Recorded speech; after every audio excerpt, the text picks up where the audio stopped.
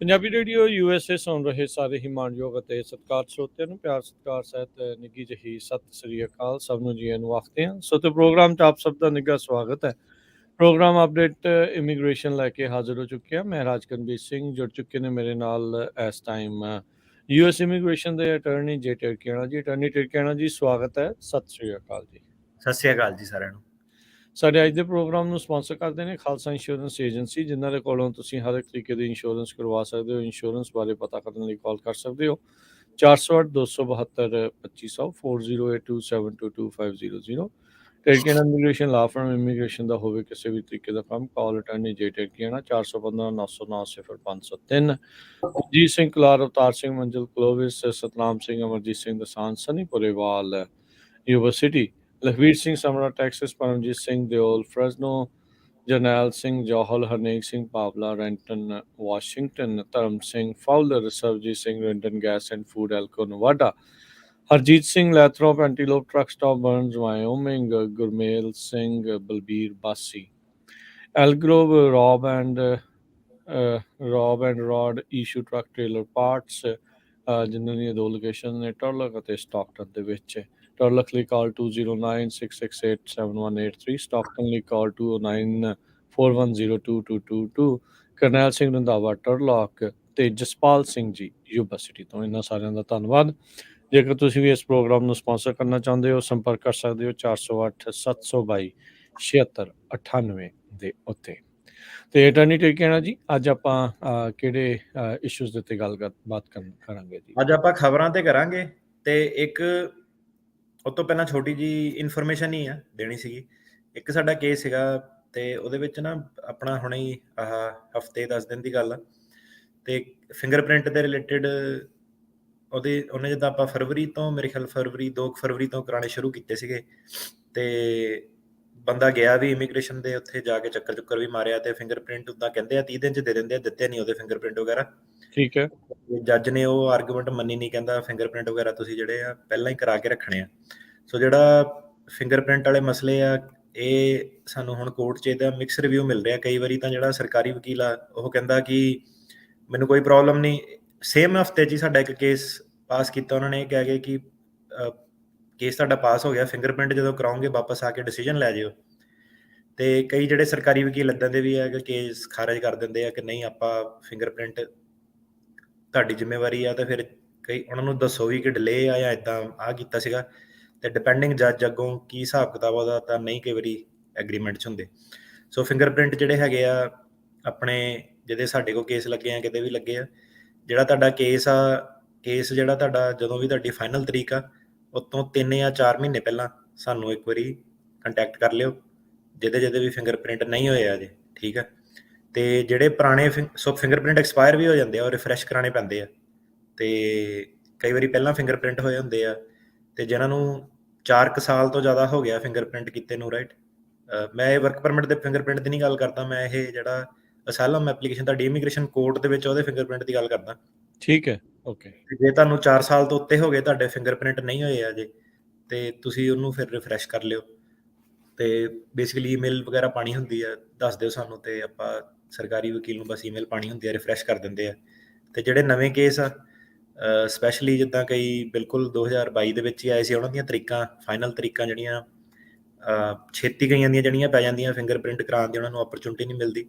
So basically ਜੱਜਾਂ ਦਾ ਕਹਿਣਾ ਉੱਤੇ ਇਹ ਆ ਕਿ ਤੁਹਾਨੂੰ ਮੋਸ਼ਨ ਟੂ ਕੰਟੀਨਿਊ ਜਿਹੜੀ ਆ ਉਹ ਪਾਣੀ ਪੈਣੀ ਹੈ ਕਿ ਮੇਰੇ ਫਿੰਗਰਪ੍ਰਿੰਟ ਨਹੀਂ ਹੋਏ, ਮੇਰੀ ਤਰੀਕ ਅੱਗੇ ਮੂਵ ਕਰੋ, ਮੈਂ ਫਿੰਗਰਪ੍ਰਿੰਟ ਕਰਾ ਲਾਂ। ਉਹਦਾ ਰਿਸਕ ਇਹ ਆ ਕਿ ਤੁਹਾਡੀ ਜਿਹੜੀ ਕਲੌਕ ਆ ਉਹ ਰੁਕ ਜਾਣੀ ਆ, ਪਰ ਤੁਹਾਡੇ ਕੋਲ ਚੋਇਸ ਨਹੀਂ ਕੋਈ। ਜੇ ਤੁਹਾਡੀ ਤਰੀਕ ਛੇਤੀ ਆ ਜਾਂਦੀ, ਫਿੰਗਰਪ੍ਰਿੰਟ ਵਿੱਚ ਨਹੀਂ ਹੁੰਦੇ, ਤਾਂ ਤੁਹਾਨੂੰ ਜਿਹੜਾ ਆਪਣਾ ਮੋਸ਼ਨ ਟੂ ਕੰਟੀਨਿਊ ਹੀ ਪਾਉਣਾ ਪੈਣਾ। ਤੇ ਅਨਲੈਸ ਤੁਸੀਂ ਜੇ ਰਿਸਕ ਲੈ ਕੇ ਦੇਖਦੇ ਆ ਕੋਰਟ 'ਚ ਸ਼ਾਇਦ ਜੱਜ ਡਿਸੀਜਨ ਦੇ ਦੇਵੇ ਫਿੰਗਰਪ੍ਰਿੰਟ ਬਾਅਦ 'ਚ ਡੀਲ ਕਰ ਲਾਂਗੇ, ਤੇ ਫਿਰ ਤੁਸੀਂ ਆਪਣੀ ਕਿਸਮਤ ਅਜਮਾ ਰਹੇ ਆ ਕਿ ਜੱਜ ਐਗਰੀ ਕਰਦਾ ਕਿ ਨਹੀਂ ਕਰਦਾ। ਤੇ ਆਹ ਫਿੰਗਰਪ੍ਰਿੰਟ ਵਾਲਾ ਜਿਹੜਾ ਹੈਗਾ, ਇਹ ਕੇਸ ਦੇ ਤੁਹਾਡੇ ਜਿਹੜੇ ਉਤੋਂ 3 ਮਹੀਨੇ ਪਹਿਲਾਂ ਜਿਹੜੀ ਕਾਰਵਾਈ ਹੈਗੀ ਆ, 3-4 ਮਹੀਨੇ ਪਹਿਲਾਂ ਇਹ ਪਾਣੀ ਪੈਣੀ ਹੈ ਸਾਰਿਆਂ ਦੀ। ਠੀਕ ਹੈ। ਸੋ ਜਿਹੜੇ ਅਸਾਈਲਮ ਦੇ ਮਾਮਲੇ ਜਿਹੜੇ ਫਿੰਗਰਪ੍ਰਿੰਟ ਆ, ਉਹ ਫਿਰ ਪਹਿਲਾਂ ਤੁਸੀਂ ਕਹਿੰਦੇ ਵੀ ਹੋ ਜਾਣ। ਸੋ ਉਹਦੇ ਲਈ ਜਿਹੜੀਆਂ ਅਵੇਲੇਬਲ ਹੈਗੀਆਂ ਥਾਵਾਂ ਅਵੇਲੇਬਲ ਹੁੰਦੀਆਂ ਆ, ਇੱਦਾਂ ਕਰਾਈਆਂ ਜਾ ਸਕਦੀਆਂ, ਜਾਂ ਇਹ ਵੀ ਉਹਨਾਂ ਦੇ ਉੱਤੇ ਡਿਪੈਂਡ ਹੁੰਦਾ ਕਦੋਂ ਕਦੋਂ ਹੋਣਾ ਫਿੰਗਰਪ੍ਰਿੰਟ ਫਿਰ? ਉਹਦਾ ਚੱਕਰ ਕੀ ਪਿਆ ਸੀਗਾ ਕਿ USCIS ਕੋ ਨਾ ਤੁਸੀਂ ਆਪਣੇ ਜਿਹੜੀ ਐਪਲੀਕੇਸ਼ਨ ਹੁੰਦੀ ਹੈ ਅਸਾਈਲਮ ਦੀ ਕੋਰਟ 'ਚ ਲੱਗੀ ਉਹਨੂੰ ਫੀਡ ਕਰਨਾ ਹੁੰਦਾ, ਤੇ ਉਹਨੂੰ ਤੁਸੀਂ ਫੀਡ ਕਰਦੇ ਆ ਤੇ ਉਹ ਤੁਹਾਨੂੰ ਜਿਹੜਾ ਇੱਕ ਫਿੰਗਰਪ੍ਰਿੰਟ ਦਾ ਨੋਟਿਸ ਭੇਜ ਦਿੰਦੇ ਸੀਗੇ। ਤੇ ਚੱਕਰ ਹੁਣ ਇਹ ਪਿਆ ਕਿ ਇਹ ਕਈ ਵਾਰੀ ਡਿਲੇ ਕਰ ਦਿੰਦੇ ਆ, ਨੋਟਿਸ ਭੇਜਦੇ ਨਹੀਂ।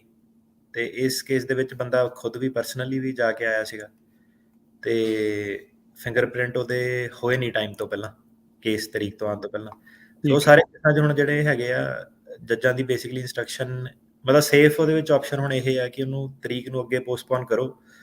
ਪਰ ਅਗੇਨ ਉਹੀ ਕਿ ਜਦੋਂ ਬੰਦਾ ਤਰੀਕ ਅੱਗੇ ਪੋਸਟਪੋਨ ਕਰਨ ਦੀ ਕੋਸ਼ਿਸ਼ ਕਰਦਾ ਤਾਂ ਕਈ ਵਾਰੀ ਚੱਕ ਕੇ 2025 2026 ਤੇ ਜਾ ਕੇ ਸੁੱਟ ਦਿੰਦੇ ਆ, ਰਾਈਟ। ਸੋ ਵਕੀਲ ਵੀ ਉਹਦੇ ਵਿੱਚ ਫਸ ਜਾਂਦਾ ਕਿ ਯਾਰ ਹੁਣ ਕਰੀਏ ਤਾਂ ਕੀ ਕਰੀਏ।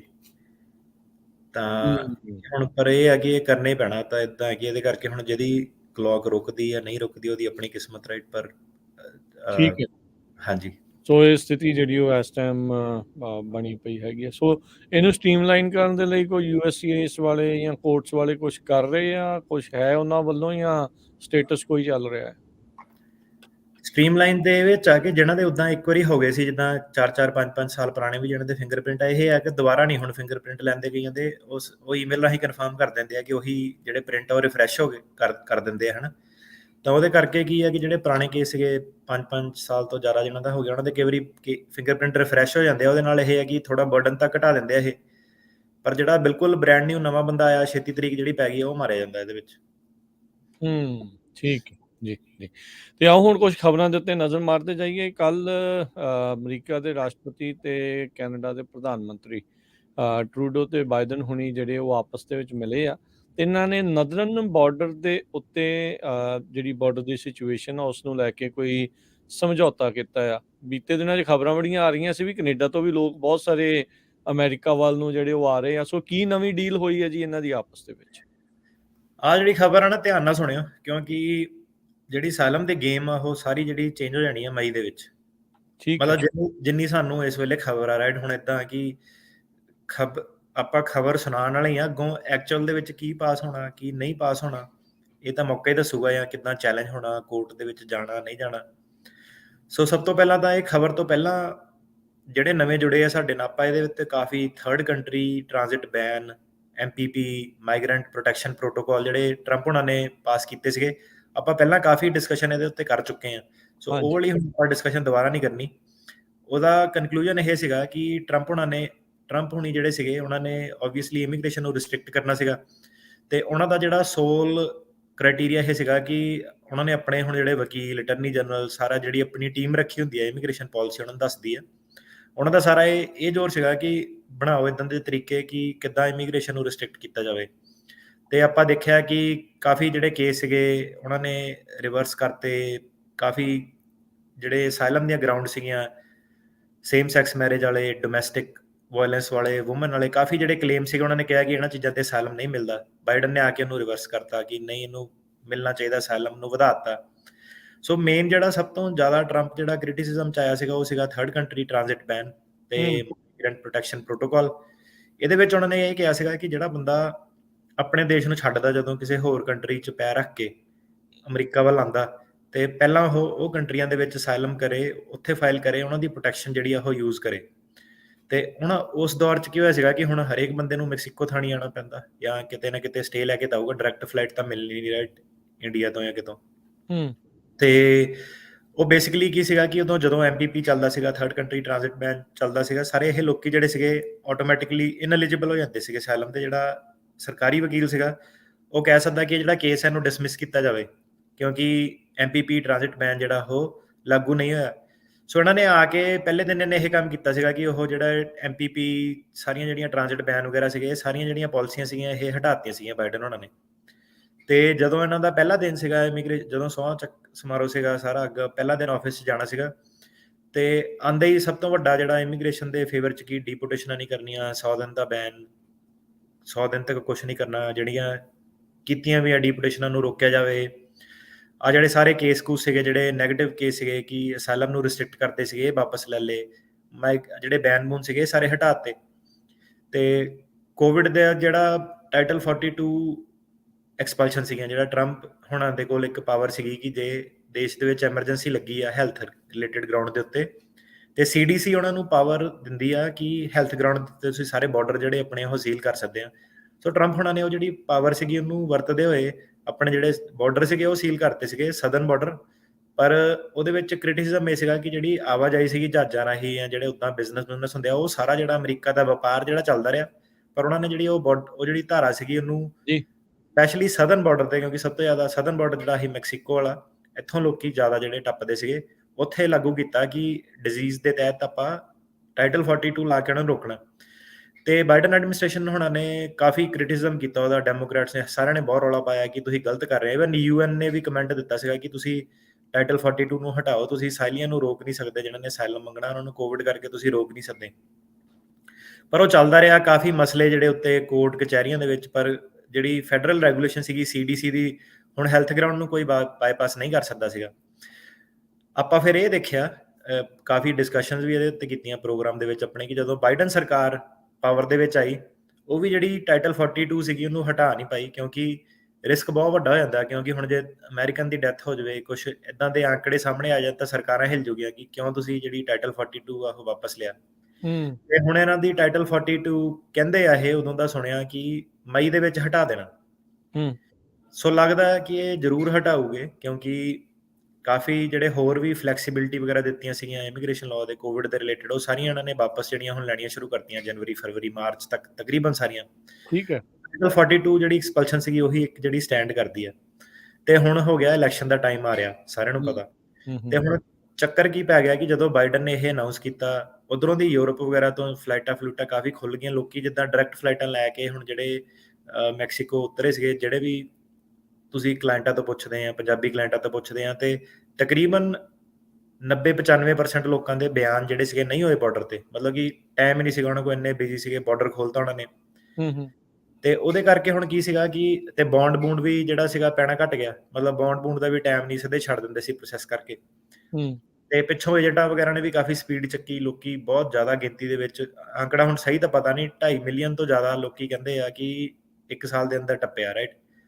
ਤੇ ਜੇ ਉਹਨਾਂ ਦੀ ਦੇਖੀ ਜਾਵੇ, ਤੁਸੀਂ 10 ਸਾਲ 15 ਸਾਲ ਦੀ ਜਿਹੜੀ ਉਹਨਾਂ ਦੀ ਪਹਿਲਾਂ ਪ੍ਰੋਬਲਮ ਚੱਲਦੀ ਸੀ, ਉਹ ਜਿਹੜੀ ਪ੍ਰੋਬਲਮ ਉਹਨਾਂ ਦੀ ਚੱਲਦੀ ਸੀਗੀ ਉਹ ਸੀਗੀ ਕਿ 10 ਮਿਲੀਅਨ ਲੋਕੀ ਜਿਹੜੇ ਸੀਗੇ ਉਹ ਕੱਚੇ ਆ ਇੱਥੇ, ਉਹਨਾਂ ਨੂੰ ਪੱਕਾ ਕਰਨਾ। ਜਿਹੜੇ ਹਿਸਟੋਰੀਕਲੀ ਇਹਨਾਂ ਦਾ ਜਿਹੜਾ ਪਿਛਲੇ 30 ਸਾਲਾਂ ਦਾ ਬੈਕਲੌਗ ਸੀਗਾ, ਤੇ ਉਹ 10 ਮਿਲੀਅਨ ਦੀ ਇਹਨਾਂ ਦੀ ਫਾਈਟ ਜਿਹੜੀ ਸੀ ਇੰਨੇ ਸਾਲ ਚੱਲਦੀ ਸੀ, ਤੇ ਇਸ ਸਾਲ ਇਹਨਾਂ ਦਾ 2.5 ਮਿਲੀਅਨ ਉਹਦੇ ਵਿੱਚ ਐਡ ਹੋ ਗਿਆ ਹੋਰ। ਤੁਸੀਂ ਲਾ ਲਓ ਕਿ 1 ਸਾਲ ਦੇ ਅੰਦਰ ਹੀ ਕਿੱਡੀ ਸਪੀਡ ਦੇ ਨਾਲ, ਰਾਈਟ। ਤੇ ਹੁਣ ਜਿਹੜੇ ਸਾਰੇ ਸੀਗੇ ਕਿ ਅਜੇ ਟਾਈਟਲ 42 ਲੱਗੀ ਨਹੀਂ, ਅਜੇ ਪੋਰਟ ਕ੍ਰਾਸਿੰਗ, ਇਲੀਗਲ ਕ੍ਰਾਸਿੰਗ ਦੀ ਆਪਾਂ ਜਿਹੜੀ ਗੱਲ ਉਹ ਕਰਦੇ ਹਾਂ। ਤੇ ਹੁਣ ਬਾਈਡਨ ਹੁਣਾਂ ਨੂੰ ਇਹ ਜਿਹੜਾ ਚੈਲੰਜ ਸੀਗਾ, ਇਹ ਰਿਪਬਲਿਕਨਾਂ ਨੇ ਇਹ ਮੁੱਦਾ ਕਾਫੀ ਜ਼ਿਆਦਾ ਚੱਕ ਲਿਆ ਕਿ ਇਹ ਤਾਂ ਕੁਝ ਕਰਦੇ ਨਹੀਂ, ਤੇ ਲੋਕੀ ਬਹੁਤ ਜ਼ਿਆਦਾ ਆ ਗਏ ਆ। ਦੂਜੀ ਗੱਲ ਇਹ ਕਿ ਸਿਸਟਮ ਬਹੁਤ ਜ਼ਿਆਦਾ ਸਲੋ ਹੋ ਗਏ।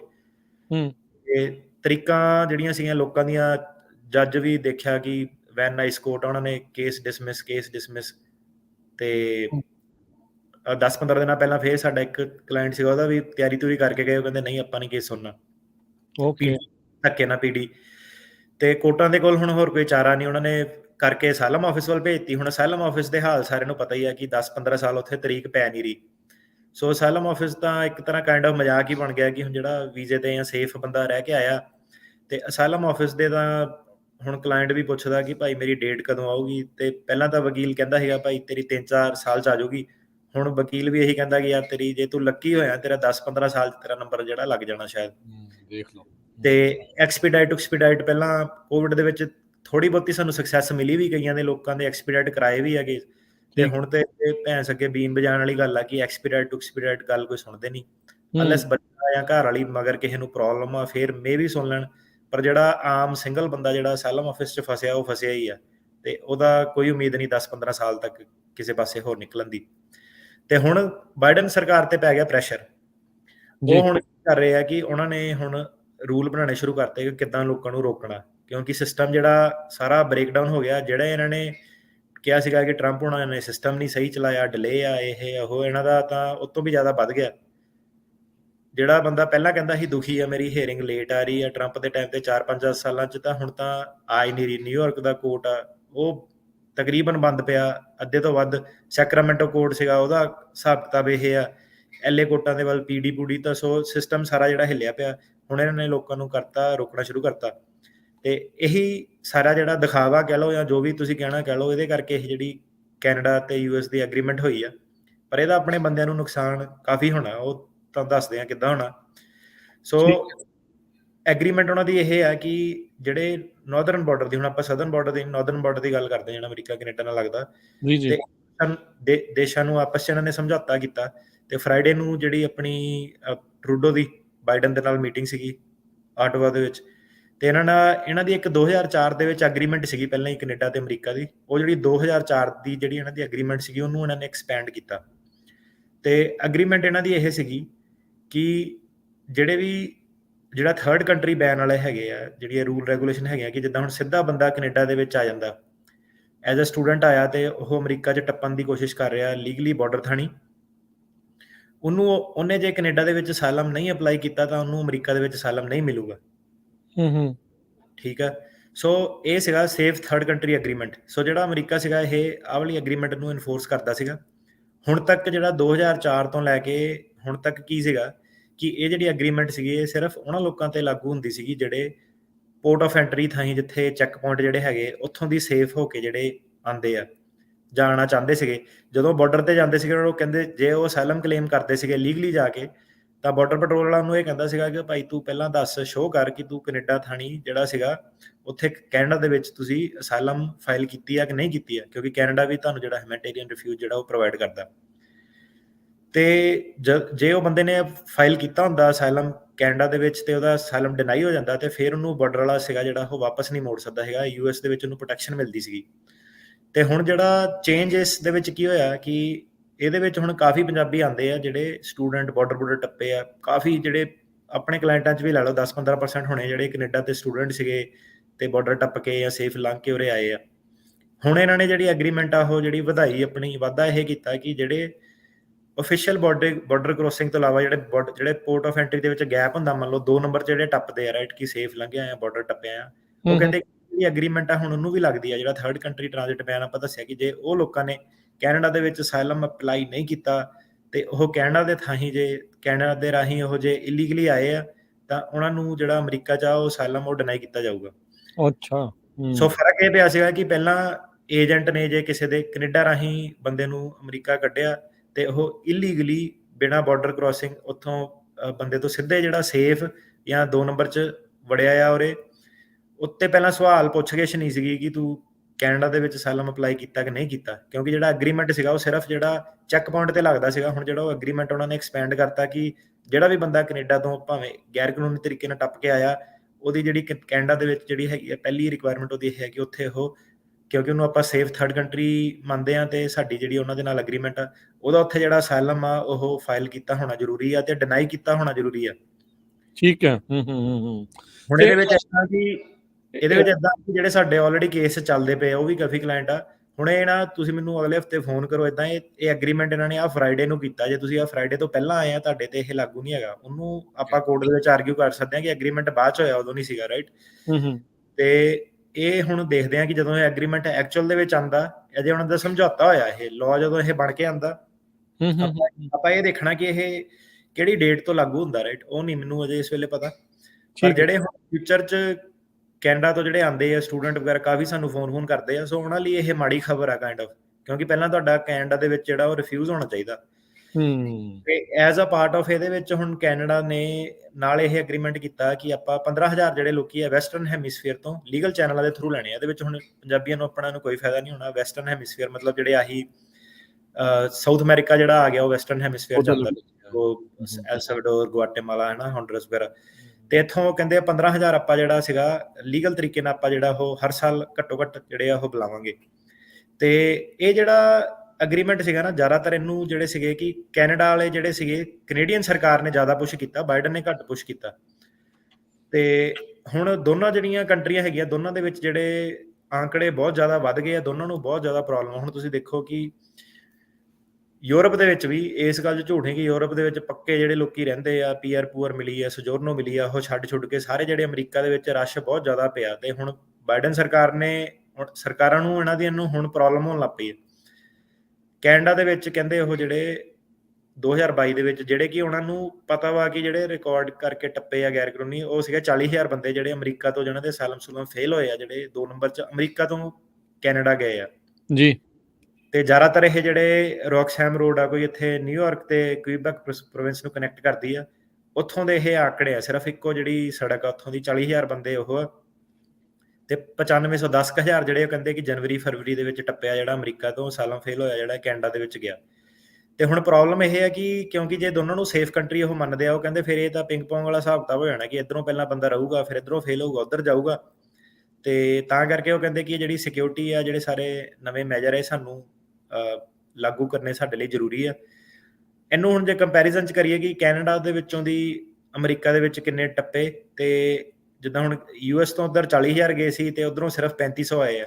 ਸੋ US ਨੂੰ ਇਹਦਾ ਕੋਈ ਖਾਸ ਫਾਇਦਾ ਨਹੀਂ। ਜਿਹੜੀ US ਦੀ ਪ੍ਰੋਬਲਮ ਆ ਉਹ ਹੈਗੀ ਆ ਸਦਰਨ ਬਾਰਡਰ ਤੇ, US ਦੀ ਨਾਰਦਰਨ ਬਾਰਡਰ ਤੇ ਨਹੀਂ। ਜਿਹੜੇ ਨਾਰਦਰਨ ਬਾਰਡਰ, ਕਿਉਂਕਿ ਜਿਹੜਾ ਸਦਰਨ ਬਾਰਡਰ 'ਚੋਂ ਆ ਰਿਹਾ, ਸਿੱਧੀ ਜੀ ਗੱਲ ਆ, ਉਹਨੇ ਅਮਰੀਕਾ ਰੁਕਣਾ, ਅਮਰੀਕਾ ਪੈਸੇ ਜ਼ਿਆਦਾ, ਆਪਸ਼ਨ ਜ਼ਿਆਦਾ, ਓਪਰਚੁਨਿਟੀ ਜ਼ਿਆਦਾ, ਉਹ ਪਹਿਲਾਂ ਆਪਣਾ ਲੱਕ ਇੱਥੇ ਅਜਮਾਊਗਾ, ਉਹ ਸਿੱਧੇ ਕਿਉਂ ਕੈਨੇਡੀਅਨ ਬਾਰਡਰ ਤੇ ਜਾਊਗਾ, ਰਾਈਟ। ਸੋ ਜਿਹੜੀ US ਦੀ ਪ੍ਰੋਬਲਮ ਆ ਉਹ ਸਦਰਨ ਬਾਰਡਰ ਤੇ ਲਾਈ ਕਰਦੀ ਆ, ਕੈਨੇਡਾ ਦੀ ਜਿਹੜੀ ਪ੍ਰੋਬਲਮਸ ਆ ਉਹ ਨਾਰਦਰਨ ਬਾਰਡਰ ਤੇ ਲਾਈ ਕਰਦੀਆਂ। ਤੇ ਕੈਨੇਡਾ ਇਹਨੂੰ ਕਾਫੀ ਦੇਰ ਤੋਂ ਜਿਹੜਾ ਸੀਗਾ ਪੁਸ਼ ਕਰ ਰਿਹਾ ਸੀਗਾ। ਤੇ ਹੁਣ ਜਿਹੜਾ ਸੀਗਾ US ਦਾ ਕਾਨੂੰਨ, ਉਹ ਇਹ ਕਹਿੰਦਾ ਕਿ ਆਪਾਂ ਜਿਹੜਾ ਥਰਡ ਕੰਟਰੀ ਚੋਂ ਜਿਹੜਾ ਲੰਘ ਕੇ ਆਇਆ ਬੰਦਾ, ਤੇ ਜੇ ਉਹ ਕੰਟਰੀ ਦੇ ਵਿੱਚ ਇੱਕ ਫੇਅਰ ਪ੍ਰੋਸੀਜਰ ਹੈਗਾ ਰਿਫਿਊਜੀ ਜਾਂ ਅਸਾਈਲੀ ਸਟੇਟਸ ਦਾ, ਸਾਡੇ ਕੋਲ ਪਾਵਰ ਹੈਗੀ ਆ, ਆਪਾਂ ਉਹਨੂੰ ਉੱਥੇ ਡਿਪੋਰਟ ਕਰ ਸਕਦੇ ਹਾਂ ਥਰਡ ਕੰਟਰੀ ਦੇ ਵਿੱਚ। ਸੋ ਇਹਨਾਂ ਨੇ ਹੁਣ ਜਿਹੜਾ ਸੀਗਾ, ਜਿਹੜੀ ਸਾਰੀ ਮਾਈਗ੍ਰੇਸ਼ਨ ਹੋ ਰਹੀ ਸੀਗੀ ਤੇ ਬਾਈਡਨ, ਇੰਨੀ ਵੱਡੀ ਮਾਈਗ੍ਰੇਸ਼ਨ ਦੀ ਗਿਣਤੀ ਆ ਰਹੀ ਸੀ, ਤਾਂ ਬਾਈਡਨ ਐਡਮਿਨਿਸਟ੍ਰੇਸ਼ਨ ਦਾ ਹੁਣ ਜਿਹੜਾ ਐਫਰਟ ਉਹ ਇਹ ਹੈ ਕਿ ਕਿੱਦਾਂ ਲੋਕਾਂ ਨੂੰ ਰੋਕਿਆ ਜਾਵੇ, ਕਿੱਦਾਂ ਇਹ ਜਿਹੜੇ ਅਸਾਈਲਮ ਦੇ ਜਿਹੜੇ ਫਲੱਡ ਗੇਟ ਉਹਨਾਂ ਨੇ ਖੋਲ੍ਹੇ, ਉਹਨਾਂ ਨੂੰ ਕਿੱਦਾਂ ਬੰਦ ਕੀਤਾ ਜਾਵੇ। ਸੋ ਮਈ ਨੂੰ ਇਹ ਜਿਹੜਾ ਉਹ ਟਾਰਗੇਟ ਕਰ ਰਿਹਾ।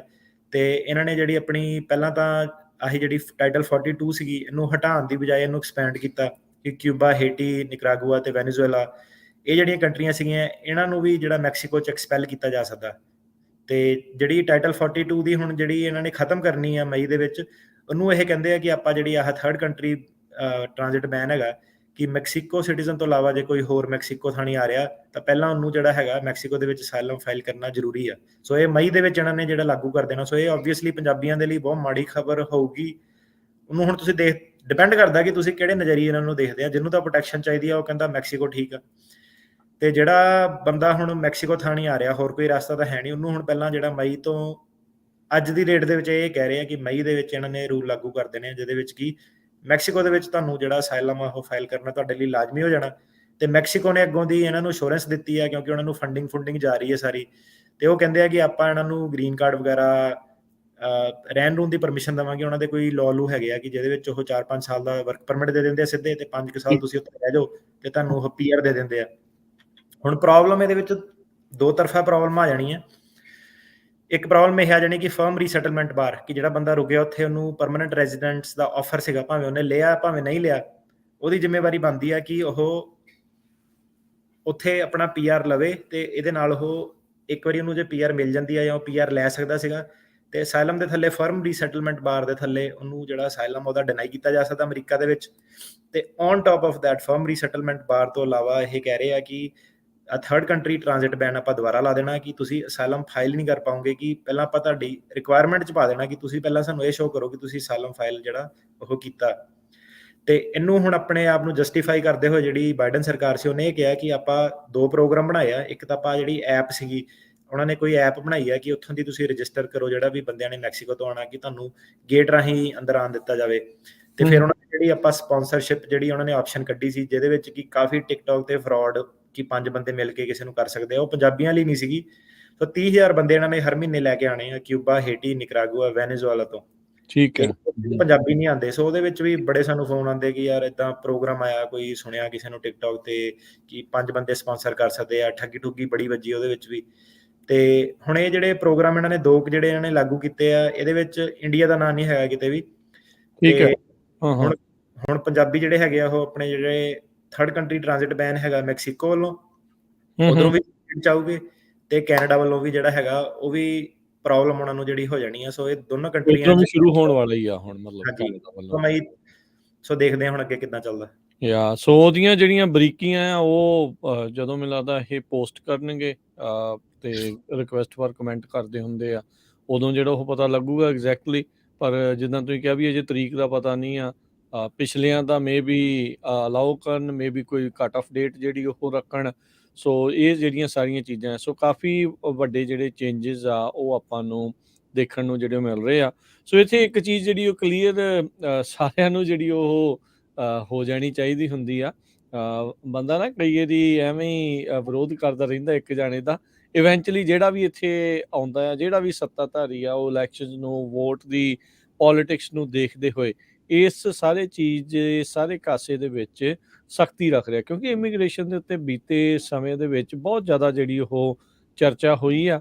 ਤੇ ਇਸ ਨੂੰ ਇਹ ਵੀ ਮੰਨਦੇ ਆ ਖੁਦ ਹੁਣ ਡੈਮੋਕ੍ਰੇਟਸ ਆ, ਕਿਉਂਕਿ ਉਹਨਾਂ ਦੇ ਨਾਲ ਹੀ ਸਮਝੌਤਾ ਹੋਇਆ ਆ ਵੀ ਉਹ ਵੀ ਇਹ ਮੰਨ ਰਹੇ ਆ ਵੀ ਨਹੀਂ ਜੀ, ਕੰਮ ਜਿਹੜਾ ਇੱਥੇ ਖਰਾਬ ਆ। ਸੋ ਇਵੈਂਚੁਅਲੀ ਇਹ ਸ਼ਿਕੰਜੇ ਜਿਹੜੇ ਆ ਉਹ ਹੌਲੀ ਹੌਲੀ ਕੱਸ ਰਹੇ ਹੈਗੇ ਆ। ਸੋ ਹੁਣ ਆਪਾਂ ਇਹ ਕਹੀਏ, ਜੇ ਓਵਰਆਲ ਇਹਦਾ ਜੇ ਨਿਚੋੜ ਕੱਢਣਾ ਹੋਵੇ ਵੀ ਜੇ ਕੋਈ ਕੈਨੇਡਾ ਤੋਂ ਵੀ ਇੱਧਰ ਨੂੰ ਅਮਰੀਕਾ ਵੱਲ ਨੂੰ ਦਾਖਲ ਹੋ ਰਿਹਾ ਆ, ਤੇ ਉਹਨੂੰ ਇੱਕ ਵਾਰੀ ਕੈਨੇਡਾ ਦੇ ਵਿੱਚ ਅਸਾਈਲਮ ਅਪਲਾਈ ਕੀਤਾ ਹੋਣਾ ਚਾਹੀਦਾ, ਤੇ ਉਹਦੇ ਵਿੱਚ ਅਸਾਈਲਮ ਚੋਂ ਰਿਜੈਕਟ ਹੋਇਆ ਹੋਣਾ ਚਾਹੀਦਾ ਆ, ਫਿਰ ਹੀ ਇੱਥੇ ਆ ਕੇ ਅਮਰੀਕਾ ਦੇ ਵਿੱਚ ਅਸਾਈਲਮ ਅਪਲਾਈ ਕਰ ਸਕਦਾ ਹੈ। ਹਾਂਜੀ, ਉਧਰਲੇ ਪਾਸੇ ਨੂੰ ਜਿਹੜੀ ਐਗਰੀਮੈਂਟ ਇਹਨਾਂ ਦੀ ਪੁਸ਼ ਹੋਈ ਆ, ਫਰਾਈਡੇ ਨੂੰ ਹੱਥ ਮਿਲੇ ਆ, ਤੇ ਬਾਕੀ ਫੋਰਮ ਦੇਖਦੇ ਆ ਕਿੱਦਾਂ ਕੱਢਦੇ ਆ। ਤੇ ਇਹਦੇ ਵਿੱਚ ਇੱਕ ਮੈਂ ਚੀਜ਼ ਪੁੱਛਣਾ ਚਾਹੁੰਦਾ ਆ ਅਟਾਰਨੀ ਟਰਕੀਆਣਾ ਜੀ, ਵੀ ਜਿੱਦਾਂ ਹੁਣ ਮੰਨ ਲਓ ਵੀ ਇਹ ਚੀਜ਼ ਹੈਗੀ ਹੈ ਇਸੇ ਤਰੀਕੇ ਦੇ ਨਾਲ ਆ, ਜੋ ਅਸਾਈਲਮ ਦੇ ਲਈ ਉਹਨਾਂ ਨੇ ਉੱਥੇ ਕਹੀਆਂ ਗੱਲਾਂ ਉਹ ਸੇਮ ਇੱਥੇ ਹੋਣਗੀਆਂ, ਕਿ ਇਹ ਵੀ ਅਜੇ ਬਾਅਦ 'ਚ ਹੀ ਪਤਾ ਲੱਗੂਗਾ ਵੀ ਉੱਥੇ ਦੇ ਅਸਾਈਲਮ ਵਾਲੇ ਆਫਿਸ ਤੇ ਇੱਥੇ ਵਾਲੇ ਕੀ ਆਪਸ ਦੇ ਵਿੱਚ ਗੱਲਬਾਤ ਉਹਨਾਂ ਦੀ ਹੁੰਦੀ ਆ, ਡਾਟਾ ਸ਼ੇਅਰ ਕਰਦੇ ਆ? ਇਹ ਡਾਟਾ ਨਹੀਂ ਉਹ ਸ਼ੇਅਰ ਕਰ ਸਕਦੇ, ਕਿਉਂਕਿ ਫਿਰ ਤਾਂ ਬੰਦਾ ਡਰ ਜਾਊਗਾ, ਰਾਈਟ। ਫਿਰ ਤਾਂ ਕਿਉਂਕਿ ਹੁਣ ਜਦੋਂ ਅਸਾਈਲਮ ਆ, ਉਹ ਤਾਂ ਫਿਰ ਤੁਹਾਡੇ ਫੇਅਰਨੈਸ ਦੀ ਵਾਇਓਲੇਸ਼ਨ ਹੋ ਜਾਣੀ, ਕਿਉਂਕਿ ਸਭ ਤੋਂ ਪਹਿਲੀ ਅਸ਼ੋਰੈਂਸ ਇਹ ਹੈ ਕਿ ਬੰਦਾ ਤਾਂ ਹੀ ਬੋਲੂਗਾ ਜੇ ਉਹਨੂੰ ਪੂਰਾ ਯਕੀਨ ਹੋਊਗਾ ਕਿ ਇਨਫੋਰਮੇਸ਼ਨ ਕਿਤੇ ਹੋਰ ਨਹੀਂ ਜਾਊਗੀ। ਕਿਉਂਕਿ ਸਰਕਾਰਾਂ ਹੁਣ ਕਿਊਬਾ ਵਰਗੀ ਕੰਟਰੀ ਦੇ ਵਿੱਚ ਤੁਸੀਂ ਮੈਂ ਕਿਹਾ ਇਨਫੋਰਮੇਸ਼ਨ ਰਿਲੀਜ਼ ਕਰ ਦਿਓ ਤਾਂ ਬੰਦਾ ਵਾਪਸ ਗਿਆ, ਉਹਨੂੰ ਝੰਡੀ ਕਰ ਦੇਣਾ ਉਹਨਾਂ ਨੇ, ਰਾਈਟ। ਜਿਹੜੇ ਆਪਣੇ ਕੇਸ ਵੀ ਸੀਗੇ, ਕਾਫੀ ਕੇਸ ਆਪਣੇ ਐਕਚੁਅਲੀ ਆਪਾਂ ਕੀਤੇ, ਜਿਹਦੇ ਵਿੱਚ ਕੈਨੇਡਾ ਦੇ ਵਿੱਚ ਰਿਫਿਊਜ਼ ਸੀਗਾ। ਕੈਨੇਡਾ ਹੁਣ ਉਹਦੇ ਵਿੱਚ ਵੀ ਬੰਦਾ ਇਹੀ ਪੁੱਛਦਾ ਸੀਗਾ ਕਿ ਮੇਰੀ ਫਾਈਲ ਦੇਖ ਲਓ। ਉਹ ਆਪਾਂ ਕਿਹਾ ਤੇਰੀ ਫਾਈਲ ਦੇਖਣ 'ਚ ਕੋਈ ਇੰਟਰਸਟ ਨਹੀਂ, ਕੈਨੇਡਾ 'ਚ ਕੀ ਹੋਇਆ, ਕਿੱਦਾਂ ਹੋਇਆ, ਤੂੰ ਆਪਣੀ ਦੱਸ ਕਿ ਤੇਰੇ ਨਾਲ ਕੀ ਹੋਇਆ ਸੀਗਾ ਉਰੇ। ਤਾਂ ਕੈਨੇਡਾ ਵਾਲੀ ਇਨਫੋਰਮੇਸ਼ਨ ਆਈ ਨਹੀਂ ਕਿਸੇ ਵੀ ਮੌਕੇ ਦੇ ਸਾਹਮਣੇ। ਸੋ ਜਿਹੜੀ ਰਿਐਲਿਟੀ ਤਾਂ ਇਹ ਹੈ, ਇਹਨਾਂ ਨੂੰ ਤਾਂ ਮੈਂ ਕਿਹਾ ਆਪਣੇ ਫਿੰਗਰਪ੍ਰਿੰਟ ਨਹੀਂ ਲੱਭਦੇ, ਕਰਾਏ ਹੋਏ ਜਿਹੜੇ ਇਹਨਾਂ ਦੇ ਖੁਦ ਦੇ ਸਿਸਟਮ 'ਚ ਕੈਨੇਡਾ ਤੋਂ ਜਾ ਕੇ ਇਹਨਾਂ ਨੇ ਕਿੱਥੋਂ ਫਾਈਲਾਂ ਲੈ ਕੇ ਆਉਣੀਆਂ। ਜੀ, ਪਰ ਜੇ ਹੁਣ ਇਹਦਾ ਪਹਿਲੂ ਇਹ ਵੀ ਹੈ ਕਿ ਹੁਣ ਜੇ ਬੰਦਾ ਕਹਿ ਰਿਹਾ ਕਿ ਮੇਰੇ ਨਾਲ ਆਹ ਚੀਜ਼ ਹੱਡ ਬੀਤੀ, ਉਹਦੀ ਕੈਨੇਡਾ 'ਚ ਵੀ ਸੇਮ ਹੋਣੀ ਚਾਹੀਦੀ ਹੈ, ਉਹਦੀ ਯੂਕੇ 'ਚ ਵੀ ਸੇਮ ਹੋਣੀ ਚਾਹੀਦੀ ਹੈ, ਉਹਦੀ ਅਮਰੀਕਾ 'ਚ ਵੀ ਸੇਮ ਹੋਣੀ ਚਾਹੀਦੀ ਹੈ, ਰਾਈਟ। ਜੀ ਜੀ। ਤੇ ਅਟਾਰਨੀ ਟਰਕੀਆਣਾ ਜੀ, ਅਗਲੀ ਜੇ ਗੱਲ ਕਰੀਏ, ਕੋਵਿਡ ਦੇ ਕਰਕੇ USCIS ਨੇ ਕਈ ਤਰੀਕੇ ਦੀਆਂ ਢਿੱਲਾਂ ਦਿੱਤੀਆਂ ਸੀ, ਫਲੈਕਸੀਬਿਲਿਟੀ ਸੀਗੀਆਂ, ਤੇ ਉਹਨਾਂ ਨੇ ਵੀ ਐਲਾਨ ਕਰਤਾ ਵੀ ਭਾਈ ਉਹ ਸਾਰੀਆਂ ਚੀਜ਼ਾਂ ਹੁਣ ਆਪਾਂ ਖਤਮ ਕਰ ਰਹੇ ਹਾਂ। ਸੋ ਮਾਰਚ 2020 ਚ ਇਹਨਾਂ ਨੇ ਸ਼ੁਰੂ ਕੀਤੀਆਂ ਸੀਗੀਆਂ, ਤੇ ਮਾਰਚ 23 ਆ ਗਿਆ, 3 ਸਾਲ ਇਹਨਾਂ ਨੇ ਫਲੈਕਸੀਬਿਲਿਟੀਆਂ ਦਿੱਤੀਆਂ। ਸੋ ਕਾਫੀ ਵੱਡਾ ਟਾਈਮ ਜਿਹੜਾ ਸੀਗਾ ਜੀ, ਪੂਰਾ ਫੇਅਰ ਚੱਲੇ। ਤੇ ਹੁਣ ਇਹਨਾਂ ਨੇ ਕਿਹਾ ਤੇ ਇਹਨਾਂ ਨੇ ਅਨਾਉਂਸ ਕੀਤਾ ਸੀਗਾ ਇਸ ਸਾਲ ਜਨਵਰੀ 24 ਨੂੰ ਇਹਨਾਂ ਨੇ ਅਨਾਉਂਸ ਕੀਤਾ ਸੀਗਾ ਕਿ ਆਖਰੀ ਸਾਡੀ ਜਿਹੜੀ ਸੀਗੀ ਫਲੈਕਸੀਬਿਲਿਟੀ ਹੈ, ਇਸ ਤੋਂ ਵੱਧ ਨਹੀਂ ਆਪਾਂ ਹੋਰ ਐਕਸਟੈਂਸ਼ਨ ਦੇਣੀ। ਸੋ ਫਲੈਕਸੀਬਿਲਿਟੀ ਇਹ ਸੀਗੀ ਕਿ 60 ਦਿਨ ਦਾ ਹੋਰ ਟਾਈਮ ਜਿਹੜਾ ਡੈਡਲਾਈਨ 'ਚ ਐਡ ਹੋ ਜਾਂਦਾ ਸੀਗਾ, ਤੇ ਜਦੋਂ ਵੀ ਤੁਹਾਡੇ ਡਾਕੂਮੈਂਟ ਵਗੈਰਾ ਡਿਊ ਹੁੰਦੇ ਸੀਗੇ। ਸੋ ਹੁਣ ਇਹਨਾਂ ਨੇ ਇਹ ਕਿਹਾ ਕਿ ਹੁਣ ਜਿਹੜੀ ਡੈਡਲਾਈਨ ਉੱਤੇ ਲਿਖੀ ਆ ਉਹ ਆਨਰ ਹੋਣੀ ਚਾਹੀਦੀ ਆ ਮਾਰਚ 23 ਤੋਂ ਬਾਅਦ। ਠੀਕ ਹੈ। ਸੋ ਇਹ ਕਿਹੜੀਆਂ ਚੀਜ਼ਾਂ 'ਚ ਫਲੈਕਸੀਬਿਲਿਟੀ ਸੀ ਜਿਹੜੀ ਇਹਨਾਂ ਨੇ ਵਾਪਸ ਲੈ ਲਈ ਆ ਹੁਣੇ? ਮੋਸਟਲੀ ਤਾਂ ਇਹਦਾ ਸੀਗਾ ਰਿਕੁਐਸਟ ਫॉर ਐਵੀਡੈਂਸ, ਜਿੱਦਾਂ ਉਹਦੇ ਵਿੱਚ ਡੇਟ ਹੁੰਦੀ ਸੀ ਜਿਹੜੀ, ਠੀਕ ਹੈ, 8 ਦਿਨ ਦਾ ਜ਼ਿਆਦਾ ਟਾਈਮ ਮਿਲ ਜਾਂਦਾ ਸੀਗਾ। Notice of intent to deny 30 ਦਿਨ ਦੀ ਨਾਰਮਲੀ ਹੁੰਦੀ ਸੀਗੀ, ਉਹ 'ਚ ਟਾਈਮ ਹੋਰ ਜੁੜ ਜਾਂਦਾ ਸੀਗਾ। ਤੇ ਕੋਈ ਵੀ ਇਦਾਂ ਦੀ ਜਿਹੜੀ ਕਾਰਵਾਈ, notice of intent to deny, revoke, rescind, ਜਿਹਦੇ ਵਿੱਚ ਕਿ ਇਮੀਗ੍ਰੇਸ਼ਨ ਦੀ ਇੱਕ ਡੈਡਲਾਈਨ ਹੁੰਦੀ ਕਿ ਇੰਨੀ ਤਰੀਕ ਤੱਕ ਸਾਨੂੰ ਡਾਕੂਮੈਂਟ ਸਬਮਿਟ ਕਰਾਓ, ਉਹਦੇ ਵਿੱਚ ਉਹਨਾਂ ਨੇ ਵਾਧਾ ਦਿੱਤਾ ਸੀਗਾ 30 ਦਿਨਾਂ ਦਾ, 60 ਦਿਨਾਂ ਦਾ, ਇਦਾਂ ਕਰਕੇ। ਸੋ ਸਾਰੇ ਵਾਪਸ ਹੋ ਗਏ, ਨਾਰਮਲ ਟਾਈਮਸ ਦੇ ਉੱਤੇ ਪਹੁੰਚ ਗਿਆ ਹੈ। ਜਿਹੜੀ ਨੋਟਿਸ ਦੇ ਉੱਤੇ ਡੇਟ ਲਿਖੀ ਆ ਉਹਦੇ ਹਿਸਾਬ ਨਾਲ ਉਹਨਾਂ ਨੇ ਚੱਲਣਾ। ਠੀਕ ਹੈ। ਸੋ 23 ਮਾਰਚ ਯਾਨੀ ਕਿ 2 ਦਿਨ ਪਹਿਲਾਂ ਤੋਂ ਉਹਨਾਂ ਨੇ ਆਲਰੇਡੀ ਇਹ ਜਿਹੜੀਆਂ ਵਧਾਈਆਂ ਤਰੀਕਾਂ ਸੀ ਉਹਨਾਂ ਨੂੰ ਵਾਪਸ ਲੈ ਲਿਆ ਆ ਫਿਰ। ਠੀਕ ਹੈ। ਤੇ USCIS ਨੇ ਗ੍ਰੀਨ ਕਾਰਡ ਸਟੈਂਪ ਦੇ ਪ੍ਰੋਸੈਸ ਨੂੰ ਲੈ ਕੇ ਕੋਈ ਅਨਾਉਂਸਮੈਂਟ ਜਿਹੜੀ ਉਹ ਕੀਤੀ ਆ, ਇਹ ਕਿਹਨਾਂ ਦੇ ਲਈ ਮੁੱਖ ਤੌਰ ਦੇ ਉੱਤੇ ਹੈਗੀ ਆ, ਤੇ ਕੀ ਇਹਦੇ ਵਿੱਚ ਅਨਾਉਂਸਮੈਂਟ 'ਚ ਕੀ ਆ? ਇਹ ਉਹਨਾਂ ਦੇ ਲਈ ਆ ਜਿਹੜੇ ਆਲਰੇਡੀ ਗ੍ਰੀਨ ਕਾਰਡ ਹੋਲਡਰ ਆ, ਤੇ ਉਹਨਾਂ ਦਾ ਗ੍ਰੀਨ ਕਾਰਡ ਐਕਸਪਾਇਰ ਹੋ ਜਾਂਦਾ ਸੀਗਾ, I-90 ਪੈਂਡਿੰਗ ਸੀਗਾ, ਜਾਂ ਸਿਟੀਜ਼ਨਸ਼ਿਪ ਉਹਨਾਂ ਨੇ ਫਾਈਲ ਕੀਤੀ ਹੁੰਦੀ ਸੀ, ਤੇ ਗ੍ਰੀਨ ਕਾਰਡ ਮੁੱਕ ਜਾਂਦਾ ਸੀਗਾ, ਡਿਲੇ ਬਹੁਤ ਜ਼ਿਆਦਾ ਹੈਗੇ। ਤੇ ਇੱਕ ਚੱਕਰ ਰਹਿੰਦਾ ਹੈ ਕਿ ਹੁਣ ਮੈਂ ਟਰੈਵਲ ਕਰਨਾ, ਹੁਣ ਮੈਂ ਜਾਣਾ ਕਿ ਕਿੱਦਾਂ ਕਰਾਂਗੇ। ਇੰਡੀਆ ਤੋਂ ਫਲਾਈਟਾਂ ਵਾਲੇ ਬੜੇ ਪ੍ਰੋਬਲਮ ਦਿੰਦੇ ਸੀ, ਇੰਡੀਆ ਤੋਂ 에ਅਰਪੋਰਟ ਵਾਲੇ ਪ੍ਰੋਬਲਮ ਬੜੀ ਦਿੰਦੇ ਸੀਗੇ ਕਿ ਰਸੀਦ ਦੇ ਬੇਸ ਤੇ ਆਪਾਂ ਨਹੀਂ ਚੜਨ ਦੇਣਾ ਜਹਾਜ਼ ਤੇ। ਸੋ ਪਹਿਲਾਂ ਤਾਂ ਇਹ ਹੈਗਾ ਕਿ ਇੱਕ ਸਟੈਂਪ ਹੁੰਦੀ ਆ ਗ੍ਰੀਨ ਕਾਰਡ ਹੋਲਡਰ ਦੀ, 551 I-551, ਉਹਨੂੰ ਐਡਿਟ ਸਟੈਂਪ ਕਹਿੰਦੇ ਆ, alien documentation, identification and telecommunication stamp, ADIT stamp.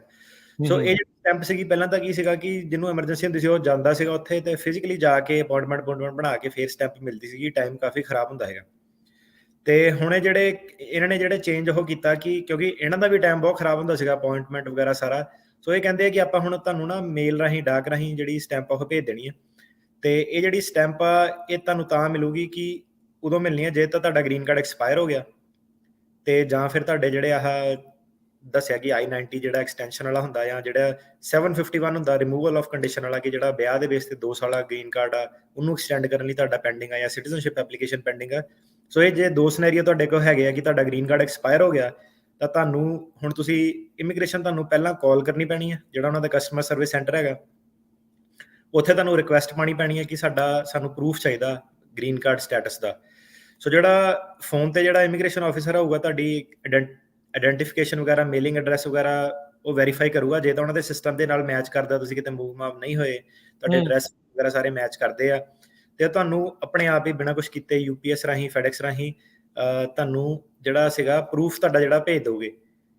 ਤੇ ਜੇ ਉਹ ਨਹੀਂ ਕਰ ਪਾਏ, ID ਵਗੈਰਾ ਤੁਹਾਡੀ ਨਹੀਂ ਮੈਚ ਕਰ ਪਾਏ, ਤਾਂ ਤੁਹਾਡੀ ਉਹ ਇੱਕ ਇਨ ਪਰਸਨ ਜਿਹੜੀ ਅਪਾਇੰਟਮੈਂਟ ਆ ਉਹ ਲੋਕਲ ਫੀਲਡ ਆਫਿਸ ਨਾਲ ਸਕੈਜੂਲ ਕਰੋਗੇ, ਤੇ ਉੱਥੇ ਜਾ ਕੇ ਤੁਸੀਂ ਆਪਣੀ ਜਿਹੜੀ ਐਡਿਟ ਸਟੈਂਪ ਜਿਹੜੀ ਉਹ ਲਵਾ ਸਕਦੇ ਆ। ਸੋ ਮਤਲਬ ਕਿ ਇਹਨਾਂ ਦਾ ਹੁਣ ਕਹਿਣ ਦਾ ਮਤਲਬ ਇਹ ਹੈ ਕਿ ਤੁਸੀਂ ਪਹਿਲਾਂ ਹੁਣ ਇਮੀਗ੍ਰੇਸ਼ਨ ਨੂੰ ਇੱਕ ਵਾਰੀ ਤੁਸੀਂ ਆਪਣੀ ਇਹ ਧਿਆਨ ਰੱਖਿਓ ਕਿ ਇਹ ਨਹੀਂ ਕਿ ਮੈਂ ਹੁਣ ਐਕਸਟੈਂਸ਼ਨ ਨਹੀਂ ਫਾਈਲ ਕਰਨੀ, ਮੈਂ ਸਿੱਧੇ ਕਾਲ ਉਹਨਾਂ ਨੂੰ ਕਰ ਦੇਣੀ। ਐਪਲੀਕੇਸ਼ਨ ਤੁਸੀਂ ਆਪਣੀ ਗ੍ਰੀਨ ਕਾਰਡ ਨੂੰ ਐਕਸਟੈਂਡ ਕਰਨ ਦੀ ਫਾਈਲ ਕਰਨੀ, ਉਹ 'ਚ ਕੁਝ ਚੇਂਜ ਨਹੀਂ ਹੋਇਆ। ਸਿਰਫ ਚੇਂਜ ਉਹ ਇਹਦੇ ਰਿਲੇਟਡ ਆ ਕਿ ਜਿਹੜਾ ਕੀ ਪ੍ਰੂਫ ਆ ਕਿ ਜਦੋਂ ਮੇਰਾ ਕੇਸ ਪੈਂਡਿੰਗ ਆ, ਮੈਂ ਗ੍ਰੀਨ ਕਾਰਡ ਹੋਲਡਰ ਆ, ਉਹਦੀ ਗੱਲ ਕਰ ਰਹੇ ਆ। ਸੋ ਏਦਾਂ ਆਪਣੇ ਮਿਸ ਇਨਫੋਰਮੇਸ਼ਨ ਵੀ ਆਪਣੇ ਖਬਰ ਆਪਾਂ ਕੋਈ ਸੁਣਾਈ ਦੀ ਉਹਨੂੰ ਅੱਗੋਂ ਦੀ ਲੋਕੀ ਜਿਹੜੇ ਹੋਰ ਹਿਸਾਬ ਦਾ ਸਮਝ ਲੈਂਦਾ ਰੇਡੀਓ ਦੀ ਲੋੜ ਦੀ। ਤੇ ਜੇ ਉਹ ਕਹਿੰਦੇ ਕਿ ਜਦੋਂ ਤੁਸੀਂ ਆਫਿਸਰ ਨੂੰ ਕਾਲ ਕਰਦੇ ਆ, ਤੇ ਜੇ ਉਹਨਾਂ ਨੂੰ ਲੱਗਦਾ ਕਿ ਅਪਾਇੰਟਮੈਂਟ ਦੀ ਤੁਹਾਨੂੰ ਲੋੜ ਨਹੀਂ ਹੈਗੀ, ਤੇ ਤੁਹਾਡੀ ਰਿਕੁਐਸਟ ਜਿਹੜੀ ਫੋਨ ਤੇ ਉਹ ਰਿਵਿਊ ਕਰ ਲੂਗਾ, ਤੇ ਤੁਹਾਨੂੰ ਇੱਕ I-94 ਭੇਜੂਗਾ। ਉਹਦੇ ਉੱਤੇ ਐਡਿਟ ਸਟੈਂਪ ਹੋਊਗੀ, DHS ਦੀ ਸੀਲ ਹੋਊਗੀ, ਡਿਪਾਰਟਮੈਂਟ ਆਫ ਹੋਮਲੈਂਡ ਸਿਕਿਉਰਿਟੀ ਦੀ, ਤੇ ਤੁਹਾਡੀ ਇੱਕ ਫੋਟੋ ਉਹਦੇ ਉੱਤੇ ਪ੍ਰਿੰਟ ਹੋਊਗੀ। ਤੁਹਾਨੂੰ ਇੱਕ ਪੇਜ ਮਿਲੂਗਾ ਜਿਹਦੇ ਉੱਤੇ ਇੱਕ ਤੁਹਾਡੀ ਫੋਟੋ ਵਗੈਰਾ ਪ੍ਰਿੰਟ ਆ, ਤੇ ਤੁਹਾਨੂੰ ਉਹਦੇ ਨਾਲ ਫਿਰ ਇਹ ਹੈ ਕਿ ਇੰਡੀਆ ਜਾਂਦੇ ਏਅਰਪੋਰਟ ਵਗੈਰਾ ਤੇ ਤੁਹਾਨੂੰ ਪ੍ਰੋਬਲਮ ਨਹੀਂ ਆਣੀ, ਕਿਉਂਕਿ ਤੁਹਾਨੂੰ ਉਹਨਾਂ ਨੇ ਸਰਕਾਰੀ ਜਿਹੜਾ ਸੀਲ ਵਾਲਾ ਡਾਕੂਮੈਂਟ ਜਿਹੜਾ ਉਹ ਦੇ ਦੇਣਾ।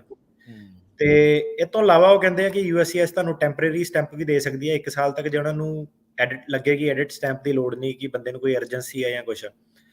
ਇਹਦੇ ਨਾਲ ਉਹਨਾਂ ਨੇ ਇਹ ਕਿਹਾ ਕਿ ਹੁਣ ਜੇ ਕਿਸੇ ਨੂੰ ਬਿਲਕੁਲ ਹੀ ਅਰਜੈਂਟ ਨੀਡ ਹੈਗੀ ਆ, ਕੋਈ ਪਿੱਛੋਂ ਡੈਥ ਹੋ ਗਈ ਕਿਸੇ ਦੀ ਫੈਮਿਲੀ ਮੈਂਬਰ ਦੀ, ਕੋਈ ਬਿਮਾਰੀ ਹੈ, ਕੁਛ ਟਰੈਵਲ ਕਰਨਾ ਪੈਂਦਾ ਕਿ 2-4 ਦਿਨਾਂ 'ਚ ਜਾਣ ਦੀ ਨੌਬਤ ਆ, ਤਾਂ ਇੰਨੀ ਛੇਤੀ ਉਹ ਐਕਟ ਨਹੀਂ ਕਰ ਸਕਦੇ ਫੋਨ ਵਾਲੇ। ਇਹ ਸਾਰੇ ਪ੍ਰੋਸੈਸ ਨੂੰ ਥੋੜਾ ਟਾਈਮ ਲੱਗਣਾ, ਤੇ ਉਹ ਵਾਲੇ ਜਿਹੜੇ ਲੋਕ ਆ ਉਹਨਾਂ ਨੂੰ ਆਪਣੀ ਜਿਹੜੀ ਇਨ ਪਰਸਨ ਜਾ ਕੇ ਲੋਕਲ ਜਿਹੜਾ ਫੀਲਡ ਆਫਿਸ ਉੱਥੋਂ ਹੀ ਸਟੈਂਪ ਜਿਹੜੀ ਉਹ ਲਵਾਉਣੀ ਪੈਣੀ ਆ।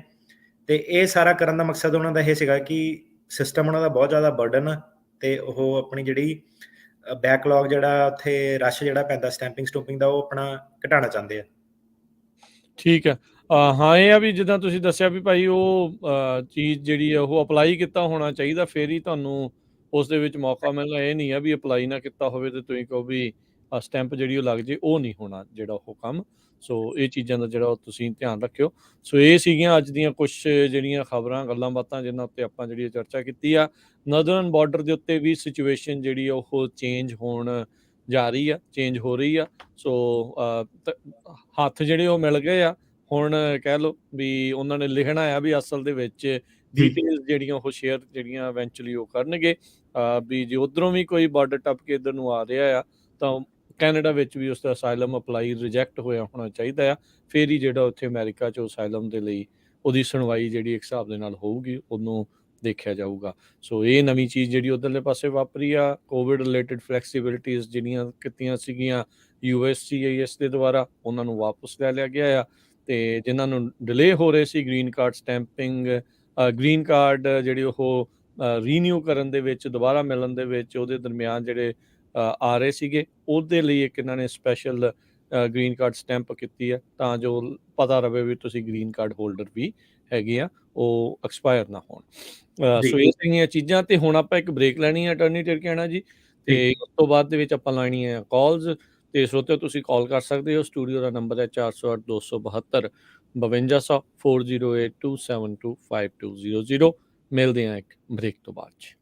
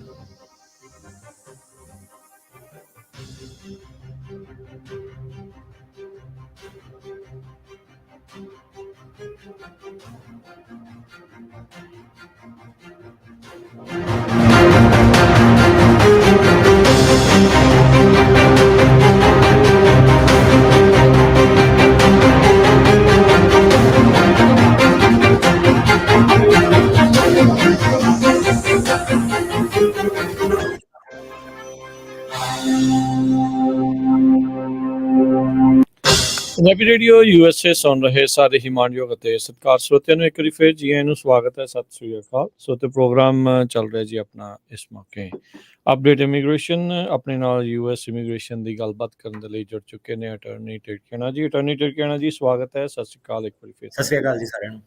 ਸੋ ਤੇ ਹੁਣ ਆਪਾਂ ਤੁਹਾਡੀਆਂ ਕਾਲਸ ਲਵਾਂਗੇ। ਤੁਸੀਂ ਸਟੂਡੀਓ 'ਚ ਕਾਲ ਕਰਕੇ ਆਪਣਾ ਸਵਾਲ ਪੁੱਛ ਸਕਦੇ ਹੋ। ਛੋਟਾ ਸਵਾਲ ਪੁੱਛਿਓ ਤਾਂ ਜੋ ਆਪਾਂ ਵੱਧ ਤੋਂ ਵੱਧ ਕਾਲਸ ਜਿਹੜੀਆਂ ਤੁਹਾਡੇ ਲਈ ਲੈ ਸਕੀਏ। ਨੰਬਰ ਹੈ ਸਟੂਡੀਓ ਦੇ ਵਿੱਚ ਕਾਲ ਕਰਨ ਦੇ ਲਈ 408 272 5200 4082725200। ਇਸ ਨੰਬਰ ਦੇ ਉੱਤੇ ਕਾਲ ਕਰਕੇ ਤੁਸੀਂ ਆਪਣੇ ਸਵਾਲ ਜਿਹੜੇ ਉਹ ਪੁੱਛ ਸਕਦੇ ਹੋ। ਤੇ ਆਓ ਵਾਰੀ ਸ਼ੇਅਰ ਕਰਦੇ ਹਾਂ ਜੀ ਗੱਲਬਾਤ। ਸੁਖਚੈਨ ਜੀ ਸਤਿ ਸ਼੍ਰੀ ਅਕਾਲ। ਸਤਿ ਸ਼੍ਰੀ ਅਕਾਲ ਜੀ। ਜੀ ਹਾਂਜੀ ਆਵਾਜ਼ ਕੱਟ ਰਹੀ ਹੈ ਤੁਹਾਡੀ ਸੁਖਚੈਨ ਜੀ। ਹਾਂਜੀ ਹੈਲੋ ਹਾਂਜੀ ਠੀਕ। ਆਵਾਜ਼ ਨਹੀਂ ਆ ਰਹੀ ਭਾਜੀ ਬਿਲਕੁਲ ਵੀ। ਨਹੀਂ ਮੈਨੂੰ ਲੱਗਦਾ ਇਹਨਾਂ ਦੀ ਕਾਲ ਦੇ ਵਿੱਚ ਕੋਈ ਦਿੱਕਤ ਆ। ਤੁਹਾਨੂੰ ਹੋਲਡ ਤੇ ਪਾਉਂਦੇ ਆ ਤੇ ਦੁਬਾਰਾ ਤੁਹਾਡੇ ਨਾਲ ਗੱਲਬਾਤ ਕਰਨ ਦੀ ਕੋਸ਼ਿਸ਼ ਕਰਦੇ ਆ। ਮੇ ਵੀ ਤੁਹਾਡਾ ਕਿਤੇ ਸਿਗਨਲ ਲੋ ਹੈਗਾ ਆ ਤੇ ਥੋੜੇ ਹੋਰ ਸਟੇਬਲ ਸਿਗਨਲ ਵਾਲੀ ਥਾਂ ਤੇ ਜਾਇਓ ਜੀ। ਅਗਲੇ ਕਾਲਰ ਲੱਕੀ ਸਤਿ ਸ਼੍ਰੀ ਅਕਾਲ। ਹਾਂਜੀ ਸਤਿ ਸ਼੍ਰੀ ਅਕਾਲ ਜੀ। ਜੀ ਮੈਂ ਨਾ ਆਪਣੇ father in law mother in ਲਾ ਦਾ ਅਪਲਾਈ ਕੀਤਾ ਸੀਗਾ ਉੱਥੇ NVC ਤੇ ਉਹਨਾਂ ਮਦਰ ਇਨ ਲਾ ਦੀ ਤਾਂ ਇੰਟਰਵਿਊ ਲੈਟਰ ਆ ਗਈ ਹੈਗੀ ਆ ਮੁੰਬਈ ਦੇ ਵਿੱਚ ਤੇ ਇੰਟਰਵਿਊ ਆਉਣਾ 4 ਅਪ੍ਰੈਲ ਦੀ। ਤੇ ਹੁਣ ਡੈਡੀ ਜੀ ਹੁਣਾਂ ਦੀ ਨਹੀਂ ਆਈ ਹੈਗੀ।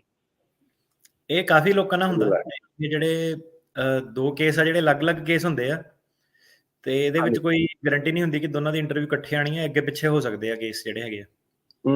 ਮੈਂ ਇਨਕੁਆਇਰੀ ਵੀ ਪਾਈ ਸੀਗੀ ਬਟ ਇਨਕੁਆਇਰੀ ਦੇ ਵਿੱਚ ਉਹਨਾਂ ਨੇ ਲਿਖਿਆ ਕਿ ਉਹਨਾਂ ਦੀ ਜਿਹੜੀ ਇੰਟਰਵਿਊ ਉਹਨਾਂ ਦੇ ਨਾਲ ਹੀ ਹੈਗੀ ਆ। ਫਿਰ ਸਵਾਲ ਕੀ ਹੈ ਮੇਰੇ ਲਈ? ਤੇ ਇੰਟਰਵਿਊ ਲੈਟਰ ਹੁਣ ਕਿੱਥੋਂ ਮਿਲੇਗੀ? ਉਹੀ ਜਿਹੜੀ ਇਨਕੁਆਇਰੀ ਪਾਈ ਆ ਉਹਨਾਂ ਨੂੰ ਹੀ ਜਿਹੜੀ ਈਮੇਲ ਜਿਹੜੀ ਤੁਹਾਡੀ ਹੈਗੀ ਆ ਪ੍ਰਿੰਟਡ ਉਹਨੂੰ ਨਾਲ ਲੈ ਜਾਓ ਪ੍ਰਿੰਟ ਕਰਕੇ।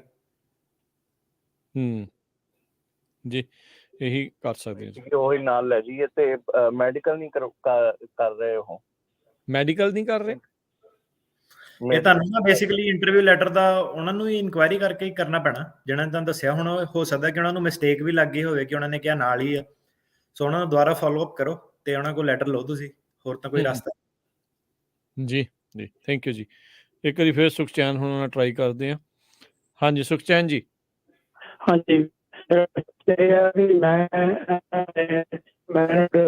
ਨਹੀਂ ਭਾਜੀ ਤੁਹਾਡੀ ਆਵਾਜ਼ ਹੈ ਨਹੀਂ ਹੈ, ਕਲੀਅਰ ਨਹੀਂ ਹੈ, ਕੱਟ ਰਹੀ ਹੈ ਤੁਹਾਡੀ ਆਵਾਜ਼ ਅਜੇ ਵੀ। ਤੁਸੀਂ ਦੁਬਾਰਾ ਟਰਾਈ ਕਰਿਓ ਪਲੀਜ਼, ਹੁਣ ਕਾਲ ਰੀਲੀ ਸੌਰੀ ਜੀ। ਹਾਂਜੀ ਤੇ ਵਰਾਈਜ਼ਨ ਦਾ ਫੋਨ ਲਓ ਭਾਜੀ। ਹਾਂ, ਕੋਈ ਕਹਿੰਦਾ ਟੀ ਮੋਬਾਈਲ ਦਾ ਲੈ ਲਓ, ਕੋਈ ਕਹਿੰਦੇ AT&T ਦਾ, ਪਰ ਮੈਨੂੰ ਲੱਗਦਾ ਜਿੱਥੇ ਤੁਸੀਂ ਹੈਗੇ ਉੱਥੇ ਸਿਗਨਲ ਥੋੜਾ ਵੀਕ ਆ। ਅਗਲੇ ਕਾਲਰ ਗਗਨ। ਸਤਿ ਸ਼੍ਰੀ ਅਕਾਲ ਜੀ। ਸਤਿ ਸ਼੍ਰੀ ਅਕਾਲ ਭਾਜੀ, ਮੇਰਾ ਸਵਾਲ ਸੀ ਕਿ ਕੋਡਿੰਗ ਇੰਟਰਵਿਊ ਦਾ ਕੀ ਮਤਲਬ ਹੁੰਦਾ ਜੀ? ਕਿਹੜੀ ਇੰਟਰਵਿਊ ਦਾ? Coding interview. ਕੋਡਿੰਗ ਇੰਟਰਵਿਊ ਇਹ ITUT ਵਾਲਿਆਂ ਦੀ ਤਾਂ ਸੁਣੀ ਆ, ਇਹ USCIS ਵਾਲੇ ਵੀ ਕਰਨ ਲੱਗ ਗਏ ਆ। ਕੀ ਕਿਹੜਾ ਕੇਸ ਅਪਲਾਈ ਕੀਤਾ ਤੁਸੀਂ? ਅਸਾਈਲਮ ਜੀ। ਸਪੈਲਿੰਗ ਕੀ ਹੈਗੇ ਕੋਡਿੰਗ ਦੇ ਦੱਸਿਓ ਯਾਰ ਇੱਕ ਵਾਰੀ, ਕਿਹੜੀ ਵਾਲੀ ਕੋਡਿੰਗ ਦੀ ਗੱਲ ਕਰਦੇ ਤੁਸੀਂ? ਮੈਨੂੰ ਤੁਹਾਡਾ ਅੱਖਰ ਨਹੀਂ ਸਮਝ ਆਇਆ ਕੀ ਕਹਿੰਦੇ।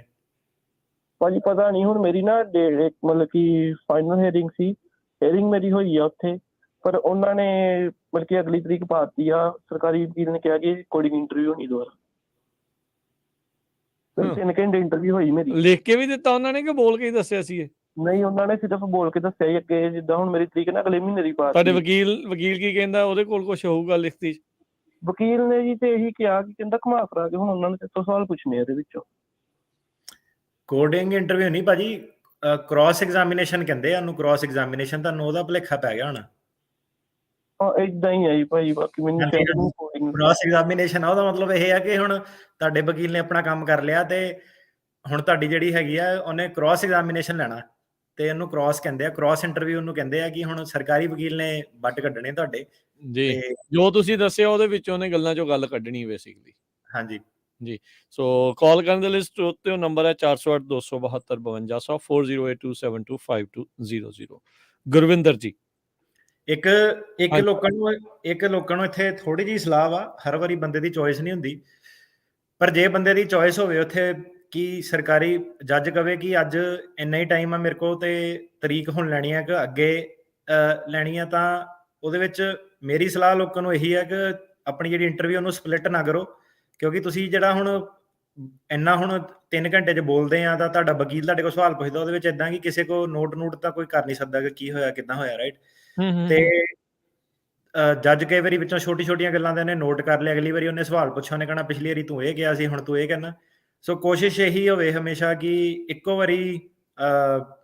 ਵਾਰ 'ਚ ਇੰਟਰਵਿਊ ਹੋ ਜਾਵੇ। ਹੁਣ ਪਰ ਬੰਦੇ ਦੇ ਹਮੇਸ਼ਾ ਬੰਦੇ ਦੀ ਚੱਲਦੀ ਨਹੀਂ, ਪਰ ਕੋਸ਼ਿਸ਼ ਇਹੀ ਹੋਣੀ ਚਾਹੀਦੀ ਕਿ ਇੱਕੋ ਵਾਰੀ ਇੰਟਰਵਿਊ ਇੱਕੋ ਦਮ 'ਚ ਹੋ ਜਾਵੇ, ਉਹ ਜ਼ਿਆਦਾ ਬੈਟਰ। ਜੇ ਇੰਟਰਵਿਊ ਸਪਲਿਟ ਹੋ ਜਾਵੇ ਤਾਂ ਉਹਦੇ ਵਿੱਚ ਗਲਤੀਆਂ ਹੋਣ ਦੇ ਚਾਂਸ ਜਿਹੜੇ ਜ਼ਿਆਦਾ। ਜੀ, ਗੁਰਵਿੰਦਰ ਸਤਿ ਸ਼੍ਰੀ ਅਕਾਲ। ਸਤਿ ਸ਼੍ਰੀ ਅਕਾਲ ਭਾਜੀ ਜੀ। ਮੈਂ ਧਰਵਿੰਦਰ ਸਿਆਟਲ ਤੋਂ ਬੋਲ ਰਿਹਾ ਭਾਜੀ। ਮੈਂ ਭਾਈ ਦਾ ਕਲਾਇੰਟ ਵੀ ਹਾਂ ਤੇ ਭਾਈ ਦੀ ਟੀਮ ਬਹੁਤ ਵਧੀਆ ਮੇਰੇ ਨਾਲ ਟਰੀਟ ਕਰਦੀ ਆ, ਸਾਰੇ ਮੇਲ ਦਾ ਜਵਾਬ ਬਹੁਤ ਟਾਈਮ ਨਾਲ ਦਿੰਦੀ ਆ। ਤੇ ਮੇਰਾ ਕੁਐਸਚਨ ਇਹ ਸੀਗਾ ਕਿ ਮੈਂ ਆਪਣਾ ਲਾਇਆ ਹੋਇਆ ਅਸਾਈਲਮ ਕੇਸ 2015 'ਚ, ਤੇ ਉਹਦੇ ਵਿੱਚ ਮੈਂ ਐਕਸਪੀਡਾਈਟ ਲਈ ਭਾਜੀ ਕੋਲ ਰਿਕੁਐਸਟ ਦਿੱਤੀ ਸੀ ਤੇ ਉਹ ਵਧੀਆ ਵਰਕ ਉੱਤੇ ਚੱਲ ਰਿਹਾ। ਮੇਰਾ ਕੁਐਸਚਨ ਇਹ ਹੈ ਕਿ ਬਹੁਤ ਜ਼ਿਆਦਾ ਪਬਲਿਕ ਜਿਹੜੀ ਕਿ ਅਸਾਈਲਮ ਆਫਿਸ ਦੇ ਵਿੱਚ ਕੇਸ ਲੱਗੇ ਹੋਏ ਆ, ਮੋਸਟਲੀ ਤੁਹਾਡੇ ਪ੍ਰੋਗਰਾਮ ਜਿਹੜੇ ਬਾਰਡਰ ਤੋਂ ਆਉਂਦੇ ਉਹਨਾਂ ਦੇ ਉੱਤੇ ਵੀ ਹੁੰਦਾ ਹੈ ਫੋਕਸ। ਤੁਸੀਂ ਜਿਹੜੇ ਲੋਕ ਵਿਜ਼ਟਰ ਵੀਜ਼ੇ ਤੇ ਆ ਕੇ ਅਸਾਈਲਮ ਲਾਉਂਦੇ ਆ ਉਹਨਾਂ ਦੇ ਉੱਤੇ ਵੀ ਕੋਈ ਪ੍ਰੋਗਰਾਮ ਕਰੋਗੇ। ਐਕਸਪੀਡਾਈਟ ਲਈ ਬਹੁਤ ਲੋਕ ਰੈਡੀ ਆ ਕਰਨ ਨੂੰ, ਉਹਨਾਂ ਨੂੰ ਕੋਈ ਇਨਫੋਰਮੇਸ਼ਨ ਪ੍ਰੋਪਰ ਦਿੱਤੀ ਜਾਵੇ ਇਹਦੇ ਬਾਰੇ। ਸੋ ਇਹਦਾ ਇੱਦਾਂ ਕਿ ਅੱਜ ਹੀ ਜਿੱਦਾਂ ਪ੍ਰੋਗਰਾਮ 'ਚ ਸੀਗਾ, ਪਹਿਲੀ ਗੱਲ ਤਾਂ ਅਸਾਈਲਮ ਦੀ ਰਿਕੁਆਇਰਮੈਂਟ ਸਾਰਿਆਂ ਦੀ ਸੇਮ ਹੀ ਹੈ, ਜਿਹੜੇ ਥੱਲੇ ਕਾਨੂੰਨ ਆ ਉੱਪਰ ਕਾਨੂੰਨ ਆ ਉਹ ਸਾਰੇ ਸੇਮ ਹੀ ਆ, ਬਸ ਉਹਦਾ ਮੈਕੈਨਿਜ਼ਮ ਜਿਹੜਾ ਉਹ ਅਲੱਗ ਆ ਕਿ ਅਸਾਈਲਮ ਆਫਿਸ ਕਿਹੜੇ ਹਿਸਾਬ ਨਾਲ ਹੈਂਡਲ ਹੁੰਦੇ ਆ ਤੇ ਇਮੀਗ੍ਰੇਸ਼ਨ ਕੋਰਟ 'ਚ ਕਿੱਦਾਂ ਹੈਂਡਲ ਹੁੰਦੇ ਆ।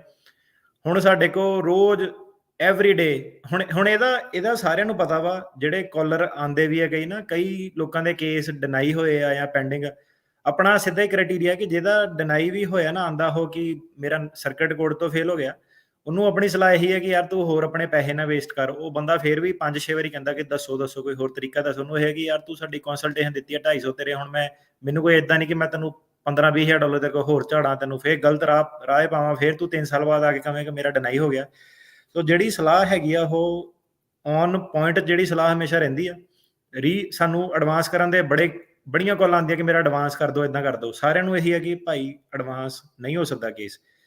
ਜੇ ਕੋਈ ਚੀਜ਼ ਉਹ ਹੋ ਸਕਦੀ ਹੈ ਤਾਂ ਸਿਰਫ ਇਹ ਹੋ ਸਕਦੀ ਹੈ ਤੁਸੀਂ ਆਪਣਾ ਕੇਸ ਪੂਰਾ ਜਿਹੜਾ ਬਣਾ ਕੇ ਉਹਨਾਂ ਦੇ ਮੂਹਰੇ ਆਪਣੇ ਪਹਿਲੂ ਰੱਖ ਸਕਦੇ ਆ ਤੇ ਉਹਦੇ ਵਿੱਚ ਵੀ ਜਿਹੜਾ ਹੁਣ ਕੋਈ ਸਿੰਗਲ ਬੰਦਾ ਹੈਗਾ ਉਹਦਾ ਉਹ ਕੇਸ ਐਡਵਾਂਸ ਨਹੀਂ ਕਰ ਰਿਹਾ ਅੱਜ ਦੀ ਡੇਟ ਦੇ ਵਿੱਚ, ਉਹ ਜਿਹੜਾ ਕੇਸ ਐਡਵਾਂਸ ਦੀ ਜਿਹਨਾਂ ਦਾ ਕੋਈ ਜਵਾਕ ਮਗਰ ਆ, ਵਾਈਫ ਮਗਰ ਆ, ਉਹਨਾਂ ਦੇ ਕੇਸ ਦੇ ਵਿੱਚ ਵੀ ਲਿਮਿਟਿਡ ਤਰੀਕੇ ਨਾਲ ਉਹ ਜਿਹੜਾ ਸੀਗਾ ਬਹੁਤ ਘੱਟ ਜਿਹੜਾ ਐਡਵਾਂਸ ਦੇ ਰਹੇ ਆ। ਤੇ ਉਹਦੇ ਵਿੱਚ ਹੁਣ ਇਦਾਂ ਕਿ ਉਹ ਕਹਿੰਦਾ ਭਾਈ ਦੱਸੋ ਯਾਰ ਫਿਰ ਤੁਹਾਡੇ ਕੋਲ ਕੇਸ ਮੂਵ ਕਰਨਾ। ਮੈਂ ਕਿਹਾ ਯਾਰ ਹੁਣ ਕੀ ਦੱਸ ਸਕਦਾ ਮੈਂ, ਜੇ ਮੇਰਾ ਕਿਹੜਾ ਇਹਦੇ ਵਿੱਚ ਵੱਸ ਚੱਲਦਾ ਕੋਈ ਕਿ ਮੇਰੇ ਕੋਲ ਕੋਈ ਜਾਦੂ ਦੀ ਛੜੀ ਆ ਕਿ ਮੈਂ ਲੋਕਾਂ ਦੇ ਕੇਸ ਐਡਵਾਂਸ ਕਰਾ ਦਵਾਂ।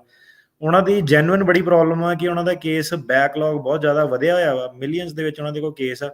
ਸੈਨ ਫ੍ਰਾਂਸਿਸਕੋ ਦਾ ਜਿਹੜਾ ਅਸਾਈਲਮ ਆਫਿਸ ਆ ਉਹ ਇਸ ਵੇਲੇ ਅਫਗਾਨੀਆ ਤੇ ਉਹਨਾਂ ਨੇ ਪਹਿਲ ਜਿਹੜੀ ਉਹ ਦਿੱਤੀ ਹੋਈ ਆ, ਠੀਕ ਹੈ, ਮਿਡਲ ਈਸਟਰਨ ਕੇਸਿਸ ਦੇ ਉੱਤੇ। ਇਹ ਅੰਦਰਲੀ ਖਬਰ ਆ। ਤੇ ਉਹ ਜਿਹੜੇ ਕੇਸ ਆ ਉਹ ਐਡਵਾਂਸ ਨਹੀਂ ਕਰ ਰਹੇ, ਬਹੁਤ ਘੱਟ ਕਰ ਰਿਹਾ। ਇਮੀਗ੍ਰੇਸ਼ਨ ਕੋਰਟ ਦੇ ਮੂਹਰੇ ਜਿਹਨਾਂ ਦਾ ਕੇਸ ਆ ਉਹਨਾਂ ਦੇ ਐਡਵਾਂਸ ਹੋਣ ਦੇ ਚਾਂਸ ਜਿਹੜੇ ਜ਼ਿਆਦਾ, ਕਿਉਂਕਿ ਜੱਜ ਨੇ ਮੋਸ਼ਨ ਜਾਂ ਤਾਂ ਗ੍ਰਾਂਟ ਕਰ ਦੇਣੀ ਜਾਂ ਡਿਨਾਈ ਕਰ ਦੇਣੀ।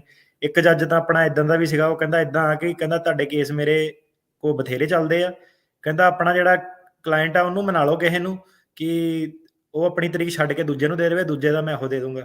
ਤਾਂ ਮੈਨੂੰ ਕਲਾਇੰਟ ਕਹੇ ਕਿ ਯਾਰ ਕਰ ਲਾ ਭਾਜੀ, ਕਿਸੇ ਨੂੰ ਕਹਿ ਦੇ। ਮੈਂ ਕਿਹਾ ਯਾਰ ਹੁਣ ਕੌਣ ਇਹਦਾ ਤਰੀਕ ਛੱਡੂਗਾ, ਰਾਈਟ?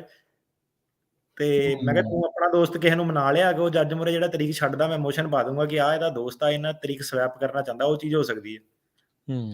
ਜੀ ਜੀ ਜੀ, ਥੈਂਕ ਯੂ ਗੁਰਵਿੰਦਰ ਜੀ। ਤੇ ਆਪਣੇ ਅਗਲੇ ਕਾਲਰ ਨੇ ਪ੍ਰਭਜੋਤ ਜੀ, ਸਤਿ ਸ਼੍ਰੀ ਅਕਾਲ।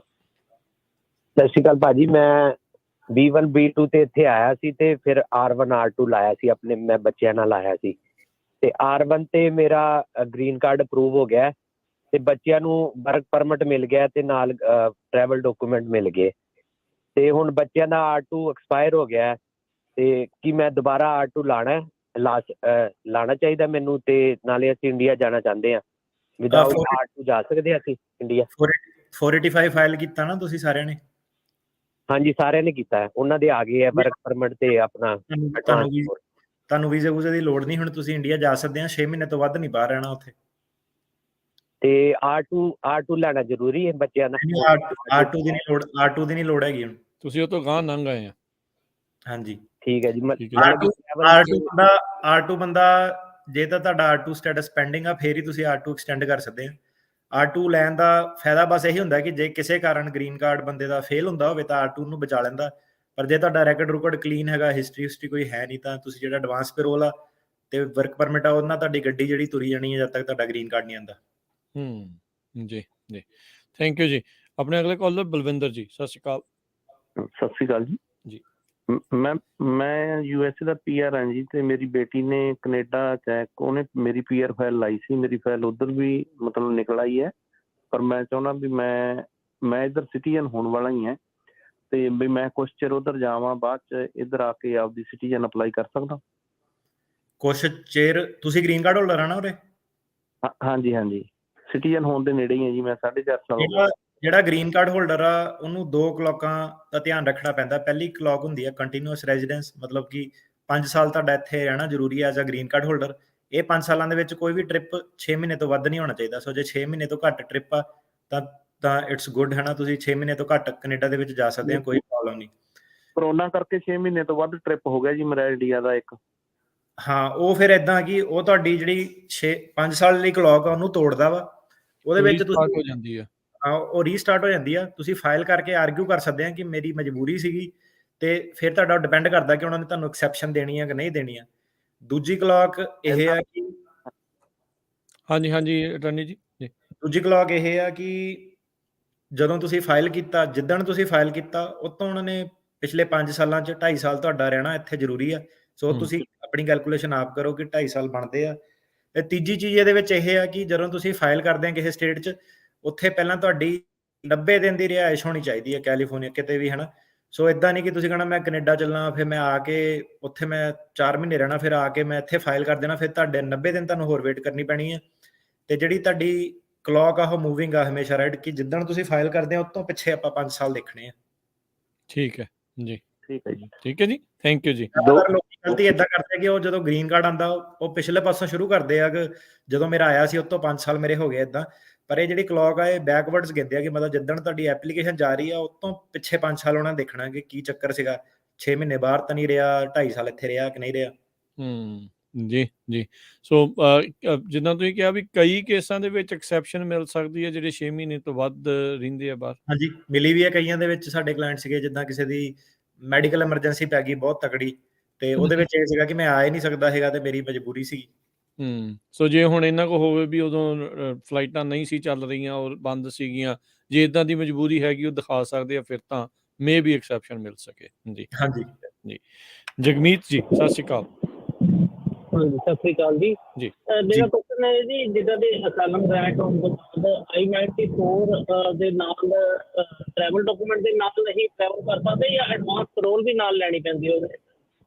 ਟਰੈਵਲ ਡਾਕੂਮੈਂਟ ਨਾਲ ਤੁਸੀਂ ਟਰੈਵਲ ਕਰ ਸਕਦੇ ਆ। ਜਿਹੜੀ ਐਡਵਾਂਸ ਪੈਰੋਲ ਆ ਉਹ ਤੁਹਾਨੂੰ ਤਾਂ ਚਾਹੀਦੀ ਹੈ ਜੇ ਤੁਸੀਂ ਗ੍ਰੀਨ ਕਾਰਡ ਫਾਈਲ ਕੀਤਾ, ਤੇ ਜੇ ਬਿਨਾਂ ਐਡਵਾਂਸ ਪੈਰੋਲ ਦੇ ਤੁਸੀਂ ਟਰੈਵਲ ਕਰਦੇ ਆ ਤਾਂ ਤੁਹਾਡਾ ਗ੍ਰੀਨ ਕਾਰਡ ਕੈਂਸਲ ਹੋ ਜਾਂਦਾ। ਪਰ ਉੱਦਾਂ ਜੇ ਤੁਸੀਂ ਗ੍ਰੀਨ ਕਾਰਡ ਨਹੀਂ ਫਾਈਲ ਕੀਤਾ ਤਾਂ ਤੁਸੀਂ ਰਿਫਿਊਜੀ ਟਰੈਵਲ ਡਾਕੂਮੈਂਟ ਨਾਲ ਟਰੈਵਲ ਕਰ ਸਕਦੇ ਹੋ। ਜੀ ਥੈਂਕ ਯੂ ਜੀ।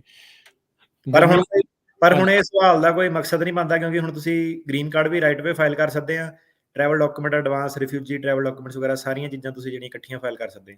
ਠੀਕ ਹੈ ਜੀ। ਗੁਰਮੀਤ ਜੀ ਸਤਿ ਸ਼੍ਰੀ ਅਕਾਲ। ਜੀ ਸਾਰੇ ਸਟਾਫ ਹਾਂਜੀ ਗੁਰਮੀਤ ਜੀ। ਆਖਿਆ ਉਹਨੇ ਸਲਾਂਗਾ ਹੀ ਹੋ ਗਿਆ ਜੀ ਜੀ। ਤੇ ਮੇਰਾ ਕੁਐਸਚਨ ਸੀਗਾ ਵੀ ਵੈਸੇ ਹੈਗਾ ਤੇ ਇਸ ਗੱਲ ਜੇ ਇਹ ਕੁਐਸਚਨ ਵੀ ਇੱਥੋਂ ਨਾ ਮਤਲਬ ਕੁੜੀ ਗਈ ਸੀ ਇੱਕ ਤੇ 20 ਸਾਲ ਪਹਿਲਾਂ ਉਹਨੇ ਮੈਰਿਜ ਕੀਤੀ ਉੱਥੇ ਰਿਸ਼ਤੇਦਾਰ ਨਾਲ, ਤੇ ਉਹ ਆ ਨਹੀਂ ਸੀ ਸਕਿਆ ਜੀ। ਉਹਨਾਂ ਨੇ ਕਿਹਾ ਵੀ ਤੇਰਾ ਰਿਸ਼ਤੇਦਾਰ ਕਿਸੇ ਨੇ ਕੰਪਲੇਂਟ ਕਰਤੀ ਹੋਣੀ ਹੈ, ਤੇ ਉਹਦਾ ਵੀਜ਼ਾ ਲੱਗਾ ਕੈਂਸਲ ਕਰਤਾ ਸੀਗਾ ਉਹਨਾਂ ਨੇ। ਤੇ ਹੁਣ ਜੇ ਕਿਸੇ ਤਰੀਕੇ ਉਹ ਇੱਥੇ ਆਉਂਦਾ ਤੇ ਉਹ ਮਤਲਬ ਅਸਾਈਲਮ ਦਾ ਅਪਲਾਈ ਲਾ ਸਕਦਾ ਕਿ ਨਹੀਂ ਲਾ ਸਕਦਾ? ਜੇ ਤਾਂ ਦੋ ਤਿੰਨ ਚੀਜ਼ਾਂ ਆ ਗਈਆਂ ਦੇ ਵਿੱਚ, ਬਾਰਡਰ ਟੱਪਣ ਦੀ ਸਾਡੀ ਕੋਈ ਸਲਾਹ ਨਹੀਂ, 2 ਨੰਬਰ ਦੀ ਉਹ ਤੁਹਾਡੇ ਆਪਣੇ ਡਿਸੀਜਨ ਹੈਗੇ ਆ।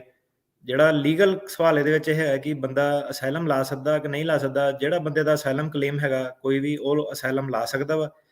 ਤੇ ਕੋਈ ਵੀ ਐਪਲੀਕੇਸ਼ਨ ਤੁਸੀਂ ਭਰਦੇ ਆ ਉਹਦੇ ਵਿੱਚ ਸਵਾਲ ਹੈਗਾ ਕਿ ਤੁਸੀਂ ਕਦੀ ਇਮੀਗ੍ਰੇਸ਼ਨ ਨੂੰ ਝੂਠ ਤਾਂ ਨਹੀਂ ਬੋਲਿਆ ਕੋਈ ਬੈਨੀਫਿਟ ਲੈਣ ਲਈ।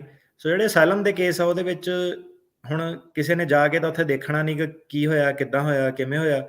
ਉਹ ਜਿਹੜਾ ਸਾਰਾ ਉਹ ਇੰਟਰਵਿਊ ਦਾ ਪ੍ਰੋਸੈਸ ਆ ਉਹਦੇ ਵਿੱਚ ਉਹਨਾਂ ਨੇ ਇਹ ਦੇਖਣਾ ਕਿ ਇਹ ਬੰਦਾ ਝੂਠਾ ਤਾਂ ਨਹੀਂ ਹੈਗਾ, ਇਹ ਕਿਤੇ ਝੂਠ ਤਾਂ ਨਹੀਂ ਬੋਲਦਾ। ਤੇ ਉਹਨੂੰ ਜਿਹੜਾ ਸਰਕਾਰੀ ਵਕੀਲ ਆ ਜਾਂ ਅਫਸਰ ਆ ਉਹਨੇ ਇਹ ਸ਼ੋਅ ਕਰਨਾ ਕਿ ਇਹਨੇ ਪਹਿਲਾਂ ਵੀ ਝੂਠ ਬੋਲਿਆ, ਇਹ ਇੱਥੇ ਵੀ ਝੂਠ ਬੋਲਦਾ। ਸੋ ਜਿਹੜੇ ਬੰਦੇ ਦਾ ਪਹਿਲਾਂ ਫਰਾਡ ਹੋਇਆ ਵਾ ਉਹਨੂੰ ਉਹਦਾ ਅਸਾਈਲਮ ਹੋਣ ਦੇ ਚਾਂਸਸ ਆਲਮੋਸਟ ਨਿਲ ਹੈਗੇ, ਕਿਉਂਕਿ ਕੀ ਗਰੰਟੀ ਆ ਕਿ ਉਹ ਹੁਣ ਵੀ ਝੂਠ ਬੋਲ ਰਿਹਾ ਜਾਂ ਸੱਚ ਬੋਲ ਰਿਹਾ, ਜਿੰਨੇ ਪਹਿਲਾਂ ਹੀ ਸਹੁੰ ਖਾ ਕੇ ਅੰਬੈਸੀ ਮੁਰੇ ਝੂਠੇ ਪੇਪਰ ਜਿਹੜੇ ਲਾਏ ਆ। ਸੋ ਮੇਰੇ ਹਿਸਾਬ ਨਾਲ ਉਹਦਾ ਜਿਹੜਾ ਸੀਗਾ ਅਮਰੀਕਾ ਦੇ ਵਿੱਚ ਅਸਾਈਲਮ ਉਹਦਾ ਬੰਦੇ ਦਾ ਪਾਸ ਨਹੀਂ ਹੋ ਸਕਦਾ। ਜੀ ਥੈਂਕ ਯੂ। ਬਹੁਤ ਸਾਰੇ ਲੋਕ ਕਹਿੰਦੇ ਵੀ ਫੋਨ ਨਹੀਂ ਮਿਲ ਰਿਹਾ। ਬਿਲਕੁਲ ਜੀ, ਕਿਉਂਕਿ ਸਾਰੀਆਂ ਲਾਈਨਸ ਬਿਜ਼ੀ ਹੋ ਜਾਂਦੀਆਂ। ਟਰਾਈ ਕਰਦੇ ਰਹੋ ਜੀ, ਤੇ ਜਦੋਂ ਵੀ ਇਹਦੇ ਵਿੱਚ ਮੌਕਾ ਹੋਊਗਾ, ਜਦੋਂ ਲਾਈਨ ਖਾਲੀ ਹੁੰਦੀ ਹੈ, ਫਿਰ ਤੁਹਾਡੇ ਮਿਲਣ ਦੇ ਚਾਂਸ ਹੁੰਦੇ ਆ। ਸਟੂਡੀਓ ਦਾ ਨੰਬਰ ਆ 408 272 5200। ਪਲਵਿੰਦਰ ਕੌਰ ਜੀ ਸਤਿ ਸ਼੍ਰੀ ਅਕਾਲ। ਜੀ ਹਾਂਜੀ, ਮੇਰਾ ਕੁਐਸਚਨ ਇਹ ਹੈ ਜੀ ਕਿ ਹੈ ਨਾ, ਮੇਰੇ ਹਸਬੈਂਡ ਦੀ ਮੁੰਬਈ ਵਿੱਚ UVJ ਦੀ ਇੰਟਰਵਿਊ ਹੋਈ। ਉਹਨਾਂ ਨੇ ਪਾਸਪੋਰਟ ਰੱਖ ਲਿਆ ਤੇ UVJ ਅਪਰੂਵਲ ਲੈਟਰ ਵੀ ਰੱਖ ਲਿਆ, ਤੇ ਹੁਣ ਪਤਾ ਨਹੀਂ ਕਦ ਤੱਕ ਜਵਾਬ ਦਊਗੇ ਉਹ ਸਾਨੂੰ। ਫਿਰ ਉਹ ਕਹਿੰਦੇ ਸੀ ਅਸੀਂ ਈਮੇਲ ਕਰਾਂਗੇ ਤੁਹਾਨੂੰ। ਹਾਂਜੀ, ਉਹਨਾਂ ਨੂੰ ਫਾਲੋ ਅਪ ਕਰੋ ਤੁਸੀਂ। ਓਕੇ, ਹੁਣ ਪਤਾ ਨਹੀਂ ਕਿਹੜੇ ਕਰਕੇ ਰੱਖਿਆ ਲੱਗ ਜਾਊਗਾ ਭਾਜੀ। ਤੁਸੀਂ ਜਿਹੜਾ ਸੀਗਾ 192 ਜਿਹੜਾ ਵੇਵਰ ਹੁੰਦਾ ਉਹ ਫਾਈਲ ਕੀਤਾ ਸੀਗਾ? 19 ਉਹਨਾਂ ਨੇ ਬਾਕੀ ਸਾਰਾ ਠੀਕ ਸੀ। ਉਹਨਾਂ ਨੇ ਪੇਪਰ ਮੰਗਿਆ I-91, ਉਹ ਕਹਿੰਦੇ ਉਹ ਡਾਊਨਲੋਡ ਨਹੀਂ ਹੋ ਰਿਹਾ ਸਾਡੇ ਕੋਲੋਂ, ਤੇ ਉਹ ਅਸੀਂ ਦੇਖਣਾ ਆ, ਉਸ ਤੋਂ ਬਾਅਦ ਡਿਸੀਜਨ ਦਵਾਂਗੇ।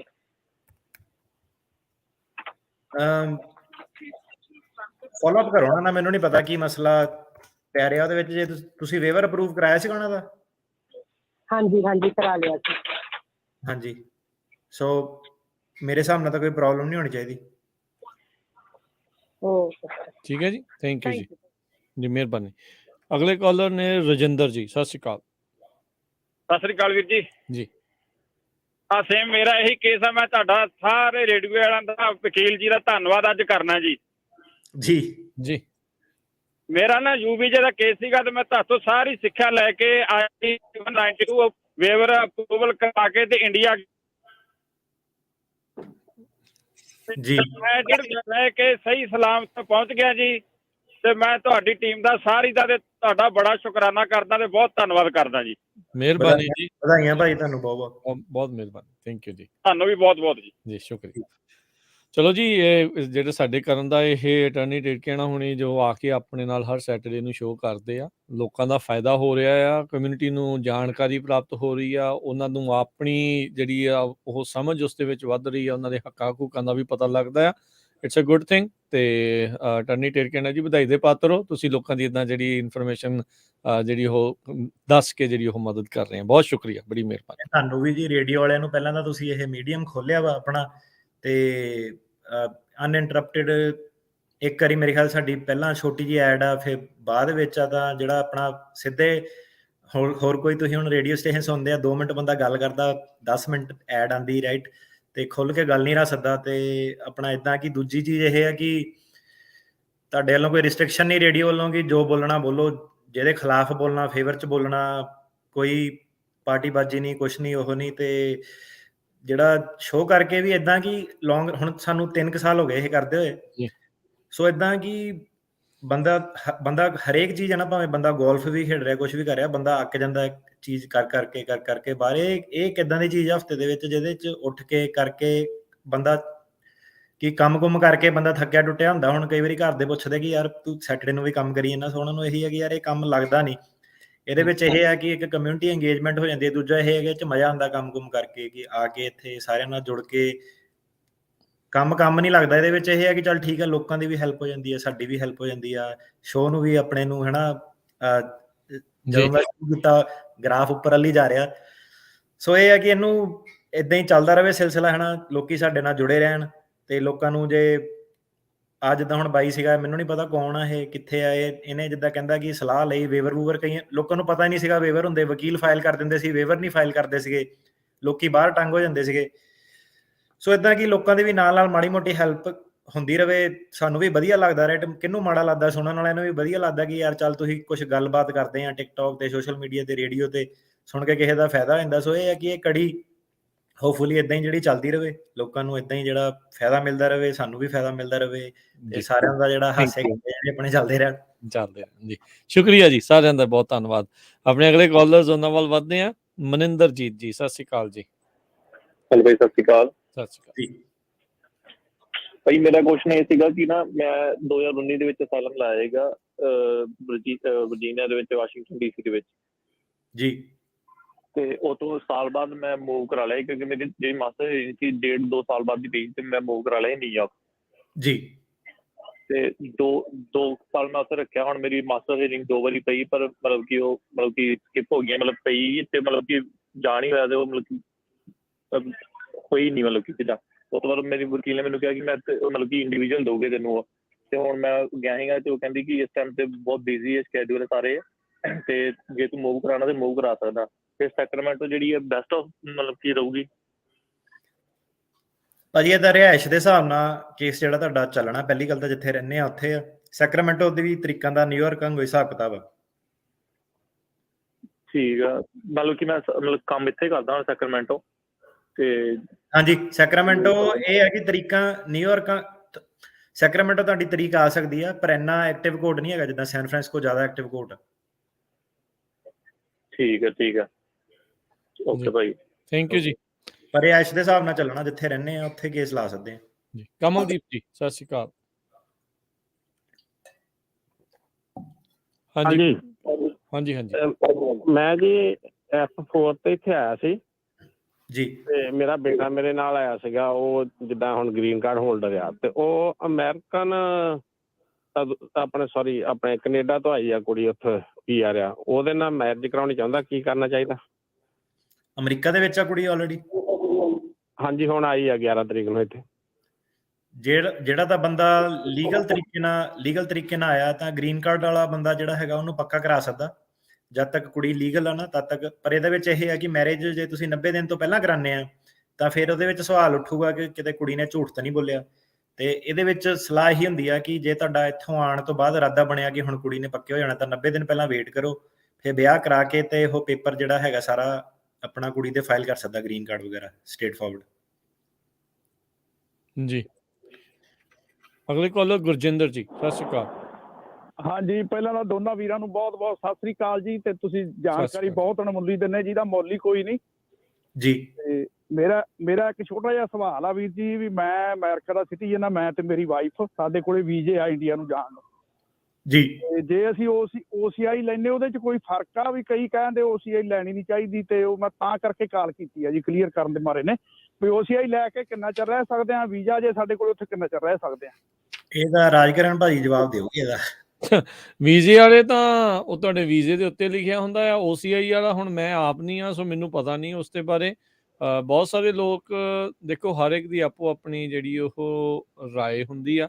2 ਬੇੜੀਆਂ 'ਚ ਸਵਾਰ ਕਹਿੰਦੇ ਹੋ ਕੇ ਚਲੋ ਤਾਂ ਕੰਮ ਔਖਾ ਹੁੰਦਾ ਹੈ, ਤੇ ਇਹ ਤੁਹਾਡੇ ਤੇ ਡਿਪੈਂਡ ਆ ਵੀ ਤੁਹਾਨੂੰ ਲੱਗਦਾ ਉਹਦੇ ਨਾਲ ਤੁਹਾਨੂੰ ਫਾਇਦਾ ਆ ਤਾਂ ਤੁਸੀਂ ਲੈ ਸਕਦੇ ਆ। ਜੇ ਤੁਹਾਨੂੰ ਲੱਗਦਾ ਵੀ ਉਹਦੇ ਨਾਲ ਨਹੀਂ ਫਾਇਦਾ ਤਾਂ ਤੁਸੀਂ ਨਾ ਲਓ, ਤੁਸੀਂ ਵੀਜ਼ਾ ਲੈ ਕੇ ਜਾਓ। ਵੀਜ਼ਾ ਵੀ ਅਵੇਲੇਬਲ ਹੁੰਦਾ ਆ, ਦੂਜਾ 10 ਸਾਲ ਵਾਲਾ ਵੀਜ਼ਾ ਵੀ ਲਵਾ ਲਓ। ਉਹਦੇ ਵਿੱਚ 6 ਮਹੀਨੇ ਦੀ ਮੈਨੂੰ ਲੱਗਦਾ ਮੈਕਸੀਮਮ ਜਿਹੜੀ ਉਹ ਮੋਹਲਤ ਹੁੰਦੀ ਆ ਵੀਜ਼ੇ ਦੇ ਵਿੱਚ। OCI ਦੇ ਉੱਤੇ ਮੇ ਵੀ ਇਸ ਤੋਂ ਲੰਮਾ ਸਮਾਂ ਜਿਹੜਾ ਉਹ ਰਿਹਾ ਜਾਂਦਾ, ਮੈਂ ਕਨਫਰਮ ਨਹੀਂ ਕਹਿ ਸਕਦਾ, ਪਰ 6 ਮਹੀਨੇ ਦੀ ਮੈਕਸੀਮਮ ਮੋਹਲਤ ਵੀਜ਼ੇ ਦੇ ਉੱਤੇ ਰਹਿਣ ਦੀ ਹੁੰਦੀ ਆ, ਜਿਹੜਾ ਤੁਹਾਡਾ 10 ਸਾਲ ਵਾਲਾ ਲੱਗਾ ਹੁੰਦਾ ਆ। ਸੋ ਉਹਦੇ ਨਾਲ ਇਹ ਆ। ਬਾਕੀ ਜਿਹੜੇ ਇੰਡੀਆ ਦੇ ਵੀਜ਼ਿਆਂ ਦਾ ਕੰਮ ਕਰਦੇ ਆ, ਤੁਸੀਂ ਉਹਨਾਂ ਦੇ ਨਾਲ ਆਈ ਥਿੰਕ ਬੈਟਰ ਹੋਊਗਾ ਤੁਸੀਂ ਉਹਨਾਂ ਇੱਕ ਇਨਫੋਰਮੇਸ਼ਨ ਮੈਂ ਦੇ ਸਕਦਾ। ਜਿਹੜਾ US ਸਿਟੀਜ਼ਨ ਆ ਨਾ, ਉਹਨੂੰ ਅਮਰੀਕਾ ਦੇ ਵਿੱਚ ਆ ਕੇ ਰਹਿਣ ਦੀ ਕੋਈ ਰਿਕੁਆਇਰਮੈਂਟ ਨਹੀਂ ਹੈਗੀ ਕਿ ਉਹਨੇ ਅਮਰੀਕਾ ਦੇ ਵਿੱਚ ਗੇੜਾ ਮਾਰਨਾ, ਉਹ ਫੋਰਐਵਰ ਆਊਟਸਾਈਡ ਰਹਿ ਸਕਦਾ ਹੈਗਾ। ਤੇ ਜਿਹੜਾ ਇਦਾਂ ਹੀ same overseas citizen of India OCI ਹੈਗਾ, ਉਹ ਵੀ ਇੰਡੀਅਨ ਸਿਟੀਜ਼ਨ ਹੈਗਾ, ਉਹ ਵੀ ਇੰਡੀਆ ਦੇ ਵਿੱਚ ਫੋਰਐਵਰ ਰਹਿ ਸਕਦਾ। ਸੋ ਜਿਹੜੇ ਮਤਲਬ ਕਿ ਤੁਸੀਂ ਡੂਅਲ ਸਿਟੀਜ਼ਨ ਹੋ ਗਏ ਆ ਕਾਈਂਡ ਆਫ। ਤੇ ਜਿਹੜੀ ਇਹਦੀ ਰਿਸਟ੍ਰਿਕਸ਼ਨ ਸਿਰਫ ਉਹੀ ਕਿ ਤੁਹਾਡੇ ਵੋਟਿੰਗ ਰਾਈਟ ਜਾਂ ਪ੍ਰੋਪਰਟੀ ਰਾਈਟ, ਉਹ ਤੁਹਾਨੂੰ ਆਪਣੇ ਜਿਹੜਾ ਕੰਸਲਟੈਂਟ ਆ ਉਹਨਾਂ ਡਿਸਕਸ ਕਰਨਾ ਪੈਣਾ। ਪਰ ਜਿਹੜੀ ਰਿਹਾਇਸ਼ ਦੀ ਜਾਂ ਵੀਜ਼ੇ ਦੀ ਗੱਲ ਆ, ਸਿਟੀਜ਼ਨ ਲੈਣ ਦਾ ਮਕਸਦ ਹੀ ਸਾਰਾ ਉਹ ਹੈਗਾ ਕਿ ਤੁਸੀਂ ਵੀਜ਼ੇ ਵੂਜ਼ੇ ਦੇ ਚੱਕਰਾਂ ਚੋਂ ਜਿਹੜੇ ਉਹ ਬਾਹਰ ਚਲ ਜਾਂਦੇ ਆ। ਤੇ ਹੁਣ ਇਹਦਾ ਲੈਣੀ ਚਾਹੀਦੀ ਕਿ ਨਹੀਂ ਲੈਣੀ ਚਾਹੀਦੀ ਸਿਟੀਜ਼ਨਸ਼ਿਪ, ਇਹ ਡਿਪੈਂਡ ਕਰਦਾ ਕਿ ਰਿਕੁਆਇਰਮੈਂਟਾਂ ਕੀ ਹੈਗੀਆਂ ਉੱਥੇ ਦੀਆਂ, ਪ੍ਰੋਪਰਟੀ ਟੈਕਸ ਕਿਹੜੇ ਹਿਸਾਬ ਨਾਲ ਕੈਲਕੂਲੇਟ ਹੁੰਦੇ ਆ, ਫਾਈਲਿੰਗ ਰਿਕੁਆਇਰਮੈਂਟ ਕੀ ਹੈਗੀਆਂ। ਸੋ ਤੁਸੀਂ ਆਪਣਾ ਜਿਹੜਾ ਅਕਾਊਂਟੈਂਟ ਵਗੈਰਾ ਕਿੱਦਾਂ ਆਪਣੇ ਟ੍ਰਾਂਜੈਕਸ਼ਨ ਰਿਟਾਇਰਮੈਂਟ ਵਗੈਰਾ ਕਿੱਦਾਂ ਸਟਰਕਚਰ ਕਰਨੀ ਆ, ਬੈਨੀਫਿਟ ਕਿੱਥੋਂ ਲੈਣੇ ਆ ਕਿੱਥੋਂ ਨਹੀਂ ਲੈਣੇ, ਸੋ ਉਹਦੇ ਹਿਸਾਬ ਨਾਲ ਬਹਿ ਕੇ ਆਪਣੇ ਜਿਹੜੇ ਅਕਾਊਂਟੈਂਟ ਨਾਲ ਸਾਰੀ ਜਿਹੜੀ ਗੱਲਬਾਤ ਜਿਹੜੀ ਆ ਉਹ ਕਰੋ। ਇਹ ਮੋਸਟਲੀ ਇਹ ਫਾਈਨੈਂਸ਼ੀਅਲ ਡਿਸੀਜਨ ਹੈ। ਜੀ ਜੀ। ਆਪਣੇ ਅਗਲੇ ਕਾਲਰ ਨੇ ਜੀ ਬਲਵੀਰ ਜੀ, ਸਤਿ ਸ਼੍ਰੀ ਅਕਾਲ। ਹਾਂਜੀ ਸਤਿ ਸ਼੍ਰੀ ਅਕਾਲ ਜੀ। ਜੀ ਜੀ ਹਾਂਜੀ ਸਰ, ਮੇਰਾ 589 ਦਾ ਕੇਸ ਹੈਗਾ ਲੱਗਾ ਹੋਇਆ, ਤੇ ਮੇਰਾ ਦਸੰਬਰ 21 ਵਿੱਚ ਮੇਰੀ ਇੰਟਰਵਿਊ ਹੋ ਜਾਣੀ ਸੀ ਜੀ। ਜੀ ਤੇ ਸਰ ਮੇਰਾ ਨਾ ਉਹਨਾਂ ਨੇ ਕਿਹਾ ਸੀ 2 ਮਹੀਨੇ 'ਚ ਡਿਸੀਜਨ ਦੇ ਦਿਆਂਗੇ, 1 ਸਾਲ ਕੋਈ 3 ਮਹੀਨੇ ਹੋ ਚੱਲੇ, ਡਿਸੀਜਨ ਨਹੀਂ ਮੇਰਾ ਆਇਆ ਜੀ ਇਹਦਾ ਇਮੀਗ੍ਰੇਸ਼ਨ ਤੋਂ। ਭਾਜੀ ਕਈ ਵਾਰੀ ਟਾਈਮ ਲਾ ਦਿੰਦੇ ਆ, ਤੇ ਉਹਨਾਂ ਨੂੰ ਨਾ ਫੋਲੋ ਅਪ ਕਰ ਲਓ ਤੁਸੀਂ, ਤੇ ਹੋਰ ਤਾਂ ਨਹੀਂ ਕੁਝ ਕਰ ਸਕਦੇ, ਪਰ ਕਈ ਵਾਰੀ ਟਾਈਮ ਲਾ ਦਿੰਦੇ, 2-2 3-3 ਸਾਲ ਵੀ ਲਾ ਦਿੰਦੇ ਆ। ਸੋ ਪਤਾ ਨਹੀਂ ਹੁਣ ਕੇਸ ਗੱਲ ਸਟੇਟਸ ਚੈੱਕ ਕਰਦੇ ਆ, ਡਿਸੀਜਨ ਪੈਂਡਿੰਗ ਹੀ ਆ ਰਿਹਾ ਸਰ। ਫੋਲੋ ਅਪ ਹੀ ਕਰ ਸਕਦੇ ਆ ਭਾਜੀ, ਹੋਰ ਤਾਂ ਨਹੀਂ ਕੁਝ ਕਰ ਸਕਦੇ। ਅੱਛਾ, ਹੋਰ ਕੁਝ ਨਹੀਂ ਹੋ ਸਕਦਾ ਜੀ? ਜੀ ਠੀਕ ਹੈ ਜੀ, ਥੈਂਕ ਯੂ ਜੀ, ਥੈਂਕ ਯੂ, ਮਿਹਰਬਾਨੀ, ਸ਼ੁਕਰੀਆ। ਇਕਬਾਲ ਜੀ ਸਤਿ ਸ਼੍ਰੀ ਅਕਾਲ। ਹਾਂਜੀ ਸਤਿ ਸ਼੍ਰੀ ਅਕਾਲ ਜੀ ਸਾਰਿਆਂ ਨੂੰ। ਜੀ ਭਾਜੀ ਮੇਰਾ ਕੁਐਸਚਨ ਦਾ ਜਵਾਬ ਤਾਂ ਪਹਿਲਾਂ ਆ ਚੁੱਕਿਆ, ਪਰ ਮੈਂ ਤੁਹਾਡਾ ਥੈਂਕ ਯੂ ਕਰਨ ਵਾਸਤੇ ਮੈਂ ਰੁਕਿਆ। ਅੱਛਾ ਜੀ, ਸਵਾਲ ਇਹ ਸੀ ਵੀ ਮੇਰੇ ਮਦਰ 8 ਮਹੀਨੇ ਇੰਡੀਆ ਰਹਿ ਕੇ ਆਏ ਕੋਵਿਡ 'ਚ, ਤੇ 14 ਸਾਲ ਤੋਂ US ਸਿਟੀਜ਼ਨ ਆ। ਬਸ ਉਹ ਸੀਗਾ ਵੀ ਕੀ ਕਰੀਏ, ਵੀ ਅਪਲਾਈ ਕਰ ਦਈਏ? ਹਾਂਜੀ ਭਾਜੀ ਕਰ ਦਿਓ ਅਪਲਾਈ, ਕੋਈ ਰਿਸਕ ਨਹੀਂ। ਫਾਈਨੈਂਸ਼ੀਅਲ ਰਿਸਕ ਆ, ਹੱਦ ਤੋਂ ਹੱਦ ਕੀ ਹੈ ਕਿ ਕਹੂਗਾ ਕਿ ਨਹੀਂ ਤੁਹਾਡੀ ਕਲੌਕ ਰੀਸਟਾਰਟ ਹੋ ਗਈ ਹੈ, ਪਰ ਹਾਂਜੀ ਅਪਲਾਈ ਕਰਨ 'ਚ ਕੋਈ ਨੁਕਸਾਨ ਨਹੀਂ। ਓਕੇ, ਥੈਂਕ ਯੂ ਜੀ, ਮਿਹਰਬਾਨੀ ਜੀ। ਇੱਕ ਸਾਰਿਆਂ ਨੂੰ ਰਿਕੁਐਸਟ ਹੈ ਇਹਦੇ ਉੱਤੇ ਕਿ ਜਿਹੜਾ ਥੈਂਕ ਯੂ ਕਰਨਾ, ਪਲੀਜ਼ ਮੇਰੇ ਜਿਹੜਾ ਗੂਗਲ ਰਿਵਿਊ ਦਾ ਪੇਜ ਹੈਗਾ ਉੱਤੇ ਜਾ ਕੇ ਆਪਣੇ ਤਾਰੇ ਛੱਡੋ 5 ਤੇ ਕਮੈਂਟ ਆਪਣੇ ਜਿਹੜੇ ਲਿਖ ਦਿਓ। ਤੇ ਜ਼ਿਆਦਾਤਰ ਉਹੀ ਹੁੰਦਾ ਕਿ ਨੈਗੇਟਿਵ ਕਮੈਂਟ ਵਾਲੇ ਕਈ ਵਾਰੀ ਜ਼ਿਆਦਾ ਤੇਜ਼ ਪਾ ਦਿੰਦੇ ਆ, ਤੇ ਜਿਹੜੇ ਪੋਜ਼ਿਟਿਵ ਵਾਲੇ ਆ ਉੱਦਾਂ ਦਿਲੋਂ ਸ਼ੁਕਰਾਨਾ ਕਰਦੇ ਆ ਜਾਂ ਰੇਡੀਓ ਤੇ ਕਹਿੰਦੇ ਆ, ਪਰ ਉਹ ਦਰਜ ਨਹੀਂ ਹੁੰਦਾ ਇੰਟਰਨੈਟ ਤੇ। ਸੋ ਜੇ ਤੁਹਾਡੇ ਕੋਲ 2 ਮਿੰਟ ਹੈਗੇ ਕੱਢ ਕੇ, ਆਪਾਂ ਵੀ ਹੁਣ ਤੁਹਾਡੇ ਲਈ ਟਾਈਮ ਕੱਢੀ ਤਾਂ 2 ਮਿੰਟ ਕੱਢ ਕੇ ਆਪਣੇ ਗੂਗਲ ਤੇ ਜਾ ਕੇ, ਜੇ ਤੁਸੀਂ ਮੇਰਾ ਨਾਮ ਲਾਸਟ ਨੇਮ ਟੇਰਕਿਆਣਾ ਭਰੋ ਤਾਂ ਉੱਥੇ ਗੂਗਲ ਰਿਵਿਊ ਆ ਜਾਊਗਾ। ਸੋ ਗੂਗਲ ਰਿਵਿਊ ਤੇ ਪਲੀਜ਼ ਜਾ ਕੇ ਆਪਣੇ ਰੇਟਿੰਗ ਥੋੜੀ ਜਿਹੀ ਚੱਕੋ, ਰੇਟਿੰਗ ਬੜੀ ਥੱਲੇ ਡਿੱਗੀ ਹੋਈ ਆਪਣੀ। ਜੀ ਚੱਕੋ ਜੀ, ਹੈਲਪ ਕਰੋ ਜੀ। ਹਾਂਜੀ ਅਰਜਿੰਦਰ ਜੀ। ਹੈਲੋ, ਸਤਿ ਸ਼੍ਰੀ ਅਕਾਲ ਭਾਜੀ। ਸਤਿ ਸ਼੍ਰੀ ਅਕਾਲ ਜੀ। ਹਾਂਜੀ ਭਾਜੀ, ਮੈਨੂੰ ਨਾ PD ਮਿਲੀ ਹੋਈ 2015 'ਚ, ਮੇਰਾ ਵਾਵਾ ਦਾ ਕੇਸ ਲੱਗਾ ਹੋਇਆ, ਤੇ ਮੈਨੂੰ ਐਡਵਾਂਸ ਕੋਲ ਮਿਲਿਆ ਹੋਇਆ ਉੱਧਰੋਂ ਨਾ, ਤੇ ਮੈਂ ਭਾਜੀ ਟਰੈਵਲ ਕਰ ਸਕਦਾ ਵਾਂ? ਭਾਜੀ ਥੋੜਾ ਜਿਹਾ ਹੋਰ ਜਾਣਕਾਰੀ ਦਿਓ ਕਿ ਕਾਹਦਾ ਕੇਸ ਤੁਹਾਡਾ ਪਾਸ ਹੋਇਆ? ਤੇ ਕੇਸ ਨਹੀਂ ਪਾਸ ਹੋਇਆ ਭਾਜੀ, ਮੇਰਾ I-360 ਵੇਵਰ ਵਾਲਾ ਇਹ ਵੇਵਰ ਪਟੀਸ਼ਨ, ਤੇ ਮੈਨੂੰ ਉਹਦੇ 'ਚੋਂ ਐਡਵਾਂਸ ਪਰੋਲ ਵਰਕ ਪਰਮਿਟ ਮਿਲਿਆ ਹੋਇਆ, ਤੇ ਮੈਂ ਤੁਹਾਡੇ ਡਿਪੋਟੇਸ਼ਨ ਤਾਂ ਨਹੀਂ ਲੱਗੀ? ਨਹੀਂ ਡੈਪੂਟੇਸ਼ਨ ਪੀਡੀ ਮਿਲੀ ਹੋਈ ਭਾਜੀ ਮੈਨੂੰ। ਕੇਸ ਤੁਹਾਡਾ ਡਿਸਮਿਸ ਕਰਤਾ। ਤੇ ਭਾਜੀ ਮੇਰੇ ਹਿਸਾਬ ਨਾਲ ਤੁਸੀਂ ਨਾ ਆਪਣਾ ਗ੍ਰੀਨ ਕਾਰਡ ਲੈ ਕੇ ਜਾਇਓ, ਕਿਉਂਕਿ ਨਾ ਇਹਦੇ ਵਿੱਚ ਚੱਕਰ ਇਹ ਹੈ ਕਿ ਤੁਹਾਡੀ ਅਨਲੌਫੁਲ ਪ੍ਰੈਜ਼ੈਂਸ ਜਿਹੜੀ ਹੁੰਦੀ ਹੈ, ਅਨਲੌਫੁਲ ਪ੍ਰੈਜ਼ੈਂਸ ਹੁੰਦੀ ਕਿ ਜਿਹੜਾ ਬੰਦਾ 1 ਸਾਲ ਤੋਂ ਵੱਧ ਕੱਚਾ ਰਿਹਾ ਇੱਥੇ, ਹੈ ਨਾ, ਜਿੱਦਾਂ ਹੁਣ ਤੁਸੀਂ ਪਹਿਲਾਂ ਆਏ ਸੀਗੇ, ਤੇ ਤੁਸੀਂ ਉਹਨਾਂ ਨਾਲ ਆਰਗਿਊ ਤਾਂ ਕਰ ਸਕਦੇ ਕਿ ਮੈਂ ਅਸਾਈਲਮ ਕੀਤਾ ਸੀ ਜਾਂ ਜੋ ਵੀ ਕੀਤਾ ਸੀ, ਮੇਰੀ ਚੱਲਣੀ ਨਹੀਂ ਚਾਹੀਦੀ ਕਲੌਕ, ਤੇ ਮੈਂ ਵਾਵਾ ਮੇਰਾ ਪੈਂਡਿੰਗ ਸੀਗਾ, ਪਰ ਇਹਦੇ ਵਿੱਚ ਤੁਸੀਂ ਗ੍ਰੀਨ ਕਾਰਡ ਲੈ ਕੇ ਜਾਇਓ, ਕਿਉਂਕਿ ਤੁਸੀਂ ਜੇ ਕੀਤਾ ਤਾਂ ਵਾਵਾ ਦਾ ਤੁਹਾਡਾ ਐਡਾ ਟਾਈਮ ਨਹੀਂ ਲੱਗਣਾ। ਟੋਟਲ ਜਿਹੜਾ ਟਾਈਮ ਆ 4-5 ਸਾਲਾਂ 'ਚ ਵਾਵਾ ਦਾ ਗ੍ਰੀਨ ਕਾਰਡ ਵਗੈਰਾ ਦੇ ਦਿੰਦੇ ਬੰਦੇ ਨੂੰ, ਤੇ ਇਹਦੇ ਵਿੱਚ ਤੁਸੀਂ ਪੰਗਾ ਨਾ ਹੀ ਲਓ। ਆਲਰੇਡੀ ਹੋ ਚੁੱਕੇ ਹੋਏ ਨੇ ਮੈਨੂੰ ਨਾ ਹੀ ਪੰਗਾ ਲਓ ਤਾਂ ਵਧੀਆ ਮੇਰੇ ਹਿਸਾਬ ਨਾਲ। ਤੇ ਕੈਨੇਡਾ ਭਾਜੀ ਜਾ ਸਕਦਾ? ਮੇਰੇ ਕੋਲ ਕੈਨੇਡਾ ਦਾ ਵੀਜ਼ਾ ਵੀ ਲੱਗ ਗਿਆ ਹੋਇਆ ਨਾ ਮੇਰੇ ਪਾਸਪੋਰਟ ਦੇ ਜਿਹੜਾ ਸੇਮ ਚੀਜ਼ ਆ, ਜਾ ਸਕਦੇ ਆ, ਪਰ ਟਰੈਵਲ ਡਾਕੂਮੈਂਟ ਤੇ ਗਾਰੰਟੀ ਨਹੀਂ ਹੁੰਦੀ 100% ਵਾਪਸ ਆਉਣ ਦੀ। ਸੋ ਜਿਹੜਾ ਮੇਰੀ ਰეკਮੈਂਡੇਸ਼ਨ ਇਹੀ ਹੋਊਗੀ ਕਿ ਜੇ ਤੁਸੀਂ ਇੰਨੀ ਨੇੜੇ ਆ ਗਏ ਆ ਤਾਂ ਗ੍ਰੀਨ ਕਾਰਡ ਲੈ ਕੇ ਜਾਓ। ਉੱਦਾਂ ਜੇ ਟੈਕਨੀਕਲੀ ਪੁੱਛਣਾ ਤੁਸੀਂ ਕਿ ਮੈਂ ਔਨ ਪੇਪਰ ਮੈਂ ਜਾ ਸਕਦਾ ਆ ਸਕਦਾ, ਹਾਂਜੀ ਜਾ ਸਕਦੇ ਆ ਸਕਦੇ ਆ, ਪਰ ਉਹਨਾਂ ਨੇ ਜਿਹੜਾ ਟਰੈਵਲ ਡਾਕੂਮੈਂਟ ਤੇ ਬੰਦਾ ਜਿਹੜਾ ਹੁੰਦਾ ਉਹਦੀ ਕਦੀ ਗਾਰੰਟੀ ਨਹੀਂ ਹੁੰਦੀ ਆਉਣ ਦੀ। ਤੇ ਜੇ ਤੁਹਾਨੂੰ ਉਹਨਾਂ ਨੇ ਕਹਿਤਾ ਕਿ ਤੂੰ ਅਨਲੌਫੁਲ ਪ੍ਰੈਜ਼ੈਂਟ ਸੀਗਾ, ਤੇਰੇ ਤੇ ਬਾਹਰ ਲੱਗਦੀ ਆ, ਤੇ ਤੁਸੀਂ ਉਹਨੂੰ ਐਕਸਪਲੇਨ ਕਰ ਸਕਦੇ ਆ, ਪਰ ਫਾਲਤੂ ਸਿਰ ਖਪਾਈ ਕਰਨੀ ਪੈਣੀ ਤੁਹਾਨੂੰ ਉੱਥੇ। ਜੀ ਜੀ। ਆਪਣੇ ਅਗਲੇ ਕਾਲਰ ਨੇ ਜੀ ਜਗਦੀਪ ਜੀ, ਸਤਿ ਸ਼੍ਰੀ ਅਕਾਲ। ਸਤਿ ਸ਼੍ਰੀ ਅਕਾਲ ਜੀ। ਸਰ ਮੇਰਾ 2017 ਦੇ ਵਿੱਚ ਮੈਂ ਸ਼ੈਡਲ ਦੇ ਵਿੱਚ ਕੇਸ ਲਗਾਇਆ ਸੀ ਜੀ, ਤੇ ਮੇਰੀ 2 ਵਾਰ ਫਾਈਨਲ ਡੇਟ ਕੈਂਸਲ ਹੋਈ ਏ, ਤੇ 2021 ਦੇ ਵਿੱਚ ਲਾਸਟ ਡੇਟ ਕੈਂਸਲ ਹੋਈ ਸੀ ਕਰੋਨਾ ਦੀ ਵਜ੍ਹਾ ਨਾਲ, ਤੇ ਉਸ ਤੋਂ ਬਾਅਦ ਮੇਰੀ ਸਰ ਕੋਈ ਡੇਟ ਨਹੀਂ ਪਈ ਫਾਈਨਲ। ਇਹ ਕਿਹੜਾ ਨਿਊਯਾਰਕ ਦਾ ਕੋਰਟ ਆ? ਨਹੀਂ ਜੀ, ਸਿਆਟਲ। ਸਿਆਟਲ ਵੀ ਭਾਜੀ ਢਿੱਲਾ ਹੀ ਆ ਕੰਮ, ਉੱਥੇ ਵੀ ਜੱਜ ਜੁੱਜ ਘੱਟ ਆ, ਤਾਂ ਤਰੀਕ ਦਾ ਤੁਸੀਂ ਇਹਨਾਂ ਨੂੰ ਮੋਸ਼ਨ ਟੂ ਰੀਕੈਲੰਡਰ ਪਾ ਸਕਦੇ ਆ, ਪਰ ਡਿਪੈਂਡ ਕਰਦਾ ਹੁਣ ਜੱਜਾਂ ਦਾ ਕੀ ਸਕੈਜੂਲ ਆ। ਆਪਣੇ ਵਕੀਲ ਨੂੰ ਕਹਿ ਕੇ ਟਰਾਈ ਕਰਕੇ ਦੇਖ ਲਓ ਮੋਸ਼ਨ ਟੂ ਰੀਕੈਲੰਡਰ ਜੇ ਦਿੰਦੇ ਆ। ਉਹਨਾਂ ਨੇ ਮਤਲਬ ਕਿ 2 ਵਾਰੀ ਆਪਣਾ ਪਾਇਆ ਵੀ ਇਹ ਜੇ ਮੋਸ਼ਨ ਪਾਇਆ, ਲੇਕਿਨ ਕੋਈ ਰਿਪਲਾਈ ਨਹੀਂ ਆਇਆ ਉਹਨਾਂ ਦਾ ਜੀ ਸਿਆਟਲ। ਫੇਰ ਭਾਜੀ ਇਹੀ ਆ ਕਿ ਜੇ ਤੁਸੀਂ ਸਟੇਟ ਮੂਵ ਕਰਦੇ ਆ ਤਾਂ ਆਪਣਾ ਨਾਲ ਕੇਸ ਮੂਵ ਕਰੋ, ਹਨਾ। ਹੋਰ ਹਾਂਜੀ ਮੈਂ ਕੇਸ ਮੂਵ ਕੀਤਾ ਜੀ ਆਪਣਾ, ਮੈਂ ਸਿਆਟਲ ਆਪਣਾ ਕੈਲੀਫੋਰਨੀਆ ਹੀ ਹੈ ਜੀ, 2022 ਤੋਂ ਆ ਗਿਆ ਮੈਂ ਇੱਥੇ, ਤੇ ਮੈਂ ਕੇਸ ਵੀ ਉੱਦਾਂ ਹੀ ਕਿਹਾ ਉਹਨਾਂ ਨੂੰ ਕਿ ਕੇਸ ਮੂਵ ਕਰ, ਲੇਕਿਨ ਉਹ ਆਈ ਥਿੰਕ ਉਹ ਕਹਿੰਦੇ ਨੇ ਕਿ ਜੱਜ ਉਧਰੋਂ ਕੇਸ ਮੂਵ ਨਹੀਂ ਕਰਦੇ ਵੇ। ਇਹ ਵੀ ਚੱਕਰ ਹੈਗਾ ਕਈਆਂ ਦਾ। ਸੋ ਹਾਂਜੀ ਫਸੇ ਆ ਤੁਸੀਂ। ਫਿਰ ਇਹੀ ਹੈ ਕਿ ਮੋਸ਼ਨ ਟੂ ਵੈਨਿਊ ਦੁਬਾਰਾ ਤੁਸੀਂ ਮੋਸ਼ਨ ਟੂ ਚੇਂਜ ਵੈਨਿਊ ਦੁਬਾਰਾ ਪਵਾ ਕੇ ਦੇਖੋ। ਠੀਕ ਹੈ ਸਰ ਇੱਕ ਕੁਐਸਚਨ ਹੋ ਰਿਹਾ, ਮੈਂ ਮਤਲਬ ਮੇਰਾ ਤੇ ਵਿਆਹ ਦਾ ਹੀ ਬੰਦਾ ਵੇ, ਜੇ ਸਿਟੀਜ਼ਨ ਕੁੜੀ ਹੈ ਜੀ ਉੱਥੇ ਅੱਛਾ ਅਮਰੀਕਾ ਹੀ, ਤੇ ਜੇ ਉਹਨਾਂ ਨਾਲ ਮੈਂ ਵਿਆਹ ਕਰਾਉਣਾ ਤੇ ਮੈਨੂੰ ਪੇਪਰ ਮਤਲਬ ਇਹਦਾ ਹੋ ਸਕਦਾ ਜੀ? ਤੁਸੀਂ 2 ਨੰਬਰ 'ਚ ਆਏ ਸੀ? ਹਾਂਜੀ ਮੈਂ 2 ਨੰਬਰ 'ਚ ਆਏ ਸੀ ਜੀ। ਹਾਂਜੀ, ਤੁਹਾਨੂੰ ਆਪਣਾ ਕੇਸ ਟਰਮੀਨੇਟ, ਜੇ ਤੁਸੀਂ ਵਿਆਹ ਕਰਾਉਂਦੇ ਆ ਕੇਸ ਵਗੈਰਾ ਆਪਣਾ ਟਰਮੀਨੇਟ ਕਰਾ ਕੇ ਵੇਵਰ ਵੂਰ ਲੈ ਕੇ ਕੰਟਰੀ ਆਊਟ ਕਰਨੀ ਪੈਣੀ। ਹਾਂਜੀ ਹੋ ਸਕਦੇ ਆ ਪੱਕੇ ਵਿਆਹ ਦੇ ਥਰੂ, ਤੇ ਜੇ ਵਿਆਹ ਕਰਾਉਣਾ ਤੁਸੀਂ ਹਾਂਜੀ ਉਹਦੇ ਥਰੂ ਵੀ ਤੁਸੀਂ ਪੇਪਰ ਵਰਕ ਆਪਣਾ ਫਾਈਲ ਕਰੋ, ਜ਼ਰੂਰ ਕਰੋ ਤੁਸੀਂ। ਤੇ ਮੈਨੂੰ ਇੰਡੀਆ ਜਾਣਾ ਪਏਗਾ ਜੀ ਉਹਦੇ ਲਈ? ਇੰਡੀਆ ਤਾਂ ਜਾਣਾ ਪੈਣਾ ਜਿਹੜਾ 2 ਨੰਬਰ 'ਚ ਆਇਆ ਜੀ। ਠੀਕ ਹੈ ਜੀ, ਥੈਂਕ ਯੂ ਜੀ। ਥੈਂਕ ਯੂ ਜੀ, ਥੈਂਕ ਯੂ। ਸਤਪਾਲ ਕੌਰ ਜੀ, ਸਤਿ ਸ਼੍ਰੀ ਅਕਾਲ। ਹਾਂਜੀ ਵੀਰ ਜੀ, ਸਤਿ ਸ਼੍ਰੀ ਅਕਾਲ ਜੀ। ਮੇਰਾ ਕੁਐਸਚਨ ਹੈਗਾ ਵੀ ਜੇ ਇੱਥੇ ਸਿਟੀਜ਼ਨ ਕੋਈ ਵਿਜ਼ਟਰ ਆਇਆ, ਸਿਟੀਜ਼ਨ ਕੁੜੀ ਨਾਲ ਵਿਆਹ ਕਰਾਉਂਦਾ, ਉਹਦਾ ਵਿਆਹ ਹੋ ਜਾਂਦਾ, ਤਾਂ ਬਾਅਦ ਚ ਕੀ ਉਹ ਫਿਰ ਇੱਥੇ ਕੰਮ ਕਰ ਸਕਦਾ ਜਦੋਂ ਤੱਕ ਉਹਦਾ ਗ੍ਰੀਨ ਕਾਰਡ ਨਹੀਂ ਆਉਂਦਾ? ਕੰਮ ਤਾਂ ਜਿਹੜਾ ਸਿਟੀਜ਼ਨ ਉਹ ਵਰਕ, ਜਦੋਂ ਤੁਸੀਂ ਗ੍ਰੀਨ ਕਾਰਡ ਫਾਈਲ ਕਰਦੇ ਆ ਨਾਲ ਵਰਕ ਪਰਮਿਟ ਵੀ ਅਪਲਾਈ ਕਰਦੇ ਆ, ਜੇ ਕੋਈ ਲੀਗਲ ਤਰੀਕੇ ਨਾਲ ਆਇਆ ਸੀਗਾ ਤੇ ਵਰਕ ਪਰਮਿਟ ਜਦੋਂ ਆ ਜਾਂਦਾ ਉੱਤੇ ਕੰਮ ਕਰ ਸਕਦੇ ਆ। ਉਹ ਮਤਲਬ ਜਦੋਂ ਮੈਰਿਜ ਤੋਂ ਕੋਰਟ ਮੈਰਿਜ ਤੋਂ ਬਾਅਦ ਉਦੋਂ ਹੀ ਮਿਲ ਜਾਂਦਾ ਵੀਰ ਜੀ, ਕਿ ਟਾਈਮ ਲੱਗਦਾ? ਮਤਲਬ ਕਿੰਨਾ ਟਾਈਮ ਲੱਗਦਾ? ਜੇ ਤੁਸੀਂ ਗ੍ਰੀਨ ਕਾਰਡ ਫਾਈਲ ਕਰਨ ਲਈ ਐਲੀਜੀਬਲ ਆ ਤਾਂ ਤੁਸੀਂ ਜਦੋਂ ਫਾਈਲ ਕਰਦੇ ਆ ਤਾਂ 10 ਮਹੀਨੇ ਬਾਅਦ ਮਿਲ ਜਾਂਦਾ। 10 ਮਹੀਨੇ ਬਾਅਦ ਕੰਮ ਕਰ ਸਕੂਗਾ ਫਿਰ ਉਹ, ਮਤਲਬ ਕੋਈ ਵੀ ਬੱਚਾ ਜਾਂ ਕੁੜੀ ਜਾਂ ਮੁੰਡਾ? 10 ਮਹੀਨੇ ਨਹੀਂ, ਜਦੋਂ ਵਰਕ ਪਰਮਿਟ ਆ ਗਿਆ ਉਦੋਂ ਕੰਮ ਕਰ ਸਕਦਾ। ਓਕੇ ਓਕੇ ਭਾਜੀ, ਥੈਂਕ ਯੂ। ਥੈਂਕ ਯੂ ਜੀ। ਗੁਰਪ੍ਰੀਤ ਸਤਿ ਸ਼੍ਰੀ ਅਕਾਲ। ਸਤਿ ਸ਼੍ਰੀ ਅਕਾਲ ਬਾਈ ਜੀ। ਮੈਂ ਪੁੱਛਣਾ, ਮੈਂ ਨਾ ਸਿਟੀਜ਼ਨ ਆ ਤੇ ਮੈਂ ਆਪਦੀ ਵਾਈਫ ਦਾ ਸਾਲ ਪਲੱਸ ਹੋ ਗਿਆ ਅਪਲਾਈ ਕੀਤੇ ਨੂੰ, ਤੇ ਜੇ ਉਹਨਾਂ ਨੂੰ USCIS ਨੂੰ ਕਾਲ ਕਰਦੇ ਆ ਤੇ ਕੋਈ ਆਨਸਰ ਨਹੀਂ ਚੱਕਦੇ ਨਹੀਂ ਫੋਨ ਤੇ, ਕਿੰਨਾ ਵੀ ਟਾਈਮ ਲੱਗਦਾ ਹੁੰਦਾ ਬਾਈ ਜੀ? ਇਹ ਭਾਜੀ ਡਿਪੈਂਡ ਕਰਦਾ ਕਿਹੜੇ ਸਰਵਿਸ ਸੈਂਟਰ ਤੇ ਪੈਂਡਿੰਗ ਆ, ਤੇ USCIS.gov ਦੀ ਵੈਬਸਾਈਟ ਤੇ ਜਾਓ, ਉੱਥੇ ਪ੍ਰੋਸੈਸਿੰਗ ਟਾਈਮ ਦਾ ਬਟਨ ਲੱਗਿਆ ਤੇ ਉਹਦੇ ਵਿੱਚ ਆਪਣਾ ਫਾਰਮ ਨੰਬਰ ਪਾ ਕੇ 130 ਤੇ ਜਿਹੜੇ ਸੈਂਟਰ 'ਚ ਪੈਂਡਿੰਗ ਆ ਉੱਥੇ ਤੁਹਾਨੂੰ ਉਹਨੇ ਪੂਰੀ ਇਨਫੋਰਮੇਸ਼ਨ ਦੇ ਦੇਣੀ ਕਿ ਕਿੰਨਾ ਟਾਈਮ ਲੱਗਦਾ ਜੀ। ਠੀਕ ਆ ਬਾਈ ਜੀ, ਮੈਂ ਕੈਲੀਫੋਰਨੀਆ ਤੋਂ। ਹਾਂਜੀ ਤੁਹਾਡਾ ਪ੍ਰੋਗਰਾਮ ਬਹੁਤ ਸੋਹਣਾ ਜੀ ਬਾਈ। ਮਿਹਰਬਾਨੀ ਜੀ। ਧੰਨਵਾਦ। ਕਰਮਜੀਤ ਕੌਰ ਜੀ, ਸਤਿ ਸ਼੍ਰੀ ਅਕਾਲ।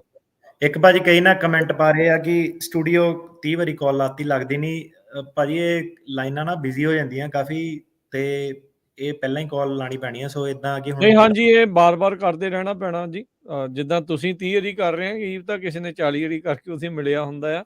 ਸੋ ਇਹ ਇਦਾਂ ਹੈ ਜੀ, ਇਹਦੇ ਵਿੱਚ ਸਾਡੇ ਹੱਥ ਵੱਸ ਕੁਛ ਨਹੀਂ ਆ।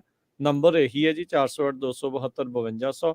ਤੁਸੀਂ ਟਰਾਈ ਕਰੀ ਚੱਲੋ। ਜਿੱਦਾਂ ਕਿਸੇ ਦੀ ਕਾਲ ਕੱਟੀ ਜਾਂਦੀ ਆ, ਜਦੋਂ ਲਾਈਨ ਖਾਲੀ ਹੁੰਦੀ ਆ, ਤੇ ਫਿਰ ਉਸ ਤੋਂ ਬਾਅਦ ਦੇ ਵਿੱਚ ਜਿਹਦਾ ਵੀ ਪਹਿਲਾ ਨੰਬਰ ਲੱਗ ਗਿਆ ਉਹ ਲੱਗ ਗਿਆ ਜੀ। ਕਰਮਜੀਤ ਜੀ, ਸਤਿ ਸ਼੍ਰੀ ਅਕਾਲ। ਹਾਂਜੀ, ਸਤਿ ਸ਼੍ਰੀ ਅਕਾਲ ਵੀਰ ਜੀ। ਮੈਂ ਨਾ ਇੱਦਾਂ ਪੁੱਛਣਾ ਸੀ, ਮੇਰੇ ਮਮ ਡੈਡ ਹੈਗੇ ਇੱਥੋਂ ਦੇ ਗ੍ਰੀਨ ਕਾਰਡ ਹੋਲਡਰ ਆ, ਐਂਡ ਮੇਰੇ ਬ੍ਰਦਰ ਨੇ ਲਾਈ ਹੈਗੀ ਉਹਨਾਂ ਦੀ PR ਬੇਸ ਤੇ ਹੁਣ ਉਹਨਾਂ ਦੀ ਹੋਣੀ ਹੈਗੀ ਇਮੀਗ੍ਰੇਸ਼ਨ ਜਦੋਂ ਗਏ PR ਦੀ ਤੇ ਕੈਨੇਡਾ, ਤੇ ਹੁਣ ਇਹ ਕਿੱਦਾਂ ਦੋਨੋਂ ਰੱਖ ਸਕਦੇ ਗ੍ਰੀਨ ਕਾਰਡ ਐਂਡ PR, ਔਰ ਇਹਨਾਂ ਨੂੰ ਹੈਵ ਟੂ ਸਿਟੀਜ਼ਨ ਹੋਣਾ ਪੈਣਾ ਹੈ? ਜੇ ਨਹੀਂ, ਜਿਹੜੇ ਪੇਰੈਂਟਸ ਗ੍ਰੀਨ ਕਾਰਡ ਹੋਲਡਰ ਆਪਣੇ ਅਨਮੈਰਿਡ ਬੱਚੇ ਦੀ ਜਿਹੜੀ ਸੀਗੀ ਉਹ ਕਰ ਸਕਦੇ ਆ। ਜੇ ਉਹਦਾ ਵਿਆਹ ਵੀ ਹੋ ਜਾਂਦਾ ਤੇ ਫਿਰ ਨਹੀਂ ਵੀਰ ਜੀ, ਗ੍ਰੀਨ ਕਾਰਡ ਹੋਲਡਰ ਇੱਥੋਂ ਦੇ ਆ ਤੇ ਵੀਰ ਮੇਰਾ ਉੱਥੋਂ ਦਾ PR ਹੈਗਾ, ਉਹਨਾਂ ਨੇ ਮੰਮਾ ਹੋਰਾਂ ਦੀ ਲਾਤੀ ਆ। ਮੈਂ ਕਹਿੰਦੀ ਵੀ ਮੰਮੀ ਡੈਡੀ ਹੋਰੇ ਰੱਖ ਸਕਦੇ ਆ ਵੀ ਇੱਥੋਂ ਦਾ ਗ੍ਰੀਨ ਕਾਰਡ ਵੀ ਤੇ ਉੱਥੋਂ ਦੀ PR ਵੀ, ਜਾਂ ਇੱਦਾਂ ਸਿਟੀਜ਼ਨ ਹੋਣਾ? ਜਿਹੜਾ ਅਮਰੀਕਾ ਦਾ ਰੂਲ ਆ ਨਾ, ਉਹ ਇਹ ਹੈਗਾ ਕਿ ਉਹ ਤੁਹਾਨੂੰ ਹਮੇਸ਼ਾ ਸਵਾਲ ਪੁੱਛੂਗੇ ਕਿ ਤੁਸੀਂ ਕਿਤੇ ਹੋਰ ਤਾਂ ਨਹੀਂ PR ਕਲੇਮ ਕੀਤੀ। ਸੋ ਇੱਕ ਵਾਰੀ ਤੁਸੀਂ ਇੱਥੇ ਦੇ ਜੇ ਗ੍ਰੀਨ ਕਾਰਡ ਆ ਪਰਮਾਨੈਂਟ ਰੈਜ਼ੀਡੈਂਟ, ਤਾਂ ਤੁਹਾਨੂੰ ਇੱਥੇ ਦਾ ਹੀ ਪਰਮਾਨੈਂਟ ਰੈਜ਼ੀਡੈਂਟ ਬਣ ਕੇ ਰਹਿਣਾ। ਉਹਦਾ ਮਤਲਬ ਇਹ ਹੈ ਕਿ ਤੁਹਾਨੂੰ ਇੱਥੇ 180 ਦਿਨ ਤੋਂ ਵੱਧ ਇੱਥੇ ਰਹਿਣਾ ਪੈਣਾ, ਇੱਥੇ ਦੇ ਟੈਕਸ ਫਾਈਲ ਕਰਨੇ ਪੈਣੇ, ਇੱਥੇ ਦਾ ਬੈਂਕ ਅਕਾਊਂਟ ਘਰ-ਘੂਰ ਤੁਹਾਡਾ ਸਾਰਾ ਹੋ ਚਾਹੀਦਾ। ਹੁਣ ਮੈਨੂੰ ਕੈਨੇਡਾ ਦੀ ਰਿਕੁਆਇਰਮੈਂਟ ਨਹੀਂ ਪਤਾ। ਸੋ ਪਰਮਾਨੈਂਟ ਰੈਜ਼ੀਡੈਂਟ ਦਾ ਮਤਲਬ ਇਹ ਹੈ ਕਿ ਹਰੇਕ ਦੇਸ਼ ਦੀਆਂ ਰਿਕੁਆਇਰਮੈਂਟ ਆ। ਸੋ ਤੁਸੀਂ ਦੋ ਬੇੜੀਆਂ 'ਚ ਪੈਰ ਰੱਖ ਨਹੀਂ ਸਕਦੇ। ਤੇ ਅਮਰੀਕਾ ਵਾਲਿਆਂ ਨੂੰ ਜੇ ਪਤਾ ਲੱਗਾ ਕਿ ਜਦੋਂ ਤੁਸੀਂ ਇੱਥੇ ਦੇ PR ਸੀਗੇ ਦੇ ਵਿੱਚ ਤੁਸੀਂ ਕਿਸੇ ਹੋਰ ਕੰਟਰੀ ਦਾ ਵੀ ਰੈਜ਼ੀਡੈਂਸ ਕਲੇਮ ਕੀਤੀ ਆ, ਤੇ ਤੁਹਾਡਾ ਉਹਨਾਂ ਨੇ ਇੱਧਰਲਾ ਗ੍ਰੀਨ ਕਾਰਡ ਜਿਹੜਾ ਉਹ ਕੈਂਸਲ ਕਰ ਸਕਦੇ ਆ। ਸੋ ਇਹਨੂੰ ਤੁਸੀਂ ਅਪਲਾਈ ਕਰਨਾ ਉਹ ਕਰ ਦਿਓ, ਪਰ ਬਣਿਓ ਨਾ PR। ਇੱਥੇ ਪਹਿਲਾਂ ਸਿਟੀਜ਼ਨ ਬਣ ਕੇ ਫਿਰ ਉੱਧਰ ਦੀ PR ਜਿਹੜੀ ਆ ਉਹ ਲਿਓ ਜੀ। ਥੈਂਕ ਯੂ ਜੀ। ਚਰਨਜੀਤ ਜੀ, ਸਤਿ ਸ਼੍ਰੀ ਉਹ ਅਕਾਲ। ਇਵਨ ਬੰਦਾ ਜਿਹੜਾ ਇੰਡੀਆ ਗਿਆ ਨਾ, ਕਈ ਵਾਰੀ ਕਲਾਇੰਟ ਨੂੰ ਇੱਕ ਨੂੰ ਸਾਡੇ ਪ੍ਰੋਬਲਮ ਆਤੀ, ਹੁਣ ਇਹਨੂੰ ਟੈਕਸ ਰਿਟਰਨ ਫਾਈਲ ਕਰਨੀ ਪਈ, ਉਹਨੇ ਆਪਣਾ ਐਡਰੈਸ ਇੰਡੀਆ ਦਾ ਲਿਖਿਆ ਉੱਥੇ, ਤੇ ਉਹਦੇ ਇੰਨੀ ਚੀਜ਼ ਦੇ ਮਗਰ ਪੈ ਗਏ ਸੀ ਕਿ ਤੂੰ ਇੰਡੀਆ ਦਾ ਐਡਰੈਸ ਕਿਉਂ ਲਿਖਿਆ, ਤੂੰ ਇੱਥੇ ਦਾ ਰੈਜ਼ੀਡੈਂਟ ਆ, ਤੂੰ ਐਡਰੈਸ ਕਿਉਂ ਉੱਥੇ ਦਾ ਲਿਖਿਆ। ਤੇ ਤੁਸੀਂ ਤਾਂ ਜਿਹੜੀ PR ਤਾਂ ਬੜੀ ਵੱਡੀ ਗੱਲ ਹੋ ਜਾਂਦੀ ਹੈ ਦੂਜੇ ਦੇਸ਼ ਦੀ। ਜੀ ਜੀ। ਚਰਨਜੀਤ ਜੀ, ਹੈਲੋ। ਹਾਂਜੀ, ਸਤਿ ਸ਼੍ਰੀ ਅਕਾਲ ਜੀ। ਹਾਂਜੀ, ਸਤਿ ਸ਼੍ਰੀ ਅਕਾਲ ਜੀ ਸਰ। ਮੈਂ ਤੁਹਾਡੇ ਨਾਲ ਗੱਲ ਕਰਨੀ ਸੀ ਵੀ ਜੀ, ਮੇਰੀ ਜਿਹੜਾ ਕੇਸ ਸੀ ਉਹ ਸਰ ਪਹਿਲਾਂ ਪਾਸ ਹੋ ਗਿਆ ਸੀ, ਬਾਅਦ 'ਚ ਰਿਵੋਲ ਪਵਾਤਾ ਸੀ ਸਰਕਾਰੀ ਵਕੀਲ ਨੇ। ਤੇ ਜਿਹੜਾ ਆਪਣੇ ਕੋਲ ਹੁਣ ਜਿਹੜਾ ਪੰਜਾਬ ਦੇ ਵਿੱਚ ਜਿਹੜਾ ਖਾਲਿਸਤਾਨ ਦਾ ਇਹ ਕੰਮ ਚੱਲਦਾ ਪਿਆ, ਆਪਾਂ ਦੁਬਾਰਾ ਫਿਰ ਕੋਈ ਮੇਰਾ ਬਰੀਫ ਵਗੈਰਾ ਜਮ੍ਹਾਂ ਹੋ ਗਿਆ ਹੈ, ਤੇ ਮੈਂ ਦੁਬਾਰਾ ਕੁਛ ਉੱਥੇ ਕੋਈ ਸਬਮਿਟ ਉਹਨਾਂ ਨੂੰ ਕਹਿ ਸਕਦੇ ਹਾਂ, ਕੋਈ ਐਪਲੀਕੇਸ਼ਨ ਲਾ ਕੇ ਜਾਂ ਕੋਈ ਡਾਕੂਮੈਂਟ ਵਗੈਰਾ ਕੁਝ ਕੁਛ ਕਰ ਸਕਦੇ ਹਾਂ ਸਰ ਉੱਤੇ? ਤੁਹਾਡਾ ਕੇਸ ਇਸ ਵੇਲੇ ਚੱਲਦਾ ਪਿਆ? ਹਾਂਜੀ, ਉੱਤੇ ਰਿਮੂਵਲ ਦੇ ਵਿੱਚ ਪਾਇਆ ਸੀ, ਉੱਤੇ ਤੇ ਮੈਂ ਬਰੀਫ ਮੇਰਾ ਜਮ੍ਹਾਂ ਹੋ ਗਿਆ, ਜੱਜ ਨੇ ਮੰਗਿਆ ਸੀ, ਉਹ ਜਮ੍ਹਾਂ ਹੋ ਗਿਆ ਮੇਰਾ। ਹਾਂਜੀ, ਤੁਹਾਨੂੰ ਉਹਦੀ ਵੇਟ ਕਰਨੀ ਪੈਣੀ ਹੈ। ਸੋ ਜਿਹੜਾ ਹੁਣ ਚੱਲਦਾ ਪਿਆ ਅੰਮ੍ਰਿਤਪਾਲ ਵਗੈਰਾ ਦਾ ਸਾਰਾ ਇਹ ਜਿਹੜਾ ਹੈਗਾ, ਸਾਨੂੰ ਬੜੀਆਂ ਕਾਲਾਂ ਆਈਆਂ ਇਹਦੇ ਕਰਕੇ ਨਾ ਕਿ ਮੇਰਾ ਕੇਸ ਡਿਨਾਈ ਹੋ ਗਿਆ, ਰੀਓਪਨ ਹੋ ਸਕਦਾ ਕਿ ਨਹੀਂ ਹੋ ਸਕਦਾ। ਹੁਣ ਰੀਓਪਨ ਦਾ ਤੁਹਾਨੂੰ ਮੈਂ ਦੱਸ ਦਿੰਦਾ ਕਿੱਦਾਂ। ਦੋ ਤਰ੍ਹਾਂ ਦੇ ਵਕੀਲ ਆ। ਇੱਕ ਹੈਗਾ ਕਿ ਚੱਲ ਕੋਈ ਨਾ ਕੋਈ ਪੈਂਤਰਾ ਵਰਤਦੇ ਆ, ਦੇਖਦੇ ਆ, ਕੁਛ ਨਾ ਕੁਛ ਫਾਈਲ ਕਰਦੇ ਆ, ਆਪਣੇ ਪੈਸੇ ਬਣਾਉਂਦੇ ਆ, ਤੇ ਜਿਹੜਾ ਬੰਦਾ ਉਹ ਵੀ ਕਾਲਾ ਕਿ ਯਾਰ ਹੁਣ ਹੋ ਪਾਈ ਆ, ਕੁਛ ਕਰਦੇ ਆ। ਇਹ ਜਿਹੜਾ ਹੈਗਾ ਇਹ ਤੁਹਾਡਾ ਰੀਓਪਨ ਨਹੀਂ ਕਰਾ ਸਕਦਾ ਕੇਸ। ਜਿਹੜਾ ਰੀਓਪਨ ਕੇਸ ਹੁੰਦਾ ਉਹ ਹੈਗਾ ਚੇਂਜ ਇਨ ਕੰਟਰੀ ਕੰਡੀਸ਼ਨ। ਸੋ ਚੇਂਜ ਇਨ ਕੰਟਰੀ ਕੰਡੀਸ਼ਨ ਤੇ ਜੇ ਮੈਂ ਛੋਟੇ ਅੱਖਰਾਂ 'ਚ ਦੱਸਾਂ ਕੀ ਸੀਗਾ, ਕਿਸਾਨੀ ਮੁੱਦੇ ਦਾ ਜਿੱਦਾਂ ਬਹੁਤ ਵੱਡਾ ਸੀਗਾ ਕਿ ਹਾਲਾਤ ਬਦਲ ਗਏ, BJP ਆ ਗਈ, ਉਹਨੂੰ ਕਹਿੰਦੇ ਪੂਰੇ ਦੇਸ਼ ਦੇ ਵਿੱਚ ਜਿਹੜੇ ਦੇਸ਼ ਦੇ ਹਾਲਾਤ ਜਿਹੜੇ ਬਦਲ ਗਏ, ਚੇਂਜ ਇਨ ਕੰਟਰੀ ਕੰਡੀਸ਼ਨ। ਜਿਹੜਾ ਇੱਕ ਸਿੰਗਲ ਆਈਸੋਲੇਟਿਡ ਬੰਦਾ ਉਹਦਾ ਇੰਸੀਡੈਂਟ ਹੈਗਾ, ਉਹ ਹਾਲਾਤ ਨਹੀਂ ਬਦਲਦੇ। ਕਿਸਾਨੀ ਅੰਦੋਲਨ ਵਾਲੇ ਦੇ ਵਿੱਚ ਵੀ BIA ਨੇ ਕਈ ਕੇਸਾਂ ਦੇ ਵਿੱਚ ਸਾਡੇ ਇਹ ਕਿਹਾ ਸੀਗਾ ਕਿ ਜਿਹੜਾ ਇਹ ਮੁੱਦਾ ਵਾ ਕਿਸਾਨੀ ਦਾ, ਇਹ ਵੀ ਖਾਲਿਸਤਾਨ ਦੇ ਨਾਲ ਟਾਈਡ ਅਪ ਆ, ਇਹ ਨਵਾਂ ਮੁੱਦਾ ਨਹੀਂ ਹੈਗਾ ਕੋਈ, ਇਹ ਸੇਮ ਹੀ ਉਹ ਹੈਗੇ, ਇਹਨੂੰ ਆਪਾਂ ਕੰਟਰੀ ਕੰਡੀਸ਼ਨ ਜਿਹੜਾ ਚੇਂਜ ਨਹੀਂ ਮੰਨਦੇ ਆ। ਤੇ ਜਿਹੜਾ ਹੁਣ ਇਹ ਅੰਮ੍ਰਿਤਪਾਲ ਵਾਲਾ ਇਹ ਜਿਹੜੇ ਸਾਰੇ ਮੁੱਦੇ ਆ, ਇਹ ਚੇਂਜ ਆਫ ਕੰਟਰੀ ਕੰਡੀਸ਼ਨ ਉਸ ਲੈਵਲ ਤੱਕ ਜਾਂਦੇ ਨਹੀਂ। ਸੋ ਇਹਦੇ ਵਿੱਚ ਆਪਣੇ ਪੈਸੇ ਵੇਸਟ ਨਾ ਕਰਿਓ। ਕੱਲ ਦੀ ਗੱਲ ਹੈ ਕਿ ਕਾਉਂਸਲਰ ਸੀਗਾ, ਉਹਨੇ 10-15 ਵਾਰੀ ਕਿਹਾ ਹੋਣਾ, ਐਂਡ 'ਚ ਮੈਂ ਬੰਦੇ ਨੂੰ ਹੀ ਕਿਹਾ, ਮੈਂ ਕਿਹਾ ਯਾਰ ਦੇਖ, ਮੈਂ ਕਿਹਾ ਮੇਰੇ ਪੈਸੇ ਬੰਨੇ, ਤੈਨੂੰ ਮੈਂ ਕਹਿ ਰਿਹਾ ਕਿ ਨਹੀਂ ਹੋ ਰਿਹਾ, ਤੂੰ ਪਰ ਕਰਾਉਣਾ ਚਾਹੁੰਦਾ ਹੈ ਨਾ, ਤੂੰ ਲੱਭ ਰਿਹਾ ਕਿ ਮੈਨੂੰ ਉਮੀਦ ਦੱਸੋ ਕੋਈ ਕੀ ਹੋਊਗਾ। ਸੋ ਇਹ ਚੇਂਜ ਆਫ ਕੰਟਰੀ ਕੰਡੀਸ਼ਨ ਉਸ ਲੈਵਲ ਤੱਕ ਇਹ ਗੱਲ ਜਿਹੜੀ ਪਹੁੰਚੀ ਨਹੀਂ। ਇਹ ਇੱਕ ਆਈਸੋਲੇਟਿਡ ਬੰਦੇ ਦਾ ਇੰਸੀਡੈਂਟ ਆ, ਜਿਹੜੀਆਂ ਪਹਿਲਾਂ ਹੀ ਤੁਹਾਡੀ ਇਨਫੋਰਮੇਸ਼ਨ, ਪਹਿਲਾਂ ਹੀ ਤੁਹਾਡੀਆਂ ਜਿਹੜੀਆਂ ਮੰਗਾਂ ਸੀਗੀਆਂ ਉਹਦੇ ਬੇਸ ਤੇ ਜਿਹਨਾਂ ਦੇ ਇਮੀਗ੍ਰੇਸ਼ਨ ਕੋਰਟ ਦੇ ਵਿੱਚ ਕੇਸ ਆ, ਉਹ ਆਪਣੇ ਜਿਹੜੇ ਕੇਸ ਆ ਉਹਨੂੰ ਉਹ ਜੇ ਉਹਨਾਂ ਨੇ ਕੋਈ ਇੱਥੇ ਸ਼ਮੂਲੀਅਤ ਦਿੱਤੀ ਆ ਪ੍ਰੋਟੈਸਟਾਂ ਦੇ ਵਿੱਚ, ਸਾਰਾ ਉਹ ਆਪਣਾ ਦੱਸ ਸਕਦੇ ਆ ਵੱਧ ਤੋਂ ਵੱਧ ਕਿ ਜਿੱਦਾਂ ਬਾਕੀ ਧਰਨਿਆਂ ਤੇ ਤੁਸੀਂ ਜਾਂਦੇ ਆ, ਇਹ ਵੀ ਧਰਨੇ ਤੇ ਤੁਸੀਂ ਗਏ ਸੀਗੇ। ਉਸ ਤੋਂ ਇਲਾਵਾ ਇਹ ਕੋਈ ਹੋਰ ਇਨਫੋਰਮੇਸ਼ਨ ਐਡ ਨਹੀਂ ਕਰਦਾ, ਕਿਉਂਕਿ ਤੁਹਾਡੀਆਂ ਜਿਹੜੀਆਂ ਮੰਗਾਂ ਵਾ, ਇਹ ਕੋਈ ਦੇਸ਼ ਲੈਵਲ ਦੇ ਹਾਲਾਤ ਨਹੀਂ ਬਦਲੇ। ਦੂਸਰੀ ਗੱਲ ਇਹਦੇ ਨਾਲ ਜਿਹੜਾ ਹੁਣ ਇਹ ਵੀ ਹੁਣੇ ਜਦੋਂ ਬ੍ਰੇਕ ਸੀ, ਟਿਕਟੋਕ ਤੇ ਕਿਸੇ ਨੇ ਪੁੱਛਿਆ ਸੀਗਾ ਕਿ ਅੰਬੈਸੀ ਦੇ ਵਿੱਚ ਜਿਹੜਾ ਹੋਇਆ ਝੰਡੇ ਦਾ ਤੇ ਵਾਇਲੈਂਸ ਵਾਲਾ ਐਕਟ ਆ, ਇਹਦੇ ਬਾਰੇ ਇਹਦੇ ਬਾਰੇ ਕੋਈ ਵਿਚਾਰ ਦਿਓ, ਇਹਦੇ ਬਾਰੇ ਤੁਸੀਂ ਕੀ ਕਹਿੰਦੇ ਆ। ਸੋ ਪਹਿਲੀ ਗੱਲ ਤਾਂ ਇਹ ਹੈ ਕਿ ਮੈਨੂੰ ਪਰਸਨਲੀ ਪੋਲੀਟੀਕਲ ਉਹਦੇ ਵਿੱਚ ਕੋਈ ਦਿਲਚਸਪੀ ਨਹੀਂ, ਕੀ ਆ ਕਿੱਦਾਂ, ਲੋਕਾਂ ਦੀ ਆਪਣੀਆਂ ਮੰਗਾਂ, ਇਹ ਦੇਸ਼ ਦੇ ਵਿੱਚ ਹਰੇਕ ਬੰਦਾ ਆਪਣੀ ਮੰਗ ਰੱਖ ਸਕਦਾ ਵਾ, ਦੋਨੋਂ ਬੰਨੇ ਰੱਖ ਸਕਦਾ ਵਾ, ਤੁਸੀਂ ਕਿਸੇ ਨੂੰ ਰੋਕ ਨਹੀਂ ਸਕਦੇ ਕਿ ਉਹ ਬੰਦਾ ਮੰਗ ਕਿਉਂ ਨਹੀਂ ਆਪਣੀ ਰੱਖੇ। ਸੋ ਪਹਿਲਾਂ ਤਾਂ ਇਹ ਹੈ ਕਿ ਪੀਸਫੁਲ ਤਰੀਕੇ ਨਾਲ ਕੋਈ ਕਿਸੇ ਵੀ ਟੌਪਿਕ ਤੇ ਪ੍ਰੋਟੈਸਟ ਕਰ ਸਕਦਾ, ਭਾਵੇਂ ਉਹ ਫੇਵਰ ਆਫ ਖਾਲਿਸਤਾਨ ਆ, ਭਾਵੇਂ ਉਹ ਅਗੇਂਸਟ ਖਾਲਿਸਤਾਨ ਆ, ਐਜ਼ ਲੌਂਗ ਐਜ਼ ਉਹ ਪੀਸਫੁਲ ਹੈਗਾ। ਸੋ ਉਹਦੇ ਵਿੱਚ ਕੋਈ ਪ੍ਰੋਬਲਮ ਨਹੀਂ ਹੈਗੀ। ਜਿਹੜੇ ਹੁਣ ਆਪਣੇ ਦੇਸ਼ ਆ ਉੱਥੇ ਜਿਹੜਾ ਜਾਂ ਕਈ ਹੋਰ ਦੇਸ਼ ਆ ਉੱਧਰ, ਉਹਨਾਂ ਦੇ ਵਿੱਚ ਜੇ ਝੰਡੇ ਨੂੰ ਤੁਸੀਂ ਅਪਮਾਨ ਕਰਦੇ ਆ ਤਾਂ ਕਈ ਦੇਸ਼ਾਂ ਦੇ ਜਿੱਦਾਂ ਮੌਤ ਦੀ ਸਜ਼ਾ, ਉਮਰ ਕੈਦ ਦੀ ਸਜ਼ਾ ਵੀ ਹੈਗੀ ਹੈ। ਜਿਹੜੇ ਵੈਸਟਰਨ ਕੰਟਰੀ ਹੈਗੇ ਇਹਦੇ ਵਿੱਚ ਤੁਸੀਂ ਜਿਹੜਾ ਇਹਨਾਂ ਦਾ ਝੰਡਾ ਅਮਰੀਕੀਆਂ ਨੂੰ ਤੁਸੀਂ ਦੇਖੋ, ਫਿਲਮ ਸਟਾਰ, ਸੈਲੈਬ੍ਰਿਟੀ, ਸੌਕਰ ਫੀਲਡਾਂ ਤੇ ਮੈਚਾਂ ਮੁੱਚਾਂ ਤੇ ਲਈ ਫਿਰਦੇ ਆ। ਤੇ ਜਿਹੜੀ ਅਮਰੀਕਨ ਸਰਕਾਰ ਆ, ਅਮਰੀਕਾ ਜਿਹੜਾ ਹੈਗਾ, ਇੱਥੇ ਤੁਹਾਡਾ ਜਿਹੜਾ ਰਾਈਟ ਟੂ ਪ੍ਰੋਟੈਸਟ ਜਿਹੜਾ ਹੈਗਾ, ਪੀਸਫੁਲ ਪ੍ਰੋਟੈਸਟ ਹੈਗਾ, ਉਹਦੇ ਵਿੱਚ ਝੰਡੇ ਨੂੰ ਸਾੜਨਾ ਫਾੜਨਾ ਸਾਰਾ ਉਹ ਇਨਕਲੂਡਡ ਹੈਗਾ। ਉਹ ਇੱਥੇ ਇਹ ਦੇਸ਼ਾਂ ਦੇ ਵਿੱਚ ਪ੍ਰੋਬਲਮ ਨਹੀਂ ਹੈਗੀ। ਸੋ ਮੁੱਦਾ ਇਹ ਨਹੀਂ ਹੈਗਾ ਕਿ ਝੰਡੇ ਝੁੰਡੇ ਤੁਸੀਂ ਉਹ ਕਰਦੇ ਆ। ਮੁੱਦਾ ਹੁਣ ਜਿਹੜਾ ਇਹ ਹੈ ਕਿ ਜਿਹੜਾ ਹੁਣ ਤੁਸੀਂ ਕਿਸੇ ਦੇ ਪ੍ਰੈਮਿਸਿਸ ਤੇ ਪ੍ਰਾਪਰਟੀ ਦੇ ਵਿੱਚ ਦਾਖਲ ਹੋ ਗਏ, ਚੜ ਗਏ, ਉਹ ਜਿਹੜਾ ਹੈਗਾ ਉਹ ਚੀਜ਼ ਜਿਹੜੀ ਉਹ ਪ੍ਰੋਬਲਮੈਟਿਕ ਆ। ਤੇ ਜਿਹੜੇ ਬੰਦਿਆਂ ਨੇ ਵੀ ਆ ਹੁਣ ਜਿਹੜੇ ਰੀਸੈਂਟ ਪ੍ਰੋਟੈਸਟ ਆ ਉਹਦੇ ਵਿੱਚ ਜੇ ਕਿਸੇ ਪਾਰਟ ਲਿੱਤਾ, ਤੁਹਾਡੇ ਉੱਤੇ ਬਰਡਨ ਫਾਲ ਕਰਦਾ ਕਿ ਤੁਹਾਡਾ ਪ੍ਰੋਟੈਸਟ ਜਿਹੜਾ ਸੀਗਾ ਉਹ ਪੀਸਫੁਲ ਸੀਗਾ ਕਿ ਨਹੀਂ ਸੀਗਾ। ਤੇ ਹੁਣ ਭੀੜ ਜਿਹੜੀ ਹੈਗੀ ਆ, ਭੀੜ ਜਿਹੜਾ ਅੰਦੋਲਨ ਆ, ਈਵਨ ਕਿਸਾਨੀ ਅੰਦੋਲਨ ਵੀ ਸੀਗਾ, ਉਹਦੇ ਵਿੱਚ ਕਿੰਨੇ ਰੂਪ ਸੀਗੇ। ਕੋਈ ਕਹਿੰਦਾ ਸੀ ਆਹ ਬੰਦਾ ਸਰਕਾਰ ਦਾ ਛੱਡਿਆ ਹੋਇਆ, ਆਹ ਬੰਦਾ ਹੀਰੋ ਆ, ਆਹ ਬੰਦਾ ਫਲਾਨਾ ਢਮਕਾਨਾ, ਹੈ ਨਾ। ਸੋ ਪੋਲਿਟਿਕਸ ਨੂੰ ਛੱਡਦੇ ਹੋਏ ਆਪਾਂ ਜੇ ਗੱਲ ਕਰੀਏ ਤਾਂ ਜਿਹੜਾ ਅੰਦੋਲਨ ਆ, ਜਿਹੜੇ ਰੈਲੀਆਂ ਹੁੰਦੀਆਂ, ਭੀੜ ਨੂੰ ਕੋਈ ਕੰਟਰੋਲ ਨਹੀਂ ਕਰ ਸਕਦਾ। ਇਹ ਕਿਸੇ ਦੀ ਨਹੀਂ ਹੈਗੀ, ਕਿਸੇ ਲੀਡਰ ਦੇ ਥੱਲੇ ਨਹੀਂ ਹੁੰਦੀ ਭੀੜ ਕਿਸੇ ਪਾਸੇ ਵੀ ਜਾ ਸਕਦੀ ਆ। ਜਿਹੜਾ ਪਰ ਅਮਰੀਕਾ ਦਾ ਜਿਹੜਾ ਕਾਨੂੰਨ ਆ ਉਹ ਇਹ ਕਹਿੰਦਾ ਕਿ ਬੰਦੇ ਨੂੰ ਆਪਣਾ ਪੀਸਫੁਲ ਤਰੀਕੇ ਨਾਲ ਪ੍ਰੋਟੈਸਟ ਕਰਨਾ ਜਿਹੜਾ ਉਹਦਾ ਪੂਰਾ ਹੱਕ ਹੈਗਾ। ਸੋ ਐਜ਼ ਲੌਂਗ ਐਜ਼ ਤੁਹਾਡਾ ਜੇ ਆਰਗੂਮੈਂਟ ਇਹ ਹੈ ਕਿ ਤੁਸੀਂ ਆਪਣੇ ਹੱਕਾਂ ਦੀ ਮੰਗ ਆਪਣੇ ਦੇਸ਼ 'ਚ ਨਹੀਂ ਕਰ ਸਕਦੇ, ਤੇ ਉਹ ਤੁਹਾਡੀ ਜਿਹੜੀ ਮੇਨ ਆਰਗੂਮੈਂਟ ਆ ਅਸਾਈਲਮ ਦੀ, ਤੁਹਾਡੀ ਉਹ ਮੇਨ ਆਰਗੂਮੈਂਟ ਆ। ਤੇ ਉਸ ਤੋਂ ਇਲਾਵਾ ਕਿਸੇ ਦੂਜੇ ਬੰਦੇ ਨਾਲ ਕੀ ਹੁੰਦਾ, ਜੱਗੀ ਜੌਲ ਨਾਲ ਕੀ ਹੋਇਆ, ਮੂਸੇ ਵਾਲੇ ਨਾਲ ਕੀ ਹੋਇਆ, ਦੀਪ ਸਿੱਧੂ ਨਾਲ ਕੀ ਹੋਇਆ, ਆ ਜਿਹੜਾ ਹੁਣ ਅੰਮ੍ਰਿਤਪਾਲ ਇਹਨਾਂ ਨਾਲ ਕੀ ਹੋਇਆ, ਹੋਰ ਜਿਹੜੇ ਹੈਗੇ, ਇਹ ਸਿਰਫ ਤੁਹਾਡੇ ਇੱਕ news item, country condition add ਕਰਦੇ ਆ ਕਿ ਕੀ ਤੁਹਾਨੂੰ ਪਤਾ ਹੈ ਕਿ ਕਿਸੇ ਹੋਰ ਬੰਦੇ ਨੂੰ ਜਿਹੜੇ ਆਪਣੇ ਹੱਕਾਂ ਦੀ ਮੰਗ ਕਰਦਾ ਉਹਨੂੰ ਨੁਕਸਾਨ ਪਹੁੰਚਿਆ। ਇਹ ਸਿਰਫ ਤੁਹਾਡਾ ਇੱਕ ਲਾਈਨ ਆਈਟਮ ਦੇ ਵਿੱਚ ਇਸ ਵੇਲੇ ਜਿਹੜਾ ਉਹ ਆਉਂਦਾ ਕਿ ਆਹ ਵਾਲੇ ਬੰਦਿਆਂ ਨਾਲ ਇਦਾਂ ਹੋਈ ਆ। ਇਸ ਤੋਂ ਇਲਾਵਾ ਇਹ ਨਹੀਂ ਕਿ ਇਹਨਾਂ ਨਾਲ ਕੁਝ ਹੋਇਆ ਤੇ ਤੁਹਾਡਾ ਕੇਸ ਪਾਸ ਹੋ ਜਾਣਾ। ਜੀ ਚਰਨਜੀਤ ਸਰ, ਹੈਲੋ। ਹਾਂਜੀ ਹਾਂ ਸਰ, ਮੈਂ ਕਹਿੰਦਾ ਵੀ ਮੇਰਾ ਹਾਲੇ ਕੇਸ ਡਿਨਾਏ ਉੱਤੇ ਰਿਮੂਵਲ ਚ ਗਿਆ ਹੈ, ਉੱਪਰ ਆਪਾਂ ਕੁਝ ਦੁਬਾਰਾ ਭੇਜ ਸਕਦੇ ਹਾਂ? ਬਰੀਫ ਤੋਂ ਬਾਅਦ ਦੀ ਗੱਲ ਕਰਦਾ ਮੈਂ। ਨਹੀਂ, ਬਰੀਫ ਤੋਂ ਬਾਅਦ ਦੀ ਗੱਲ ਹੀ ਕਰ ਰਿਹਾ ਕਿ ਜਿਹੜਾ ਤੁਹਾਡੇ ਜਿਹੜੇ ਬਹਿਸ ਸੀਗੀ ਥੱਲੇ ਤੁਹਾਡੀ ਹੋ ਚੁੱਕੀ ਆ। ਜਿਹੜਾ ਉੱਪਰ ਜਿਹੜੇ ਬਰੀਫ ਹੈਗੇ ਆ ਉਹ 'ਚ ਸਿਰਫ ਜੱਜ ਨੇ, ਉੱਪਰ ਜਿਹੜੇ ਅਦਾਲਤਾਂ ਉਹਨਾਂ ਨੇ ਸਿਰਫ ਇਹ ਦੇਖਣਾ ਕਿ ਜੱਜ ਨੇ ਸਹੀ ਫੈਸਲਾ ਲਿਆ ਕਿ ਗਲਤ ਫੈਸਲਾ ਲਿਆ। ਤੁਸੀਂ ਕੁਝ ਨਵਾਂ ਨਹੀਂ ਐਡ ਕਰ ਸਕਦੇ। ਉਹੀ ਤੁਹਾਨੂੰ ਸਮਝਾ ਕੇ ਹਟਿਆ ਕਿ ਇਹ ਕੋਈ ਚੇਂਜ ਕੰਟਰੀ ਕੰਡੀਸ਼ਨ ਨਹੀਂ ਹੋਈ ਹੈਗੀ ਆ। ਜੀ ਇਹ ਤਾਂ ਉਹੀ ਗੱਲ ਹੋ ਗਈ, ਸਾਰੀ ਕਹਾਣੀ ਸੁਣਾਤੀ। ਉਹ ਕਹਿੰਦਾ ਰਾਮ ਸੀਤਾ ਦੀ ਭੈਣ ਸੀ, ਸੀਤਾ ਰਾਮ ਦੀ ਭੈਣ ਸੀਗੀ। ਕੰਟਰੀ ਕੰਡੀਸ਼ਨ ਚੇਂਜ ਮਤਲਬ ਕਿ ਜੇ ਹਾਲਾਤ ਹੁਣ ਬਿਲਕੁਲ ਹਾਲਾਤ ਚੇਂਜ ਹੋ ਗਏ, ਨਵੇਂ ਮੁੱਦੇ ਕੋਈ ਦੇਸ਼ ਦੇ ਵਿੱਚ ਆ ਗਏ, ਉਹਦੇ ਬੇਸ ਤੇ ਬੰਦਾ ਆਪਣਾ ਨਵਾਂ ਅਸਾਈਲਮ ਚੇਂਜ ਇਨ ਕੰਟਰੀ ਕੰਡੀਸ਼ਨ ਲਾ ਸਕਦਾ। ਇਹ ਚੇਂਜ ਇਨ ਕੰਟਰੀ ਕੰਡੀਸ਼ਨ ਨਹੀਂ ਹੈਗੇ, ਇਹ ਇੱਕ ਲਾਈਨ ਆਈਟਮ ਹੈਗੀ ਹੈ ਜੀ। ਸਿਮਿਲਰ ਮੁੱਦਾ ਚੱਲ ਰਿਹਾ ਤੇ ਉਹਦੇ ਵਿੱਚ ਜਿੱਦਾਂ ਤੁਸੀਂ ਕਹਿ ਰਹੇ ਵੀ ਇਹ ਲਾਈਨ ਆਈਟਮ ਹੀ ਹੈ। ਗੁਰਪ੍ਰੀਤ ਹੈਲੋ। ਹਾਂਜੀ, ਸਤਿ ਸ਼੍ਰੀ ਸਤਿ ਸ਼੍ਰੀ ਅਕਾਲ ਜੀ। ਐਕਚੁਅਲੀ ਮੈਂ ਪੁੱਛਣਾ ਸੀ ਕਿ ਮੇਰੇ ਮਮ ਡੈਡ ਆਏ ਸੀ B1 B2 ਵੀਜ਼ੇ ਤੇ ਮੈਂ ਉਹਨਾਂ ਦਾ ਕੇਸ ਅਪਲਾਈ ਕਰਨਾ ਸੀ। ਤੇ ਮੈਂ ਸਰ ਦੇ ਆਫਿਸ 'ਚ ਵੀ ਕਾਲ ਕੀਤੀ ਤੇ ਜਿਹੜੇ ਰਿਸੈਪਸ਼ਨ ਤੇ ਮੈਮ ਨੇ, ਉਹਨਾਂ ਨੇ ਇੱਕ ਲਿੰਕ ਭੇਜਤਾ ਵੀ ਦੱਸੋ ਵੀ ਕੀ ਕੇਸ ਅਪਲਾਈ ਕਰਨਾ, ਬਟ ਉਹਦੇ ਵਿੱਚ ਮੈਂ ਆਪਣਾ ਵੀ ਕੁਛ ਐਡ ਕਰਨਾ ਸੀ। ਸੋ ਮੈਂ ਅਪੁਆਇੰਟਮੈਂਟ ਲੈਣਾ ਚਾਹੁੰਦਾ ਸੀ, ਉਹਨਾਂ ਮੈਨੂੰ ਅਪੁਆਇੰਟਮੈਂਟ ਲਈ ਕੁਛ ਦੱਸਿਆ ਨਹੀਂ ਹੈਗਾ। ਤੁਸੀਂ ਇੱਕ ਵਾਰੀ ਨਾ ਲਿੰਕ ਦੁਬਾਰਾ ਭਰ ਕੇ ਭੇਜ ਦਿਓ ਤੇ ਉਹ ਤੁਹਾਨੂੰ ਚੜ੍ਹਦੇ ਵੀਕ ਕਾਲ ਕਰ ਲੂਗੇ।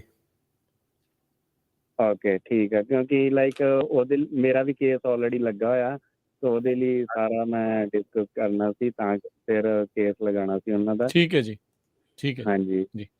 ਲਿੰਕ ਜਿੱਦਾਂ ਉਹਨਾਂ ਨੇ ਕਿਹਾ ਵੀ ਜਿਹੜਾ ਘੱਲਿਆ ਉਹਨੂੰ ਦੁਬਾਰਾ ਭਰ ਕੇ ਜਿਹੜਾ ਉਹ ਤੁਸੀਂ ਘੱਲ ਦੇਵੋ ਜੀ। Thank you. ਆਪਣੇ ਅਗਲੇ ਕਾਲਰ ਨਰਿੰਦਰ ਜੀ। ਤੇ ਉੱਦਾਂ ਜੇ ਕਿਸੇ ਨੇ ਕੰਟੈਕਟ ਕਰਨਾ, ਇਹਨਾਂ ਦੇ ਆਫਿਸ ਦਾ ਨੰਬਰ 4159090503 415 909 0503। ਆਪਾਂ ਕੁਝ ਕੁ ਹੋਰ ਮਿੰਟ ਜਿਹੜੀਆਂ ਕਾਲਸ ਲੈਣੀਆਂ ਉਸ ਤੋਂ ਬਾਅਦ ਦੇ ਵਿੱਚ ਪ੍ਰੋਗਰਾਮ ਨੂੰ ਆਪਾਂ ਰੈਪ ਅਪ ਜਿਹੜਾ ਉਹ ਕਰਨਾ ਆ। ਜਿਹੜੇ ਕਾਲਰਸ ਆਪਣੇ ਨਾਲ ਜੁੜੇ ਆਪਾਂ ਉਹਨਾਂ ਦੇ ਨਾਲ ਗੱਲਬਾਤ ਕਰਦੇ ਹਾਂ। ਨਰਿੰਦਰ ਜੀ ਸਤਿ ਸ਼੍ਰੀ ਅਕਾਲ ਜੀ। ਸਤਿ ਸ਼੍ਰੀ ਅਕਾਲ ਜੀ। ਮੇਰਾ ਇਹਨਾਂ ਨੂੰ ਕੁਐਸਚਨ ਸੀ ਜੀ ਲਾਰ ਉਹਨਾਂ ਨੂੰ, ਜਿੱਦਾਂ ਇੰਡੀਆਨਾ ਦੇ ਵਿੱਚ ਅਡਾਪਸ਼ਨ ਕੇਸ ਤੁਸੀਂ ਕਰ ਸਕਦੇ ਹੋ ਜਾਂ ਗਾਰਡੀਅਨ ਜਾਂ ਅਡਾਪਸ਼ਨ? ਫੈਮਿਲੀ ਲਾਇਰ ਨਾਲ ਉੱਥੇ ਕੋਲੈਬੋਰੇਟ ਕਰਨਾ ਪੈਣਾ। ਮੈਂ ਇੰਡੀਆਨਾ ਫੈਮਿਲੀ ਕੋਰਟ 'ਚ ਐਡਮਿਟ ਨਹੀਂ ਹੈਗਾ, ਮੈਂ ਨਿਊਯਾਰਕ ਤੇ ਕੈਲੀਫੋਰਨੀਆ ਦਾ ਵਕੀਲ ਹਾਂ। ਸੋ ਇੱਕ ਫੈਮਿਲੀ ਲਾਇਰ ਨਾਲ ਕੋਲੈਬੋਰੇਸ਼ਨ ਕਰਨੀ ਪੈਣੀ ਹੈ। ਇਮੀਗ੍ਰੇਸ਼ਨ ਵਾਲਾ ਕੰਪੋਨੈਂਟ ਮੈਂ ਹੈਂਡਲ ਕਰ ਸਕਦਾ।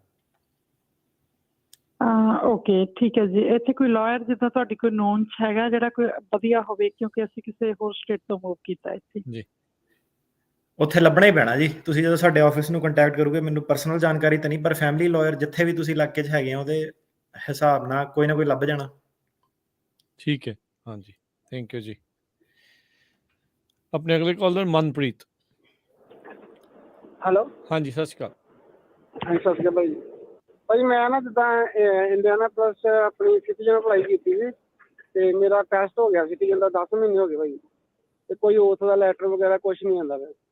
14-15 ਮਹੀਨੇ ਦਾ ਭਾਜੀ ਐਵਰੇਜ ਟਾਈਮ ਫਰੇਮ ਹੈਗਾ ਹੀ ਉਹਨਾਂ ਦਾ। ਆਪਣਾ USCIS.gov ਦੀ ਵੈਬਸਾਈਟ ਤੇ ਜਾ ਕੇ ਚੈੱਕ ਕਰੋ ਪ੍ਰੋਸੈਸਿੰਗ ਟਾਈਮ ਕਿੰਨਾ ਲੋਕਲ ਆਫਿਸ ਦਾ।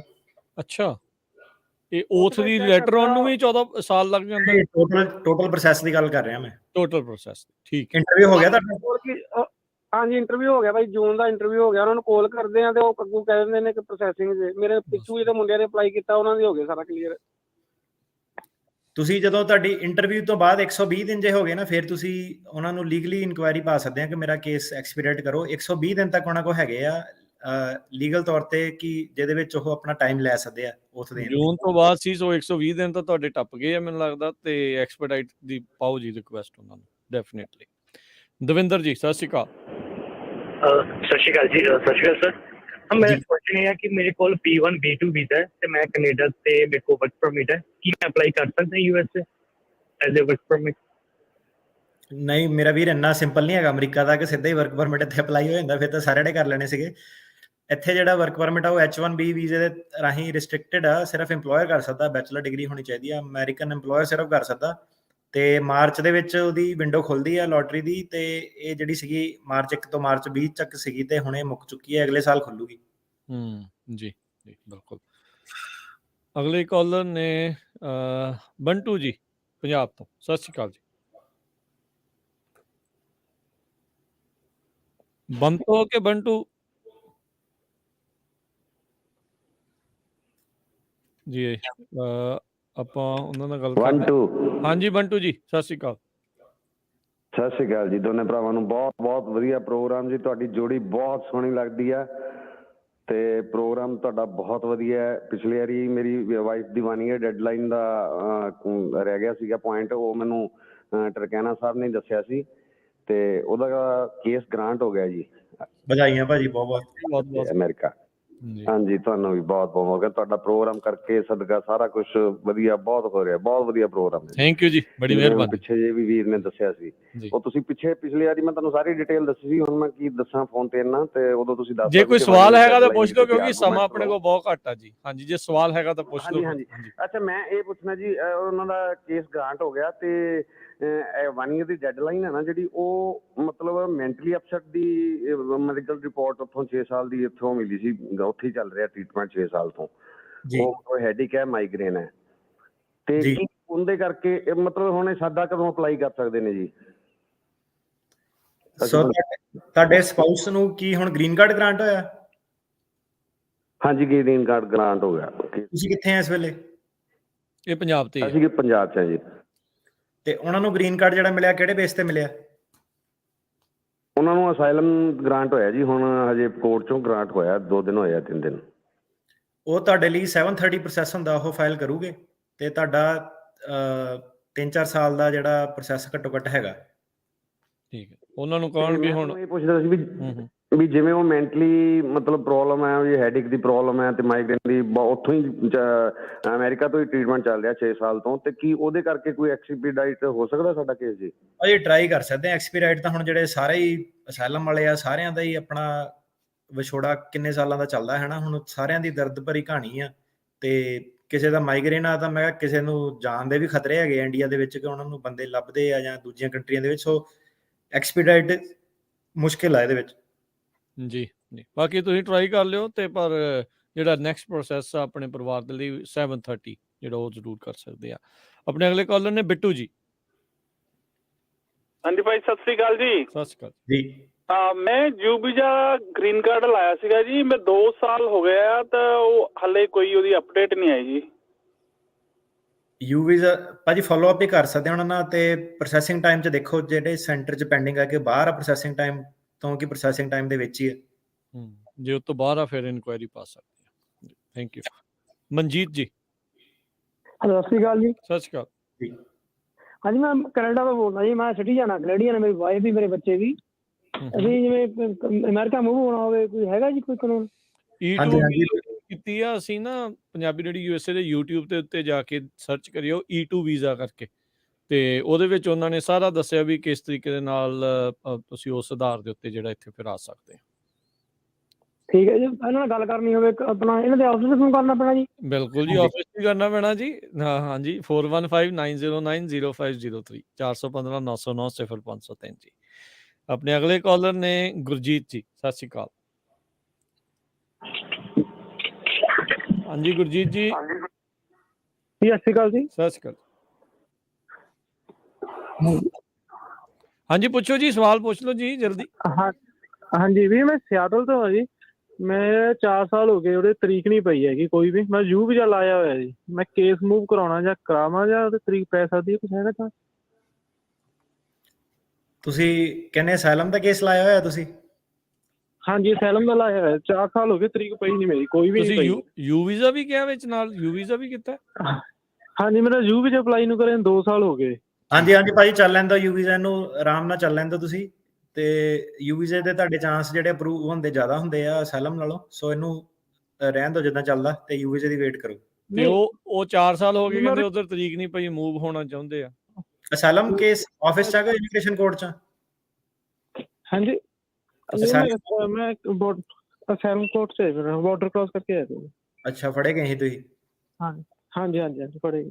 ਮੇਰੇ ਹਿਸਾਬ ਨਾਲ ਤਾਂ ਤੁਸੀਂ ਤਰੀਕ ਤਰੂਕ ਨਾ ਆਪਣਾ ਐਕਸਪੀਰੀਐਂਟ ਕਰਾਇਓ, ਯੂ ਵੀਜ਼ੇ ਤੋਂ ਵੇਖ ਲਓ ਲਾਗੇ ਆ ਕੇ, ਤਾਂ ਫਿਰ ਇਦਾਂ ਕਿ ਤੁਹਾਨੂੰ ਪ੍ਰੋਟੈਕਸ਼ਨ ਮਿਲ ਜੂਗੀ। ਕਿਉਂਕਿ ਜੇ ਕੇਸ ਤੁਹਾਡਾ ਡਿਨਾਈ ਹੁੰਦਾ ਤਾਂ ਯੂ ਵੀਜ਼ਾ ਬਚਾ ਲੂਗਾ। ਬਾਕੀ ਤੁਹਾਡੀ ਮਰਜ਼ੀ ਹੈ, ਜੇ ਤੁਹਾਨੂੰ ਕਾਹਲੀ ਆ ਅਸਾਈਲਮ ਤੇ ਤੁਸੀਂ ਗੈਂਬਲ ਕਰਨਾ ਚਾਹੁੰਦੇ ਆ ਤਾਂ ਤੁਸੀਂ ਅਸਾਈਲਮ ਤੇ ਅੱਗੇ ਜਾ ਸਕਦੇ ਆ। ਪਰ ਇਦਾਂ ਕਿ ਅਸਾਈਲਮ ਦੀ ਕੋਈ ਗਰੰਟੀ ਨਹੀਂ ਹੁੰਦੀ ਕਿ ਅਸਾਈਲਮ ਪਾਸ ਹੋਣਾ ਹੀ ਹੋਣਾ। ਪਰ ਯੂ ਵੀਜ਼ੇ 'ਚ ਜੇ ਤੁਹਾਡੇ ਨਾਲ ਕ੍ਰਾਈਮ ਹੋਇਆ ਉਸ ਲੈਵਲ ਦਾ, ਤੁਸੀਂ ਸਹਿਯੋਗ ਦਿੱਤਾ ਪੁਲਿਸ ਦਾ, ਤੇ ਤੁਹਾਡੇ ਜਿਹੜੇ ਅਪਰੂਵ ਹੋਣ ਦੇ ਚਾਂਸ ਜ਼ਿਆਦਾ ਵਾ। ਜੀ ਥੈਂਕ ਯੂ। ਅਸ਼ੋਕ ਜੀ ਸਤਿ ਸ਼੍ਰੀ ਅਕਾਲ। ਹਾਂਜੀ ਸਤਿ ਸ਼੍ਰੀ ਅਕਾਲ ਸਰ ਜੀ। ਸਰ ਜੀ ਮੈਂ ਨਾ ਇੱਥੇ ਸਿੰਗਲ ਹੈਗਾ ਵਾਂ, ਤੇ ਮੈਂ 2015 ਚ ਅਸਾਈਲਮ ਲਾਇਆ ਸੀਗਾ ਵਰਜੀਨੀਆ ਤੋਂ। ਮੈਂ B1 B2 ਵੀਜ਼ੇ ਤੇ ਆਇਆ ਸੀਗਾ ਸਰ, ਤੇ ਹਾਲੇ ਤੱਕ ਮੇਰੀ ਕੋਈ ਡੇਟ ਨਹੀਂ ਆਈ ਹੈਗੀ, ਨਾ ਮੇਰੀ ਕੋਈ ਇੰਟਰਵਿਊ ਆਈ ਹੈ। ਤੇ ਮੇਰਾ ਕੁਐਸਚਨ ਇਹ ਹੈ ਕਿ ਮੇਰੀ ਫੈਮਿਲੀ ਸਾਰੀ ਇੰਡੀਆ, ਤੇ ਮੈਂ ਨਾ ਬਹੁਤ ਜ਼ਿਆਦਾ ਅਪਸੈਟ ਹੋ ਚੁੱਕਾ ਵਾਂ, ਮੇਰੇ ਬੱਚੇ ਵੀ ਉੱਥੇ ਨੇ, ਤੇ ਮੈਂ ਵਾਪਸ ਜਾਣਾ ਚਾਹੁੰਦਾ ਵਾਂ। ਮੈਨੂੰ ਇਹ ਦੱਸੋ ਵੀ ਮੈਨੂੰ ਕੋਈ ਪ੍ਰੋਬਲਮ ਤੇ ਨਹੀਂ ਆਏਗੀ, ਮੈਨੂੰ ਇਮੀਗ੍ਰੇਸ਼ਨ ਫੇਸ ਤਾਂ ਨਹੀਂ ਕਰਨਾ ਪਏਗਾ? ਨਹੀਂ ਤੁਸੀਂ ਆਪਣਾ, ਪਰ ਇਹ ਹੈ ਕਿ ਆਪਣਾ ਅਸਾਈਲਮ ਵਿਡਰਾਅ ਕਰਕੇ ਵਾਪਸ ਜਾ ਸਕਦੇ ਆ। ਤੇ ਆਪਣਾ ਜੇ ਤੁਹਾਨੂੰ ਹੁਣ ਕੋਈ ਖਤਰਾ ਨਹੀਂ ਹੈਗਾ, ਤੁਸੀਂ ਹੁਣ ਲਿਖ ਸਕਦੇ ਆ ਕਿ ਮੇਰੀ ਹੁਣ ਪ੍ਰੋਬਲਮ ਟਲ ਗਈ ਹੈ ਸਾਰੀ, ਤੇ ਤੁਸੀਂ ਵਾਪਸ ਜਾ ਸਕਦੇ ਆ ਇੰਡੀਆ। ਤੁਹਾਡੇ ਪਾਸਪੋਰਟ ਨਾਲ ਤੁਸੀਂ ਜਾਓਗੇ, ਤੇ ਪਰ ਓਬਵੀਅਸਲੀ ਹੁਣ ਤੁਸੀਂ ਵਾਪਸ ਅਮਰੀਕਾ ਨਹੀਂ ਤੁਸੀਂ ਆ ਸਕਦੇ, ਕਿਉਂਕਿ ਉਹਨਾਂ ਨੂੰ ਪਤਾ ਪਿਛਲੀ ਵਾਰੀ ਆਇਆ ਸੀਗਾ ਇਹ, ਤਾਂ ਇਹਨੇ ਰਹਿਣ ਦੀ ਕੋਸ਼ਿਸ਼ ਕੀਤੀ ਸੀ, ਰਾਈਟ? ਸੋ ਵਾਪਸ ਜਾਣ 'ਚ ਕੋਈ ਪ੍ਰੋਬਲਮ ਨਹੀਂ। ਹਾਂਜੀ ਮਤਲਬ ਮੈਨੂੰ ਕੋਈ ਕੁਐਸਚਨਿੰਗ ਤਾਂ ਨਹੀਂ ਹੋਏਗੀ, ਜਿੱਦਾਂ ਮੈਨੂੰ ਇੱਥੇ ਓਵਰਸਟੇ ਹੋ ਗਿਆ, ਜਿੱਦਾਂ ਹੁਣ 7 ਸਾਲ ਹੋ ਗਏ ਨੇ ਮੇਰੇ ਪਾਸ। ਜਦੋਂ ਅਮਰੀਕਾ ਫਿਰ ਉਹਨਾਂ ਨੇ ਤੁਹਾਨੂੰ ਆਉਣ ਨਹੀਂ ਦੇਣਾ ਅਗਲੀ ਵਾਰੀ, ਫਿਰ ਆਈ ਥਿੰਕ ਉਹਦਾ ਕੋਈ ਪ੍ਰੋਬਲਮ। ਹਾਂਜੀ ਜਾਣ ਲੱਗੇ ਤਾਂ ਕੋਈ ਨਹੀਂ। ਜਿਹੜਾ ਬੰਦਾ ਵਾਪਸ ਜਾ ਰਿਹਾ ਉਹ ਤਾਂ ਉਹਨਾਂ ਨੂੰ ਫਾਇਦਾ ਹੀ ਆ, ਉਹਨਾਂ ਦਾ ਟਾਈਮ ਬਚਦਾ। ਜਿਹੜਾ ਬੰਦਾ ਸਿੱਧਾ ਆਪ ਹੀ ਛੱਡ ਕੇ ਜਾ ਰਿਹਾ, ਰਾਈਟ? ਉਹਨੂੰ ਆਉਣ ਵਾਲੇ ਨੂੰ ਕੁਛ ਨਹੀਂ ਕਰਨੀ, ਜਾਣ ਵਾਲੇ ਨੂੰ ਨਹੀਂ ਕੁਛ ਨਹੀਂ ਕਰਦੇ ਜੀ। ਇਹਨਾਂ ਨੇ ਕੋਈ ਏਦਾਂ ਸੁਣਨਾ ਕਿ ਤੂੰ ਓਵਰਸਟੇ ਹੋ ਗਿਆ ਕਿ ਸਜ਼ਾ ਦੇਣੀ ਹੈ ਤੁਹਾਨੂੰ ਕੋਈ। ਇਹ ਤਾਂ ਆਪ ਕਾਲੇ ਆ ਕਿ ਤੁਸੀਂ ਜਾਓ ਸਾਡੇ ਦੇਸ਼ ਤੋਂ। ਓਵਰਸਟੇ ਵਾਲਿਆਂ ਨੂੰ ਫੜ ਕੇ ਵਾਪਸੀ ਘੱਲਦੇ ਆ, ਸੋ ਤੁਸੀਂ ਆਪੇ ਹੀ ਜਾ ਰਹੇ ਆ। ਸੋ ਇਹਨਾਂ ਦਾ ਅਸਾਈਲਮ ਲੱਗਾ, ਇਹਨਾਂ ਦਾ ਕਿਹੜਾ ਉਹ ਆ? ਹਾਂਜੀ ਅਸਾਈਲਮ ਲਾਇਆ ਸੀਗਾ, ਕੇਸ ਲਾਇਆ ਸੀ, ਤੇ ਉਹ ਵਿਡਰਾਅ ਕਰ ਲਿਓ ਜੀ। ਮਨਦੀਪ ਜੀ ਸਤਿ ਸ਼੍ਰੀ ਅਕਾਲ ਜੀ। ਸਤਿ ਸ਼੍ਰੀ ਅਕਾਲ ਜੀ। ਹਾਂਜੀ ਮੇਰਾ ਕੁਐਸਚਨ ਇਹ ਸੀਗਾ ਜੀ, ਆਪਣੇ ਜਿੱਦਾਂ ਤੁਸੀਂ ਦੱਸਿਆ ਸੀਗਾ ਕਿ ਕੋਈ ਵੀ ਗ੍ਰੀਨ ਕਾਰਡ ਅਪਲਾਈ ਕਰ ਸਕਦਾ, ਜਿੱਦਾਂ ਮੇਰਾ ਯੂ ਵੀਜ਼ਾ ਇਹਨੂੰ 4 ਮਹੀਨੇ ਹੋ ਗਏ ਆ ਫਾਈਨਲ ਅਪਰੂਵਲ ਨੂੰ, ਤੇ ਮੈਂ ਗ੍ਰੀਨ ਕਾਰਡ ਅਪਲਾਈ ਕਰਨ ਲਈ ਐਲੀਜੀਬਲ ਹੈ ਜੀ? ਨਹੀਂ ਭਾਜੀ, ਯੂ ਵੀਜ਼ੇ ਦੇ ਉੱਤੇ ਬੰਦੇ 4 ਸਾਲ ਦਾ ਯੂ ਵੀਜ਼ਾ ਮਿਲਦਾ, ਤੇ ਉਹਨੂੰ 3 ਸਾਲ ਰਹਿਣਾ ਪੈਂਦਾ ਯੂ ਵੀਜ਼ੇ ਦੇ ਉੱਤੇ। ਠੀਕ ਹੈ ਜੀ। ਸਾਰਿਆਂ ਦੇ ਲਈ ਨਹੀਂ ਹੁੰਦਾ ਵੀ ਸਾਰੇ ਜਾਣੇ ਗ੍ਰੀਨ ਕਾਰਡ ਅਪਲਾਈ ਕਰ ਸਕਦੇ, ਕੁਝ ਸ਼ਰਤਾਂ ਜਿਹੜੀਆਂ ਉਹ ਪੂਰੀਆਂ ਹੋਈਆਂ ਹੋਣ ਫਿਰ ਉਹ। ਜਿਹੜਾ ਭਾਜੀ ਯੂ ਵੀਜ਼ਾ ਹੁੰਦਾ ਨਾ, ਯੂ ਵੀਜ਼ਾ ਮਿਲਦਾ ਜੋ ਵੀ ਆ 6 ਸਾਲ ਬਾਅਦ 10 ਸਾਲ ਬਾਅਦ ਮਿਲਦਾ। 4 ਸਾਲ ਦਾ ਵੀਜ਼ਾ ਮਿਲਦਾ ਉਹ, ਤੇ ਉਹਦੇ ਵਿੱਚੋਂ 3 ਸਾਲ ਤੁਸੀਂ ਜਦੋਂ ਯੂ ਵੀਜ਼ੇ ਤੇ ਰਹਿ ਗਏ, ਰੂਲ ਇਹ ਹੈ ਕਿ ਇੱਕ ਵਾਰੀ ਤੁਸੀਂ 3 ਸਾਲ ਰਹਿ ਗਏ ਤੇ ਫਿਰ ਤੁਸੀਂ ਗ੍ਰੀਨ ਕਾਰਡ ਅਪਲਾਈ ਕਰ ਸਕਦੇ ਹੋ। ਠੀਕ ਹਾਂਜੀ ਕਹਿੰਦੇ ਇਹ ਹੋਰ ਕਮੈਂਟ ਆ ਕੋਈ? ਹਾਂਜੀ ਕਲਾਇੰਟ ਦੀ ਮੈਂ ਸੁਣਿਆ ਸੀਗਾ ਤੇ ਉਹ ਕਹਿੰਦੇ ਕਿ ਮੈਂ ਤੁਹਾਡੇ ਥਰੂ ਅਪਲਾਈ ਕੀਤਾ ਤੇ ਮੈਂ ਇੰਡੀਆ ਗੇੜਾ ਮਾਰ ਕੇ ਆਇਆ, 1.5 ਮਹੀਨਾ ਰਹਿ ਕੇ ਆ ਗਿਆ ਸੀ, ਤੇ ਅਗਰ ਏਦਾਂ ਹੋ ਸਕਦਾ ਹੈ ਜੀ? ਹਾਂਜੀ ਹਾਂਜੀ, ਯੂ ਵੀਜ਼ੇ ਵਾਲਾ ਤੁਹਾਡਾ ਇੱਕ ਵਾਰੀ ਸਟੇਟਸ ਆ ਗਿਆ ਤੇ ਤੁਹਾਨੂੰ ਹਾਂਜੀ ਪਰਮਿਸ਼ਨ ਵਗੈਰਾ, ਟਰੈਵਲ ਡਾਕੂਮੈਂਟ ਵਗੈਰਾ ਲੈ ਕੇ, ਵੀਜ਼ਾ ਸਟੈਂਪ ਉੱਥੋਂ ਲੈ ਕੇ ਤੁਸੀਂ ਆ ਸਕਦੇ ਹੋ ਬਿਲਕੁਲ। ਅੱਛਾ, ਉੱਥੋਂ ਵੀਜ਼ਾ ਸਟੈਂਪ ਕਰਾਉਣਾ ਪੈਣਾ? ਠੀਕ ਹੈ ਜੀ, ਜੀ ਠੀਕ ਹੈ ਜੀ। ਮੈਂ ਤੁਹਾਡਾ ਫਿਰ ਮੇਰੇ ਕੋਲ ਨੰਬਰ ਵਗੈਰਾ ਸਾਰਾ ਕੁਝ ਹੈਗਾ, ਮੈਂ ਕਰ ਲਿਓ ਕੰਟੈਕਟ ਇਹਨਾਂ ਦੇ ਆਫਿਸ ਨਾਲ ਜੀ। Thank you. ਚੰਦਨਜੀਤ, ਸਤਿ ਸ਼੍ਰੀ ਅਕਾਲ ਭਾਜੀ। ਸਤਿ ਸ਼੍ਰੀ ਅਕਾਲ ਜੀ। ਭਾਜੀ ਆਪਣੇ ਮੇਰਾ ਕੁਐਸਚਨ ਸੀਗਾ ਕਿ ਮੈਰਿਜ ਕੇਸ ਲਾਏ ਨੂੰ ਸਾਲ ਹੋ ਗਿਆ ਵਾ, ਆਇਆ ਮੈਂ ਬਾਰਡਰ ਕ੍ਰੋਸ ਕਰਕੇ ਸੀਗਾ ਜੀ, ਤੇ ਉਹਦੀ ਭਾਜੀ ਆਪਣੇ ਪਹਿਲਾਂ ਮੇਰਾ ਕੇਸ ਪੈਂਸਿਲਵੇਨੀਆ 'ਚ ਸੀਗਾ, ਫਿਰ ਮੈਂ ਉੱਥੋਂ ਮੂਵ ਕਰਾ ਲਿਆ ਸੀਗਾ ਕੇਸ ਆਪਣਾ ਵਿਆਹ ਤੋਂ ਬਾਅਦ ਇੱਧਰ ਕੈਲੀਫੋਰਨੀਆ ਕੋਰਟ 'ਚ, ਸਨ ਫਰਾਂਸਿਸਕੋ ਕੋਰਟ 'ਚ, ਤੇ ਉਹ ਮੇਰੀ ਹੁਣ ਪਹਿਲਾਂ ਡੇਟ ਪਈ ਸੀਗੀ 2000 ਇਸੇ ਸਾਲ ਫਰਵਰੀ ਦੇ ਵਿੱਚ ਸੀਗੀ, 23 ਫਰਵਰੀ, ਤੇ ਹੁਣ ਉਹਨਾਂ ਨੇ ਅਗਲੇ ਸਾਲ ਪਾਤੀ ਫਸਟ ਹੀਅਰਿੰਗ ਦੁਬਾਰਾ ਫੇਰ ਜੀ ਫਰਵਰੀ ਦੇ ਵਿੱਚ। ਤੇ ਉਧਰੋਂ ਦੂਜੀ ਸਾਈਡ ਭਾਜੀ ਵਿਆਹ ਵਾਲਾ ਕੇਸ ਵੀ ਲੱਗਾ ਵਾ, ਤੇ ਉਹਦੀ ਲੱਗੇ ਨੂੰ ਸਾਲ ਹੋ ਚੱਲਾ ਉਹਨੂੰ ਵੀ, ਤੇ ਉਹਦੀ ਕੋਈ ਇੰਟਰਵਿਊ ਨਹੀਂ ਆਈ ਅਜੇ ਤੱਕ। ਜਿਹੜੇ ਅਸਾਈਲਮ ਵਾਲੇ ਵਿਆਹ ਵਾਲੇ ਕੇਸ ਹੁੰਦੇ ਨਾ, ਉਹਨੂੰ ਟਾਈਮ ਲੱਗਦਾ ਜ਼ਿਆਦਾ ਥੋੜਾ ਜਿਹਾ ਆਮ ਕੇਸ ਨਾਲੋਂ। ਅੱਛਾ ਜੀ। ਤੇ ਭਾਜੀ ਇਹਦੇ ਵਿੱਚ ਪੇਪਰ ਜਿਹੜੇ ਆਪਾਂ ਦੱਸ ਸਕਦੇ ਤੁਸੀਂ ਕਿ ਕਿਹੜੇ ਸਬਮਿਟ ਕਰਾਉਣੇ ਹੁੰਦੇ ਆ? ਇਹ ਤਾਂ ਭਾਜੀ ਹੁਣ ਤੁਸੀਂ ਵਕੀਲ ਨਾਲ ਹੀ ਬਹਿ ਕੇ ਗੱਲ ਕਰੋ, ਇਹ ਤਾਂ ਬੜਾ ਲੰਬਾ ਜਿਹਾ ਸਵਾਲ ਪੁੱਛ ਲਿਆ। ਚੈੱਕਲਿਸਟ ਉਹਨੇ ਤੁਹਾਨੂੰ ਭੇਜ ਦੇਣੀ ਆ ਤੁਹਾਡੇ ਵਕੀਲ ਨੇ, ਕਿਹੜੇ ਪੇਪਰ ਲੱਗਣੇ ਆ।